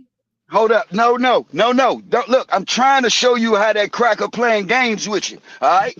If you got a nigga that's on top, this go back to what we talking about right now, Nigga, it dog. When you sound say like they you taking, playing games with us, nigga. Quit playing these no, look, I'm motherfucking telling telephone you, games, Yuck, I'm nigga. trying to be Like, cool, come man. on, Like, man. no, You playing a lot of listen. motherfucking games, man. I'm making the Look, point. I'm telling you, Drake ain't hip hop. Drake ain't FBA hip ain't hop. hip hop, man. Dog, hear me out. Every time I try to make the point on why he's not, you cut me off. Listen, hip hop, me as a 50-year-old dude, okay, is lyrics, okay? Good beat production. It's not about just being on there spending a bunch of bread and being cool. All right, let's do what I'm saying. If a nigga like Drake is making all this bread right now, what it shows you is that young niggas don't want certain shit no more. It ain't about us. It's about Nigga, they what the want the consumer money. want. That's why these record labels and whoever they are is leaning towards that kind of shit. Dog, my son listen to some goofy ass shit. All right. And I be like, nigga, what did this nigga say? It's no quality in it. Nobody wants it. That's what's going on with hip hop. The quality of hip hop. How are you number one on the charts if nobody wants you? Because that means the consumers are getting dumber. What? Yeah. That means no. What that means is that you had your time when you were young to crown the king of your time. This is their time. Contrary to how you may feel about it, they don't think the decision of who they made king of their time is dumb. You just made my point. Yeah, I didn't say. No. Make What you your said point at all. earlier, like hip hop moves on, like it's supposed to change. That's what it's supposed to change. It's supposed to be different. Is. So But the quality of it what went is down. the argument? So you then? can't say that he ain't hip hop or the quality Right. went down because Listen, it went down to watch this. you. It didn't And go down. If it went down, if the quality I give went you a down, better that nigga example. wouldn't be number one. And Now, hold T-Pain on. Let me changed give the you a whole better culture. example. T-Pain got everybody Yo. auto-tuned. Yo. Let me reset the stage like I'm on a Thug House or Clubhouse, man. Do your My thing, bad, man. homie. Do My your The thing. bad. whole shit is like, yo, you alumni, Playboy, but we're talking about black foundational black Americans claiming what they created. Right. People, now that the 50 years in hip hop has came around, it's been a lot of shucking and jiving, and people not giving credit to the foundational African Americans that actually made this culture and still keeping this culture cool. Now, all these different types of shit you said, oh, he said that, he want to be that. That ain't got shit to do with what we talking about right now with MEL and TARIQ Nasheed. MEL is trying to drive it to say not foundational black Americans made it, but the Bronx made it. TARIQ Nasheed. I agree with him. Right. So let's bring it back to what the content is. Like I was arguing about was perfectly right. Y'all both all was right. But let's just get to the content, what the content is about, because y'all start playing tennis with different topics that we ain't really talking about. So let's just get back into the shit we talking about and people trying to steal from our culture. It ain't about who was the first one, Eazy-E, or this one, that one. It ain't about that. It's about people trying to steal from us. They've been getting away from this shit for a long time. And hip hop is not having it. We're standing on business. That's all this is right now. You know? Hey, yeah, I'm saying that, yeah. No. I heard what you had to say. Let's hear what TARIQ got to say. Let's go. Let's get back to the content. Let's go, y'all. Fair use. You see? It was the black people doing it, particularly the foundational black Americans. You know, just use deduction. So that whole, well, it was the Bronx that created it. The Bronx is an inanimate object. The Bronx is a location with inanimate objects. It was people. Who were the people? Where were they getting the seeds of hip hop to create it? Were you getting it from salsa? No. Were you getting it from polka? No. Were you getting it from reggae? No. Were you getting it from funk, R&B, disco, from foundational black American bands? Yes. The rapping part. Did you get that from the birds in the Bronx? The pigeons, the rats in the sewer? Where'd you get the rapping from in the Bronx? You got it from foundational black Americans. We can play this game all day. We can just do the power of deduction. But again, this leaves the back door open for people to come on in and then start claim jumping the culture. Let me play some more of my brother Mel. This is all respect. This is respect. This is all respect. This is all respect and no disrespect whatsoever. Hold on. So the fact that if you got two different sides arguing about the culture of hip hop, you didn't even say none of the Bronx guys' name. Like it's like all this we shit. This nigga monetized. This is your brain when you're struggling to focus. And this is your brain when you're in the zone. When you're monetized. Fair use, fair use, fair use. Let's go, y'all. Fair use. French? Who's all the we? First of all, whoever's speaking about that, you wasn't even there. I'm there. I'm 16, 17 years old. And the people there, including you, Brother Mel, said that it was black people at those early parties. I'm looking at Herc and them. If you want to talk about hip hop culture and have it being beneficial for somebody, then why are you supposed to benefit Herc? Why you can't ask Cass or somebody? Ask somebody that was there. You're just going to take it upon yourself. Oh yeah, well, you know, so and so started the culture. At the end of the day, the people wasn't even really behind hip hop like that. You're going to know who was behind hip hop in the very beginning. Bronx was behind hip hop. That's who was in. Well, yeah. The people in Brooklyn and Queens and Harlem, a lot of people were into hip hop. They would go to those jams. But he didn't say Puerto Ricans. He said Bronx niggas. Let's go, y'all. Fair use. The parties, and you had a couple of people from the outer boroughs, and they came in. Right. Okay. There you go. He acknowledged that. But the whole thing happened in the Bronx. This whole conversation is supposed to benefit the true founders and builders of hip hop, but you never even asked them. Did you ask Herc? Did you ask Biggs, or did you ask Flash? Well, Flash, what do you think about? Oh, you're foundational black Americans. We was Afro Americans probably back then. Yeah, and this is what I don't like. You're taking a shot at your own lineage. You're taking a shot at your lineage. See, this is this whole shame of your lineage thing where we can't give ourselves credit for creating something. And we weren't African Americans at the time. We didn't. Wax Talk on, that shit. wax Hey, on, hold up. wax Can I off. say something real quick, man? Hey, Wax let on, me wax off. hey, let me say something, man. As a nigga, I done been around, I done been in the pen, I done seen niggas. I think Tariq Nasheed is being disingenuous right now. Cause listen to what I'm saying, fellas. And look, hey man, look, as a black man, we sitting here, we can agree to disagree. We ain't gotta argue, but just understand what I'm about to say to you. All right. When you say black, right? What I'm trying to figure out, and this go back to what a lot of people are asking. What if it was just a black dude that started rap? Okay, I think most of us, all of us on this planet, know that a nigga wrote them first lyrics. I mean, this ain't really gotta be proven, all right? But to sit here and kind of sneak this MELLE, because what MELLE is saying is some real shit. I ain't seen nobody walk up to like the original dudes and ask them who started this shit. It's just more of, see, I think this black thing throwing people off. To me, my father said you got blacks and you got coloreds. You got some niggas that's dark shade, but then you got black people. All right. So when you say FBA, all these niggas can't roll with me on this. Cause every black dude, just cause he foundational, ain't with the same shit. So this is a tricky situation. I'm still trying to figure out where he going with this, man. And look, man. And let me answer that. Let me My answer that bad. because My bad. Very simple. I'm glad. Look, I'm glad people talk shit and don't do research. Tariq Nasheed did a whole documentary called Microphone Check, where he went to New York and got all the old school hip hop artists that started this shit. You know what I mean? Right. From the Black Spades to the female rapper, the first female rapper, the first MC, the first DJ, all of them. Got them on a documentary. And that's why the whole debate is going against Tariq Nasheed, because he made a documentary.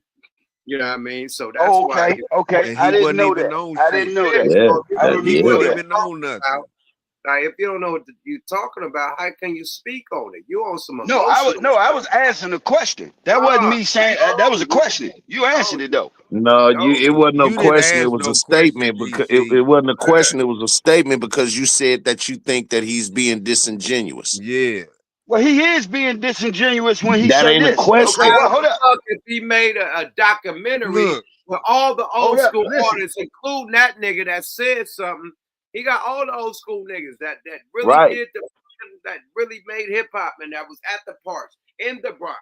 That He's niggas that was If speaking he from a did place that, of all the research. Black look. Spades, Right. the Black He wasn't Spades, all the asking. youngsters, all the little gangs that was out there. Like, you seen a movie called The Warriors?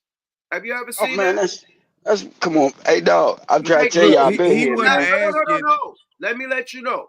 That was the temperature out there. That was just the movie version. But they had their little gangs with their vests and shit out there. One of the gangs was called the Black Spades. And that was some of the people that created hip hop and made it famous out there. Not the Cool Hercs, not none of that shit. They learned from the Black Spades. The coolest Right. gang out there. Period. Like, And look, know the history before you speak on it, bro. right. Dog, Right. I'm not. You And can't Dog, his say stop. Listen. documentary. I know. I'm His older. I'm old, and I didn't say that. I never did you that. look. did. And You did. Dog, I never. Nigga, you Listen. his said I'm an older dude. You documentary. kept Hey, saying you're an older yeah. dude. Every time you Yeah, before you that's talk, not you all said, I said. Y'all skipped everything else that I said No, in what I said. DC. Look, hold on. Oh, no, hey, His look, man, that's cool, man. I documentary. don't come on here to. Look, sometimes I disagree. I ain't always gotta you ain't gotta try to crush me and destroy my manhood and all that. We just disagree. That's look, dog. I'm not. No, Nobody it's Hey, not said look, about nothing, it. look, It's DC. not dog. about attacking you. It's not Right. Ain't about nobody attacking you. It's attacking you. about shame, my brother. I would never disrespect you. Period. I And he appreciate didn't. everybody on the panel. I'm just letting you know when you're wrong. Like a friend can let you know when you're out of pocket. Period. right. And But I'm not look, wrong on this though. I'm look. not wrong on But this. you No, are look, wrong man. Look. because you called that man You disingenuous called him without knowing the disingenuous, history man. and the work that he put in. Okay, That's Right. all right. why I'm you gonna be honest replied with by y'all. I'm gonna saying, be "Oh, I honest didn't right know now. that." Right. I'm gonna be His honest with y'all. documentary wasn't no fact finding. It was just to find out. Like, he was just doing a documentary about hip hop and the roots of it. He wasn't talking about we the first ones that did it or nothing. He just did a documentary. The people that got a hair up their ass, they the ones that wanted to pinpoint and be specific with who started this. All he did was go to New York and talk to some people about hip hop. That's all he did. Not to be like we the first niggas, we the first ones, we the first nothing. That's all he did. Yeah, These man, but people listen, came man, back. we all men up here, man. Ain't nobody gonna be up here to intentionally crush you Yeah, and that's nothing it. like I that. just wanted you to know what was Hold up. on, listen what I'm saying. All that we saying is that if you can say in the same breath and in the same time that he's being disingenuous, learn some information that you didn't know, and then your next words are, "Oh, I didn't know that." Then I what know you a were lot doing. about Tariq Nasheed, dog. Hey, I'm gonna be honest with you. I think Tariq Nasheed is a con man. Well, he Okay, might be. that's your personal belief, or That's that's your my personal personal feelings. preference. Now hold on, But listen. when, Now but hold on, we let me hold on, explain. Listen, let me explain myself. Hold up, dog. Let me No, no, land. no. Let me land. Go, Calico. Do Yo, your thing. let him respond. Let him respond. Let's hear what he got to say. Listen, the reason why I say he's a con, I've been watching Tariq for years, dog. I remember when he used to do the pimp thing. I seen all the Hidden Color Jones, and I've been watching him for years. When I say disingenuous, okay, I think it's a lot of confusion going on. Because just like this discussion, when we say everything we say, and I ask everybody, what's the end goal? Don't nobody give me one.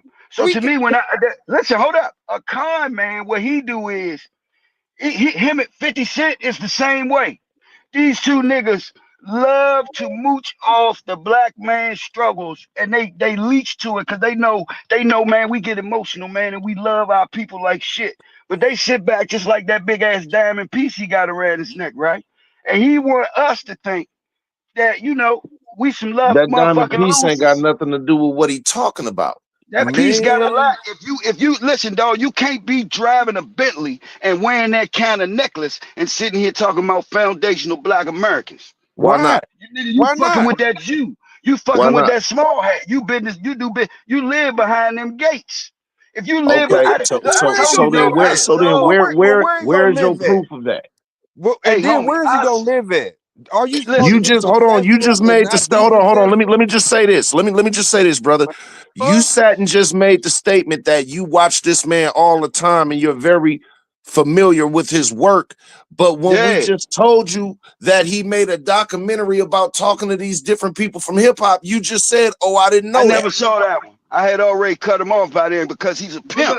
And one thing I know about pimps, I done came up with pimps. Them niggas great with that wordplay. Wordplay, nigga. What are you watching? I'm not knocking his hustle. I ain't knocking his hustle. What is going on here? It sound like you're knocking a nigga hustle because you Yeah, said you what's definitely knocking his hustle. you said what's the end goal? Because I pay attention, man. You said what's the end goal? And then network said, hey man, this man that did this documentary, that documentary, he's successful. He's a very successful young man. He was like, oh, he can't drive around in the Bentleys and whoop-de whoop. Like you said, what's the Why end goal? not? End goal is motherfuckers making money off their content. He makes documentaries and make money off documentaries. They're contesting his documentary. He has the right to defend his documentary, which I is seen him when he came to DC. Hold on. He ain't do nothing, dog. No, I'm just saying this is the end goal. He's defending his documentary and he's defending black hip hop. Period. That's the end goal. I feel you. Not What you not allowed to do, and me as a strong black man, don't manipulate my people, dog. One more thing is saying that black people can't be successful off hip hop. You said, oh, he's driving around in Bentley. He can't be in that. He can't, like, what? Why black people can't be successful? Like, what Tariq Nasheed is not hip hop. Oh man.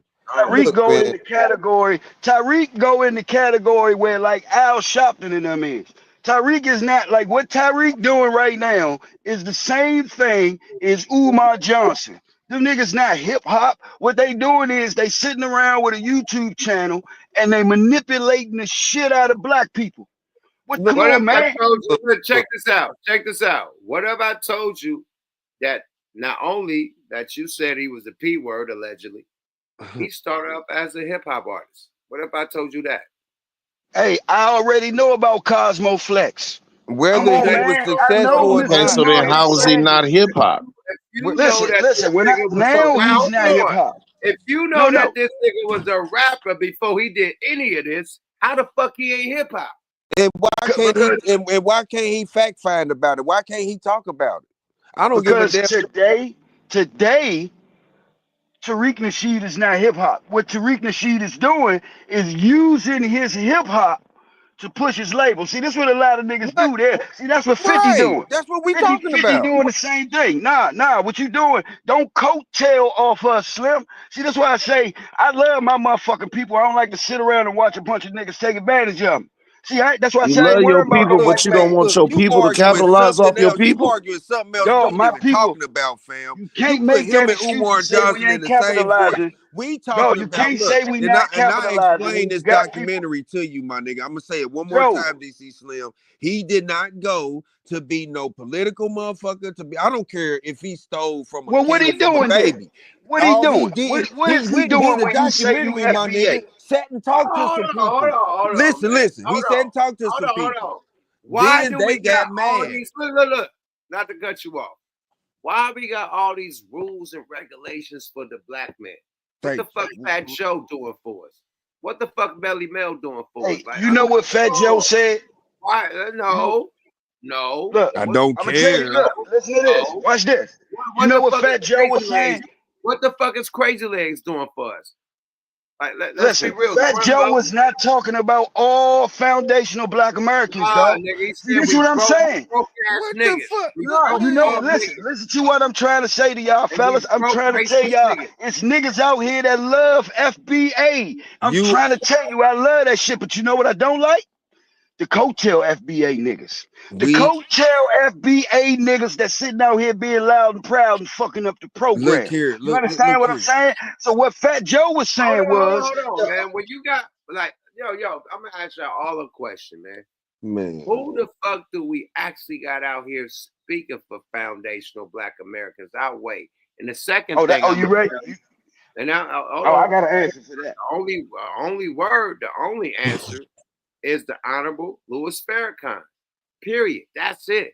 Look. So when we got people like young men like this and other people that's trying to, make sure we get, what's belonged to us and what was promised to us, and they was trying to pass laws in California to make that happen, what him and others is doing is making some noise to where they try and pass laws, my nigga. And that's what it's about. It ain't about you yelling and how you feel about this. Hey, Farrakhan, my man, yeah. That's my people. I'm just saying, let's be real. What have you did to move the needle to get something in Washington to change what you want to happen? This man got some shit in the Congress out here in LA. Out here in California, and they was about to pass 2 motherfucking reparation, bills out here because of what this man. You know why? Hold on. My bad. I thought you was finished. My bad. And what other individuals is doing. So with however you feel personally about this dude, there's about to pass laws about what him and others is doing for black people out here in California. It probably won't pass everywhere else. But California was ready to pass the reparation laws from Northern Cali to Southern Cali. And they just went against it. Like Gavin Newsom, struck it down. But it was on the table. And it's because the voice is out there. People are demanding shit. So it's deeper than rap. It's deeper than how you feel about somebody personal, what his past was. You know who else was a pimp? Malcolm X was an ex-pimp. And you're going to say, oh, fuck Malcolm X. Never did that. Malcolm X was Malcolm ain't ex-pimp. standing in front of the people with no gold chains on. When Malcolm cut his Hey man, look, Captain America. Captain America. Nigga. You need to chill out, man. Nigga, Chill fuck out, Malcolm Captain X. He America. was an ex-pimp. But you saying that to him. Why nobody can change, my nigga? You don't think nobody can change your life? I'm not saying nobody can't change you. I think y'all missing what I'm saying. Malcolm X is one of the greatest people ever to me, though. All right, and he was but Malcolm, don't ever. You can never. He was the You ex-pimp. can never compare Malcolm to Tariq Nasheed, though. Listen. The difference is the fuck when Malcolm was a what pimp. happened? Hold up. Listen, when Malcolm was a pimp, he was a pimp. When Malcolm went to where he was, Malcolm went to where he was. He knew Malcolm ain't need. He wasn't doing all of that extra. See, that's the point I'm making. In this world we live in today. Tariq ain't did trips to Africa, just like I'm Malcolm? not saying trips to Africa. I'm saying I fuck with the whole the whole movement, the I'm lost. concept of what Umar, Tariq, and other people like them are doing is beautiful. But it's the trick to it. These people know that you need certain kinds of legislation to pull this shit off, and you need lobbyists. Hey These man, words, hold up, these I'm words cutting that in black. on you. I don't want to hear about no lobby. We talking about Exactly. finding That's why out you can't who win right started there, hip hop. brother. We You ain't hear what I voting just about. We said? don't need to vote about we don't I need to can't pony respond up there. and No be response. kumbaya in every goddamn time. I didn't say a nigga got an kumbaya. argument, No, man. do you know what a Quit that lobbyist is, lobbyists brother? and all that. That's why I call Brother you man, Captain do you America. know what And a I'm gonna cut lobbyist you is? off. I don't want to hear hold that on. shit, man. Now, Don't nobody I want to don't hear like, that, fam. For real. my thing You is keep this. coming over here talking about voting and Dog, all I this stuff. said, do you know Lobbyists what and a all that shit. lobbyist is? Tariq Please, somebody look Nasheed up is the word talking about lobbyist. who founded hip hop, my nigga. We ain't That's voting. dog. We ain't You're talking not about even what I'm voting, my saying, nigga. dog. You're not, dog. You need Congress to pull legislation. Hey Okay, man, we for talking us to about get who money. founded hip hop, my nigga. We not I talking just about no told fucking you. Congress, man. But Come on Told with the your joke. ass you know why we can't get no lobbyists? law 2 times in California, northern and southern, about reparations for You what know they why it done. ain't go through So yet? you You saying know why it didn't legislation go and through all the law? way? They have legislation and Nigga law, talking about nigga. They got it. lobbyists and Listen, Congress and fellas. I'm shit, trying to man. What the explain it hell to you. going on? It is on the table. But the reason why we will never get it, you ready for this? We Tariq don't have Nasheed. enough. We don't Tariq have enough Nasheed. lobbyists, niggas like trillionaires and billionaires to pay people in Congress to pull our shit off. See, that's how this world works. When you want shit out here, you need to pay people. We ain't, I need people to tell me who we need to pay. That's how I shit gonna think get what done. you're doing, Dog, I done been around for a while. listen, hold. It's I done called did Let me payola, everything y'all man. doing, It's called man. That's payola. no So let me knock let me to it. let me say this, brethren. I think what you're doing is bleeding and conflating two conversations together. Wow. As far as getting things done on the reparations side of things, yes, that does take legal action to do so. However, when you also made the statement that you asked everybody, well, what's the outcome? What's the end game? Nobody couldn't give me nothing. The end game, we gave it to you, is for you to put into proper context of who started hip hop. That has You'll nothing to never be do. able to do that, That young man. hold on. Where the conflation of the two arguments come in at is because you're taking that and then spinning it off into what Tariq Nasheed has done Well, nah, on let's the do this. Let's legislative have a real side conversation. of shit. Who do Waking you bait. think This nigga started hip ain't hop? ready to. Yeah, I'm Who do done. you think started hip hop? I don't African care, man. Americans. I don't care. Okay, It's just so like what me and now? you What? said, look, Once look, we look, find out as look. African Americans, are we supposed to like pay a certain individual for him? Like if we find out that Mr. Christopher Jones discovered hip hop, are we supposed to like give him a check or something? Welcome No, back. we're not supposed to give him a Nigga, check, and hold that on. Man, hey, Welcome back. man, Welcome listen, back. man. Hey, DC Slim, man. You My sound bad, like yeah. you sound like you're a real nigga. And you said that it's some projects right by, and I know it's projects right by the Capitol. Are you from them projects, or you from the like a different side of DC? Hey, I'm PG and DC. Anybody that's listening that's from there know exactly what I mean when I say that. Okay, All okay, right, cool, it's cool, look. cool. Okay. Second question is, okay, now that you're talking all the political shit, you know what I mean, and saying that, okay, now that we could claim that we invented hip hop, what's next? What's next is that we motherfucking put our motherfucking flag in the field and say, you ain't taking this shit from us, my nigga. This is the biggest genre in the motherfucking world, nigga, and it's us. Period. They don't even want to let us know our history. So with us nowadays, and we know our history, what we did with this, they can erase the books and shit and hide them in the Vatican and all that shit and try to hide the secrets. But we know exactly what we did with this one. They can So say, that's hey, the man, answer to your question. It ain't no next. And guess yeah, what? they We can say, never had to have It yo, this ain't no answer. next. We they can never That's the had this answer. question. they can We never had rewrite this history. question. They can rewrite history because they was there back in the day. This is our history. We ain't letting them rewrite that, my nigga. They can say Right. Hey, Elvis. only way we can pull this Hold off, on. fellas. My bad. Hold on. Let me land. I let all y'all niggas talk. Let me land. My bad, homie. My bad. They could rewrite history and say Elvis taught Little Richard. Hmm. We can't. We wasn't back there to say hell no. That's bullshit. Only Little Richard and Elvis and all them people back then could talk that shit. Half of them dead. So before we all die off, we're letting niggas know that no, this is where it came from. You're not gonna say that. I ain't gonna throw no artists out, but this race or that race made it instead of this race. That's what I'll say. You know what I mean? Right. To keep it even feel, because all hip hop artists made hip hop. How it leveled up. It wasn't just a black artist that took hip hop to what it is right now. It was a combination of everybody. Hip hop artists all over the world that made hip hop the number one genre right now. We're just talking about the genesis of hip hop, where it came from. That's it. Exactly. We're not exclude everybody who made hip hop what it is today, but we're talking about the genesis of how it started. That's it.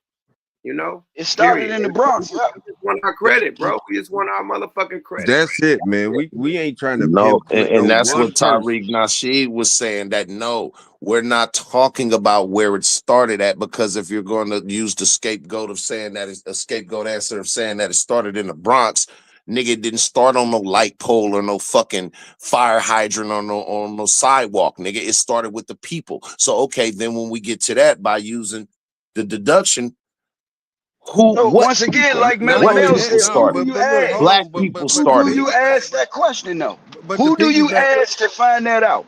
But look, to piggyback off of that, No, remember, answer that question right there. Who do remember you when ask to find out who you start with hip hop started? If rap started in No, New York, nigga, no. in New York or I'm gonna whatever, tell you, no. Let me answer remember this. rap wouldn't even New Yorkers wouldn't even let when the West Coast and everything started banging, rap couldn't go no farther than New York for a minute. Rap was Hold on. Let me you going past, you going to gangster rap and shit. Let's go back to the origins, and I'm gonna give you the. No, that's what I was getting to too. But go ahead. Let me get you to the origin, right? Go ahead. Okay, since it started with Puerto Rican, Cuban, Dominican, whatever the Spanish wave was, why was the Cool Hercs? He got famous for reversing James Brown records and soul and jazz, and that shit wasn't Puerto Rican, Cuban, Dominican, Jamaican back in the day wasn't even Jamaican. Jamaican dance hall wasn't even back then. Them niggas, like, you got pictures of Bob Marley looking like the motherfucking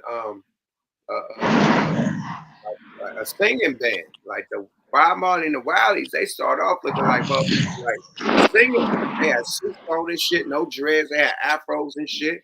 They were like, oh, it was like Happy Days, my nigga. Like on Mamas. Right. That's how that shit was in the 60s. That's how Bob Marley was. Wow.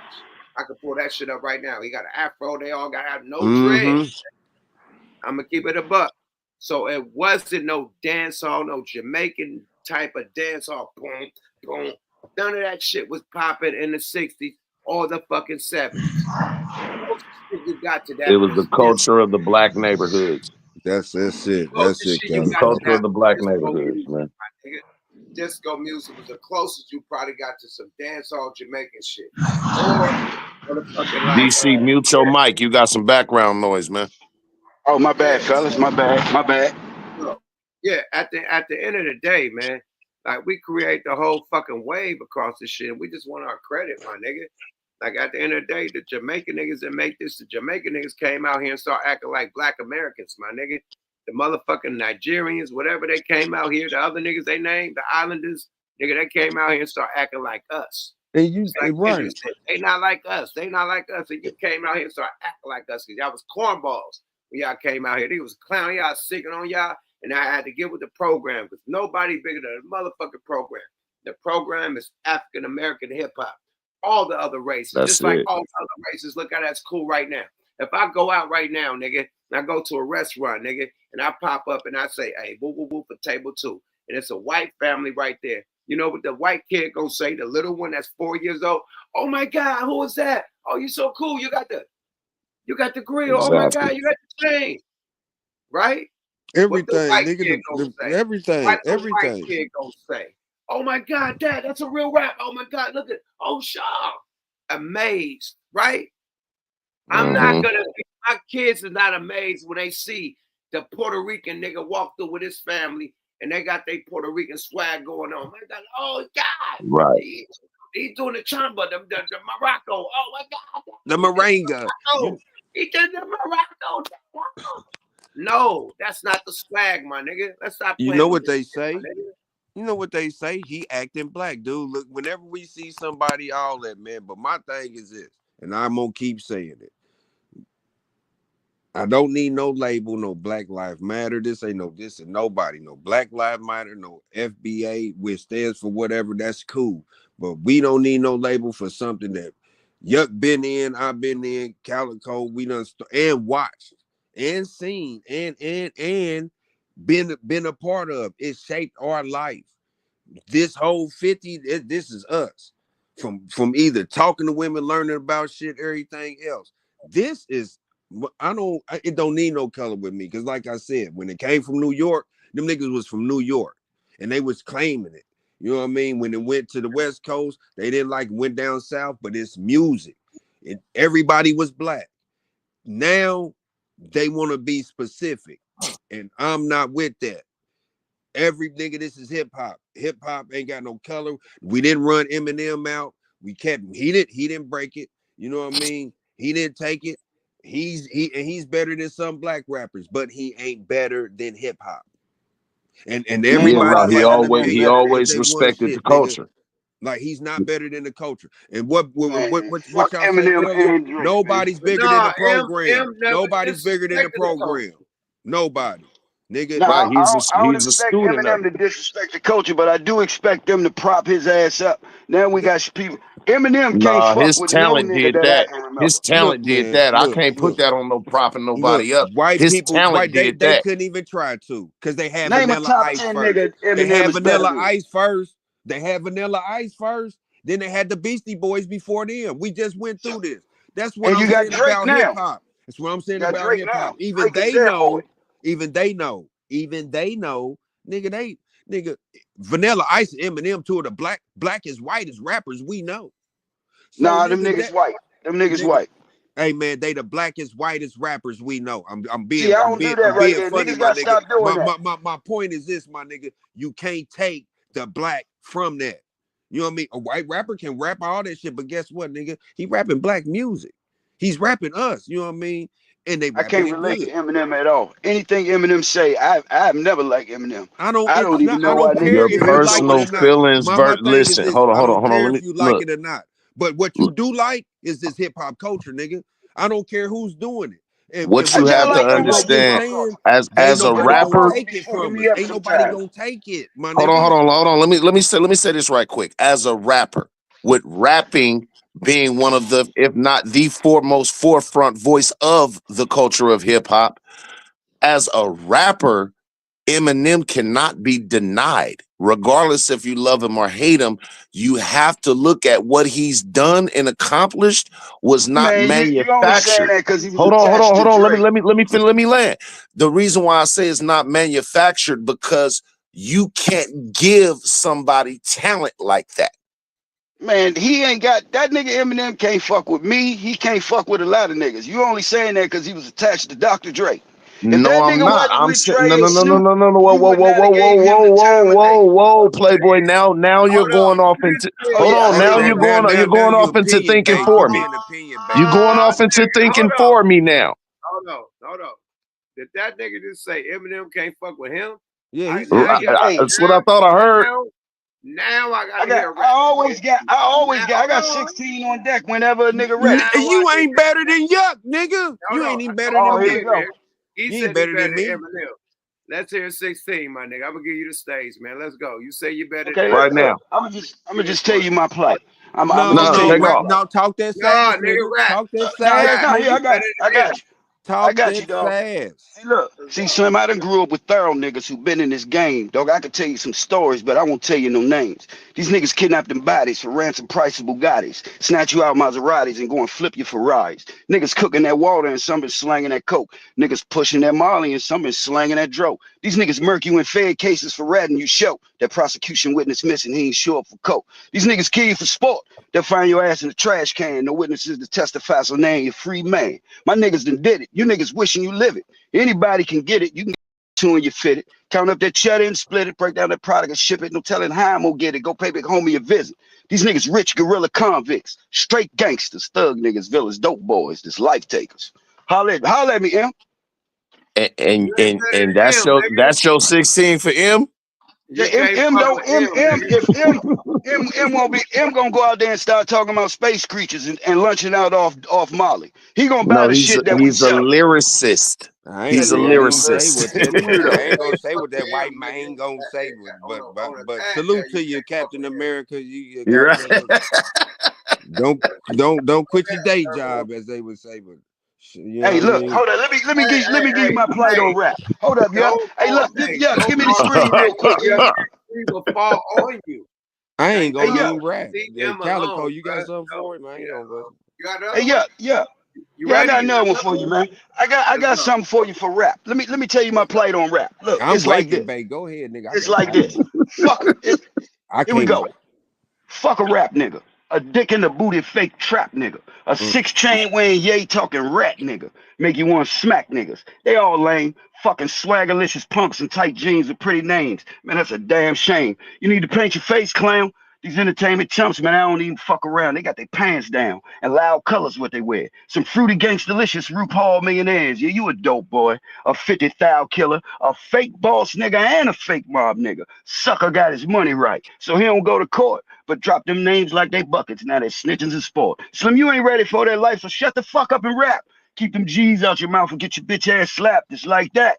You're fucking with the wrong dog bone if you ain't killing nothing breathing. Take your punk ass home, so fuck a rap nigga. Gone. That nigga was preaching rap. Hey, and that's your 16 for M. He said it again. That was 32. That's 2. Like I say, it sounds like you highly influenced by Jay Diggs. But you hey, like a Jay Diggs knockoff. You like a Jay Diggs knockoff. Who is Jay Diggs, dog? You supposed to know your rap history, man. You gotta be. I don't know. I only fuck with. Hey, look, my favorite rap labels was Death Row and Rap Lap, and I fuck with MC8. If it wasn't none of that kind of shit, that's what's up. And I was all my music straight West Coast. I'm a DC nigga. All right. All I fuck with is West Coast. That nigga Richie Rich. Come on, Slim. Niggas done changed. Nigga Jay Come on, Slim. Your favorite artist, nigga. I know. Wait a minute, you ain't rap to doing the butt. You ain't rap to no JD. house music. You ain't rap to doing the butt. None of that shit. No house music. Sexy. Ain't nothing wrong. Nah, we fuck with go-go, but DC niggas, the good thing about us and music, we can listen to everybody. I fuck with New York niggas too, but we ain't, we got niggas here. Wale, we got Fat Trail, certain niggas. And that's your 16 for M. Come on, dog. I could do this for days, dog. You know what I'm saying? I could do this for days. This ain't no new shit. Hey, that's gonna be a tall mountain, my nigga, to climb. Ain't no mountain high enough. Do them bars for niggas in your neighborhood. Do not bring that no Eminem. Don't even approach Eminem with them bars, my nigga. Don't never say them bars again going towards Eminem ever in life. Never. Hey, so look, the reason why y'all think somebody like M can't fuck with me is because of, like I said, M attachment. If me and M that walked has in nothing any to joint, no. That's what you want. Dre. That's what you want us to feel. Man, but you can't go. You can't go. You can't listen. No, it doesn't have anything to do. That boy is a weirdo. Okay, so hold on. Whoa. How are you sitting up here basing a fake fear on motherfucker? Like if the man was trash, I would have told you he was trash. But what you're saying, wait, you cut me off. But what you're saying is that because of his connection, that voids everything that he did talent-wise, lyrically. Want me to tell you why I avoided? Because them people put him where he was. They made his So ass his top talent 5. had nothing to do That's with the it. same They why I wrote all his with the raps shit. for him. They wrote his raps. So you telling me some niggas in a corporate office wrote those lyrics for Eminem? And What they I'm telling picked you him is up. no nigga in the hood No, can I'm asking relate you to a question. Eminem. That's the answer. That's the answer I gave to your question. They No made nigga in the Eminem. hood can relate to Eminem. No. You said they put him there. So in Hey, order to Kendrick, put him, hold on. Kendrick would So in order to destroy put Eminem. in order to put them there, in order to put him there, and to say that he's manufactured.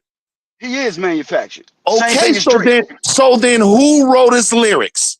It ain't not. You ain't gotta write his lyrics because a shitty Why rapper not? just like Drake. See, If look, he's a you fucking missing my rapper, point. why do you We think got he's Drake there? right here. He's there Listen, because of his lyrics. I'm trying to tell dog, you, the top flight smoking nigga say, vodka. I am going to the store. That nigga's number one. And you want me to think that niggas ain't manufactured? Come on now.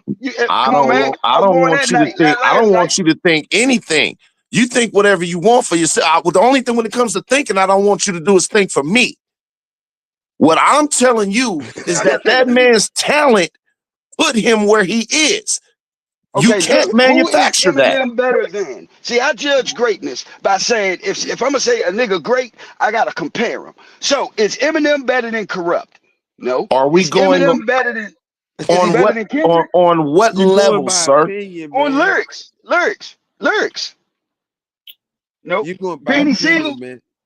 No, I can keep going. Is he better than Nas? Nope. Is he better than Biggie? Nope. That's your Is he opinion, better? though. That nigga ain't even better than Snoop. That what All you're right, what that you're nigga. Oh what you're shit. doing. Listen, what you're doing is having a subjective argument. No, And the this ain't reason why, subjective. This fact. hold on. The reason why I say that is because if you ask a person what's their top 5 list, right? And they Yeah. give you their top 5, and you say, "Oh, how are you going to put him before?" What you're doing then is saying, "I don't want you to give me your top 5. I want you to give me my top 5." Now I'm gonna judge your top 5 on your lifestyle. If you sit here and say that you a What? hood nigga, hold on, watch this. Listen to this. Watch what I'm saying. Listen. If you tell me Hey, that you a I know street nigga, killers right? that only listen to Hold opera up. music. Hey, I was about to say, No. nigga. Hold Hey, up. Don't try to dodge this. Don't try to I dodge know this. some If a ashy nigga head could tell me motherfuckers that listen he's to a straight street nigga, rock. right? If you could tell me you a street nigga, all of this shit, right? But your ass is riding down the street listening to Eminem. That is a 50-point deduction, Slim. All Oh right. no, it Why? ain't. No, And it what ain't. you can't be Why? doing For is a talking person, about you a for a person who FBA nigga. appreciates hip hop and rap in particular, and most of rap that wasn't built on battle was built on lyrical ability, then how the fuck is he not a part of the conversation when it has to do with lyrical ability, which is something that nobody can manufacture for a person? And let me tell Watch you, I this. watched the nigga Greatest get 3 shot. lyrical songs I ever heard in my life. Number 1, Eric B. That's an Follow the Leader. opinion. That's No, hold on. he's Listen. opinion based, I'm man. showing you my He's version of opinion lyrics. based. Hold up. Everything he's saying is opinion No, based. So listen. let I'm him go. showing you Let him my cook. version. To Let me, him look, cook. hip hop, dog. I am a rapper. I Let him boil can his say that. water. Okay. Hip hop to me is not just about wordplay. The best rappers, okay, we like them because of the life that they come from and the struggle they went through. Nigga, we don't like Tupac because he fucking lyrical. Nigga, get out of here with that lyrical You shit. ain't got That shit is not. No, um, what Pac is, Pac talk like every young nigga on the street. let So me when you listening to Pac, it's And like say you something reading Eminem's real somebody quick. else's background story. and Eminem's background Eminem ain't got no background. coincides with who he is. He Look, That isn't nigga was rapping found about in the doing hold on, ghetto. drive-bys in the wait, ghetto. He quick. Can rapping I about say something real? his crazy mom in the trailer park. Let me So say it's something not real like quick. he's I don't I deviating do just away want to from meth. who say he this. is. I just want I to say don't this with do meth, and I don't have a crazy all due mother in the respect trailer to the park, so I don't rapper, need that nigga. all due respect to the rapper shit that we on right now. Nigga, you out of Hey, order. I don't know hey, Yuck. man. I I'm don't gonna know put Yuck. I this. don't know Yuck. But guess what made me like Yuck? His fucking lyrics. Now that I know Yuck, and this is on TV. He cool. Slim, But you just don't know, man. I I ride found around out about listening to Yuck Yuck every Mouth day. Hey, through I was his listening to lyrics. Baller Mode this morning. All of my niggas in Baller Mode. Come on, Slim. You know what my favorite song from Yuck is? Then how If you I know ever that? fall Okay, then what made again. you like Come on, Yuck? Slim. What made Nigga, you like Yuck? I We're gonna have rock to get Yuck back to the on the concept. motherfucking regular. Hey, how I gotta mute you, my nigga. You done fucked the whole show up. I gotta mute this nigga, man. This nigga came to the show and made it all about some whole other shit, My man. nigga. Nigga done jumped across the whole board, my nigga. Chill out, my nigga. And we done been on this bitch for damn near 5 hours. I'ma end it, because I ain't tongue wrestling with nobody but my wife. And it feels like I got to get on the stock market. with Look, I'm on the stock with market. the Yuck, I was trying alumni. to I know don't want to an tongue hour wrestle with ago. the alumni. Everybody have the right to have their own opinion. But this tongue Right. wrestling shit feel like an argument with my wife. And I only do critical arguments for hella hours and hella long with my wife. Random That's niggas the only that's one that's gonna get it. yeah, Captain that's the only one America, that's gonna have nigga. me argue all day. Like we can go through it in the morning, we going through it all day. Not you niggas, man. So you niggas have a good night, and you can That's a continue that fact. argument shit in the chat. But man, great content tonight, man. Appreciate the alumni, everybody that tapped in. Yada da, my niggas. Cali Yes, sir, Cole, man. Salute hey to the man, you fire already breathing know. dragon. Salute to Nah, Gooch the motherfucking great. Salute to motherfucking network. Go there. Pop the gates for Micah Scary. Salute to Town Business, Shaniqua and Erica Miller, Mac Mean, the whole motherfucking Dragon Gang, man. Hey, once again, my friend, a whole nother good one. And hey, it's man, another one. y'all debate kings in this motherfucker, man. What is salute though? Captain America. We out of here, man. I love y'all, man. And this is good dialogue, you know what I mean? And just so we all got our own opinion and everything. Salute to you, DC. Salute to you, network. Yeah. That man disrespect you talking about what rappers. You know what I mean? It's like, hey man, this right here, man. Come on, man. Platinum in his own right, and I know no Diddy, but I gotta get this man his props because you know what I mean. Like DC got it. We got to set the table for you, DC. What you fucking with right now? You feel me? So you know what I mean. Blessed be, nigga. You around greatness, and we all rap too, nigga. Yada da, nigga. Yada-da. Alumni. Go, yup. Do your Yada thing. da. Fam. DC, talk your shit, man. Appreciate you Hey, getting hey, look. online too. Hey, look, man, check this out. Hey, much love to everybody in here, man. I ain't never come on here to be disrespectful, man. These just my opinions. You know, I like to debate nigga motherfuckers, and I challenge everything. You know what I'm saying?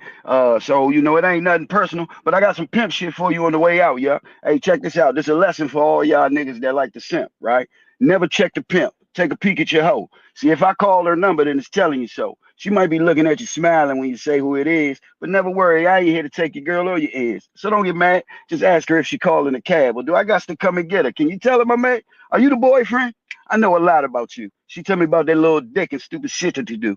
Hey, dog, you girl my boo-boo. I hate to say it like that, but it's the truth. She a trip around the world in my lap. I'm in the back and holding on the cheeks of the cunt. Yeah, you might do a lot of fucking, but you can't make her nut. Big Willie, I hate to tell you, but man, your girl is a slut. She like to suck on them pussies and sticking shit in her butt. I got her dancing on tables and busting nuts on her navel. I get that pussy for free while you be paying for anal. Just keep her looking good. Up in that Prada and Gucci, you never thought for a minute that she be sharing that pussy. To make a long story short, I'm banging your girl. Slim, you ain't doing that right. Should I be rocking her world? So ain't no use in getting mad trying beef for the trick. You need to compliment me just for putting dick to the bitch. And I ain't rich. Don't buy her nothing because it's yo-ho. Yeah, you can keep her looking pretty. I'm going to stick to the show. So get your shit together before you try to take it too far. Yeah, you might spend the night tonight, but I'm going to fuck her tomorrow. So tell her hit me.